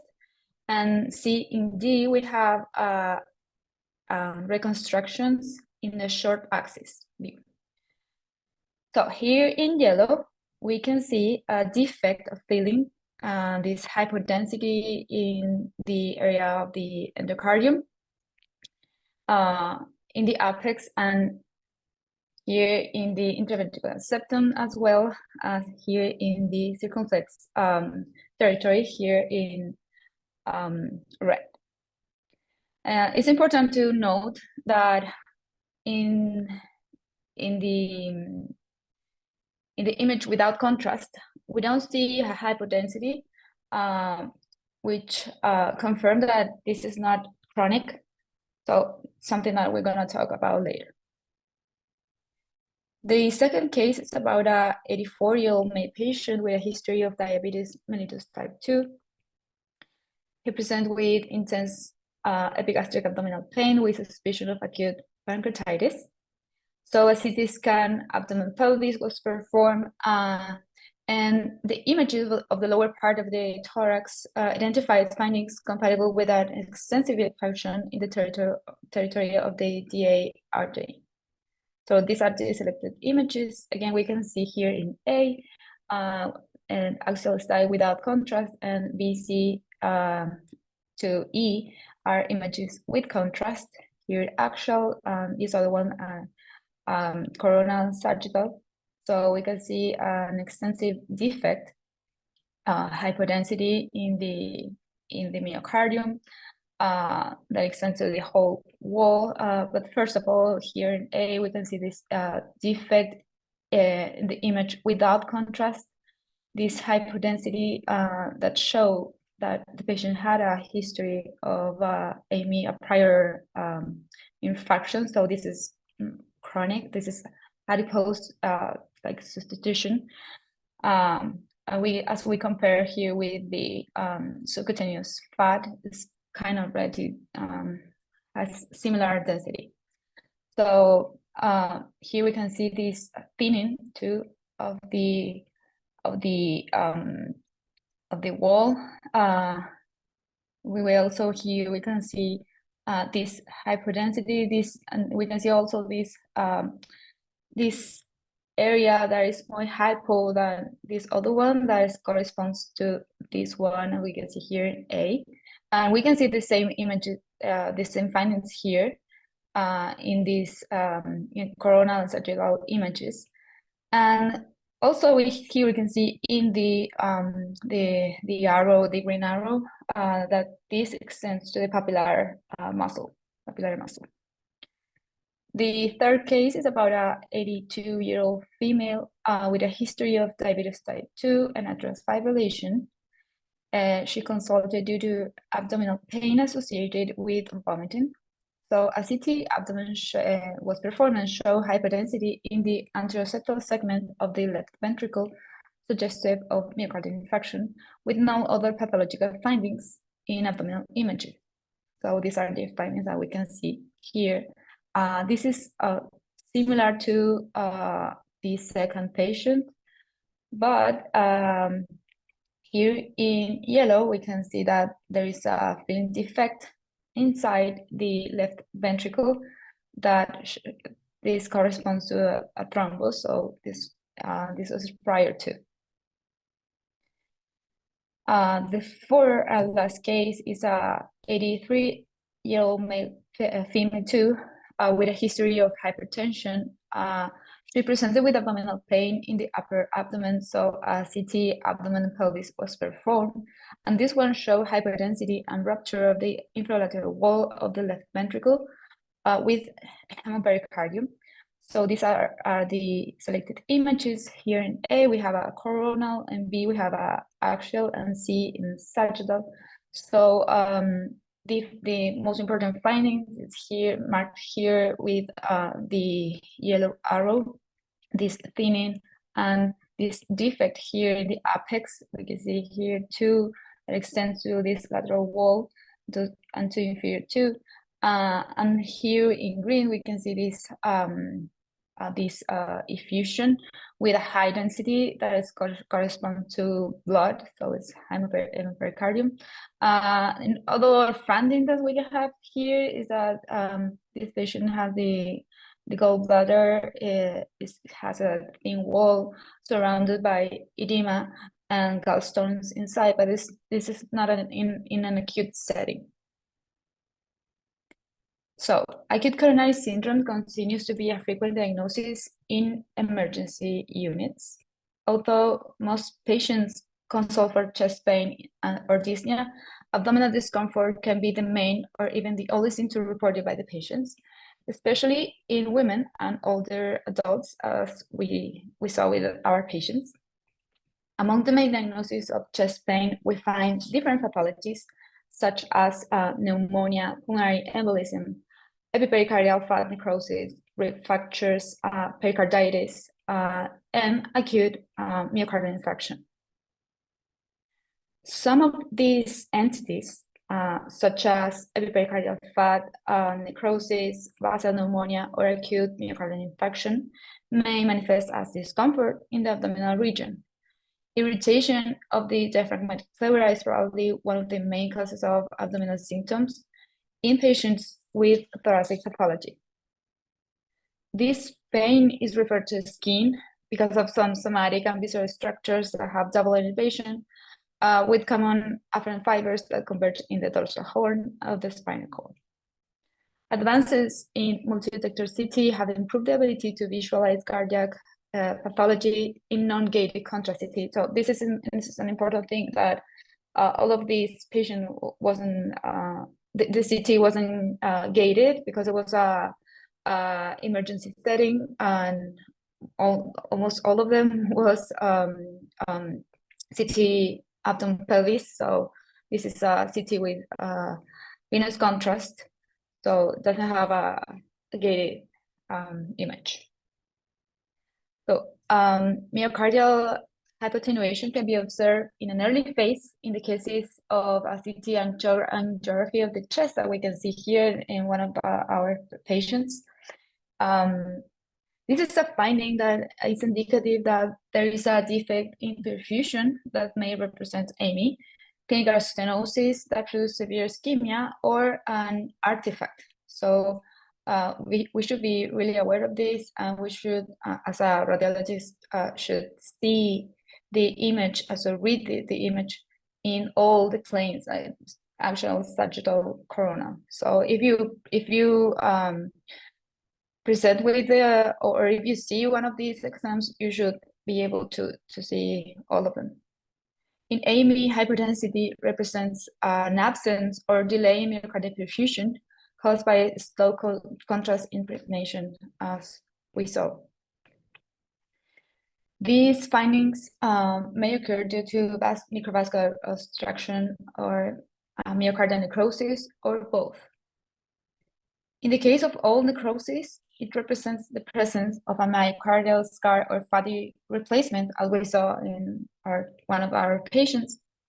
And in the cases presented, acute ischemia was suspected mainly due because there was preservation of myocardial thickness. I mean, one of the patients had a prior AMI, but the thickness of the wall was different. Absence of calcification, we didn't have this in our patients, and ventricular dilatation. All the ventricles all was okay. So these later findings are more frequent in patients with previous necrosis and resolve for reticular remodeling. So this is a different setting of chronic myocardial infarct. So here we can see some different findings. So there is extensive fatty infiltration here, replacement here in this case. This is to chamber view. So the anterior wall was, the endocardium was replaced with this fat, and here we can see some thinning of the wall. And in this other image, this is a MIP for chamber view, we can see these calcifications within the endocardium and also thinning of the wall. That these two findings are indicative of a chronic myocardial infarct. So it's a different setting. So to finalize, these cases highlight the importance of evaluating the imaging examination in its entirety, regardless of the reason of consultation. So if the patient, as we saw, present for something suspected pericarditis, we should be reading the lower part of the thorax too. Radiologists, therefore, must be aware of not focusing only on the abdomen, but rather looking beyond its limit to avoid misdiagnosis. Sometimes we also are able to see pulmonary embolism, so this is really important. It should be noted that none of the patients had a known history of coronary heart disease, nor previous images to be able to compare the findings and define whether these were recent or if they were present previously. So this is something that the images finding and the clinical context suggested AMI as the most likely diagnosis, as we saw before. Some references. Thank you so much. Thank you, Dr. Francisca, for your great presentation. We listened to it with a great interest, and congratulations on your excellent reports you have shown to us. Thank you so much. Does anyone have any questions?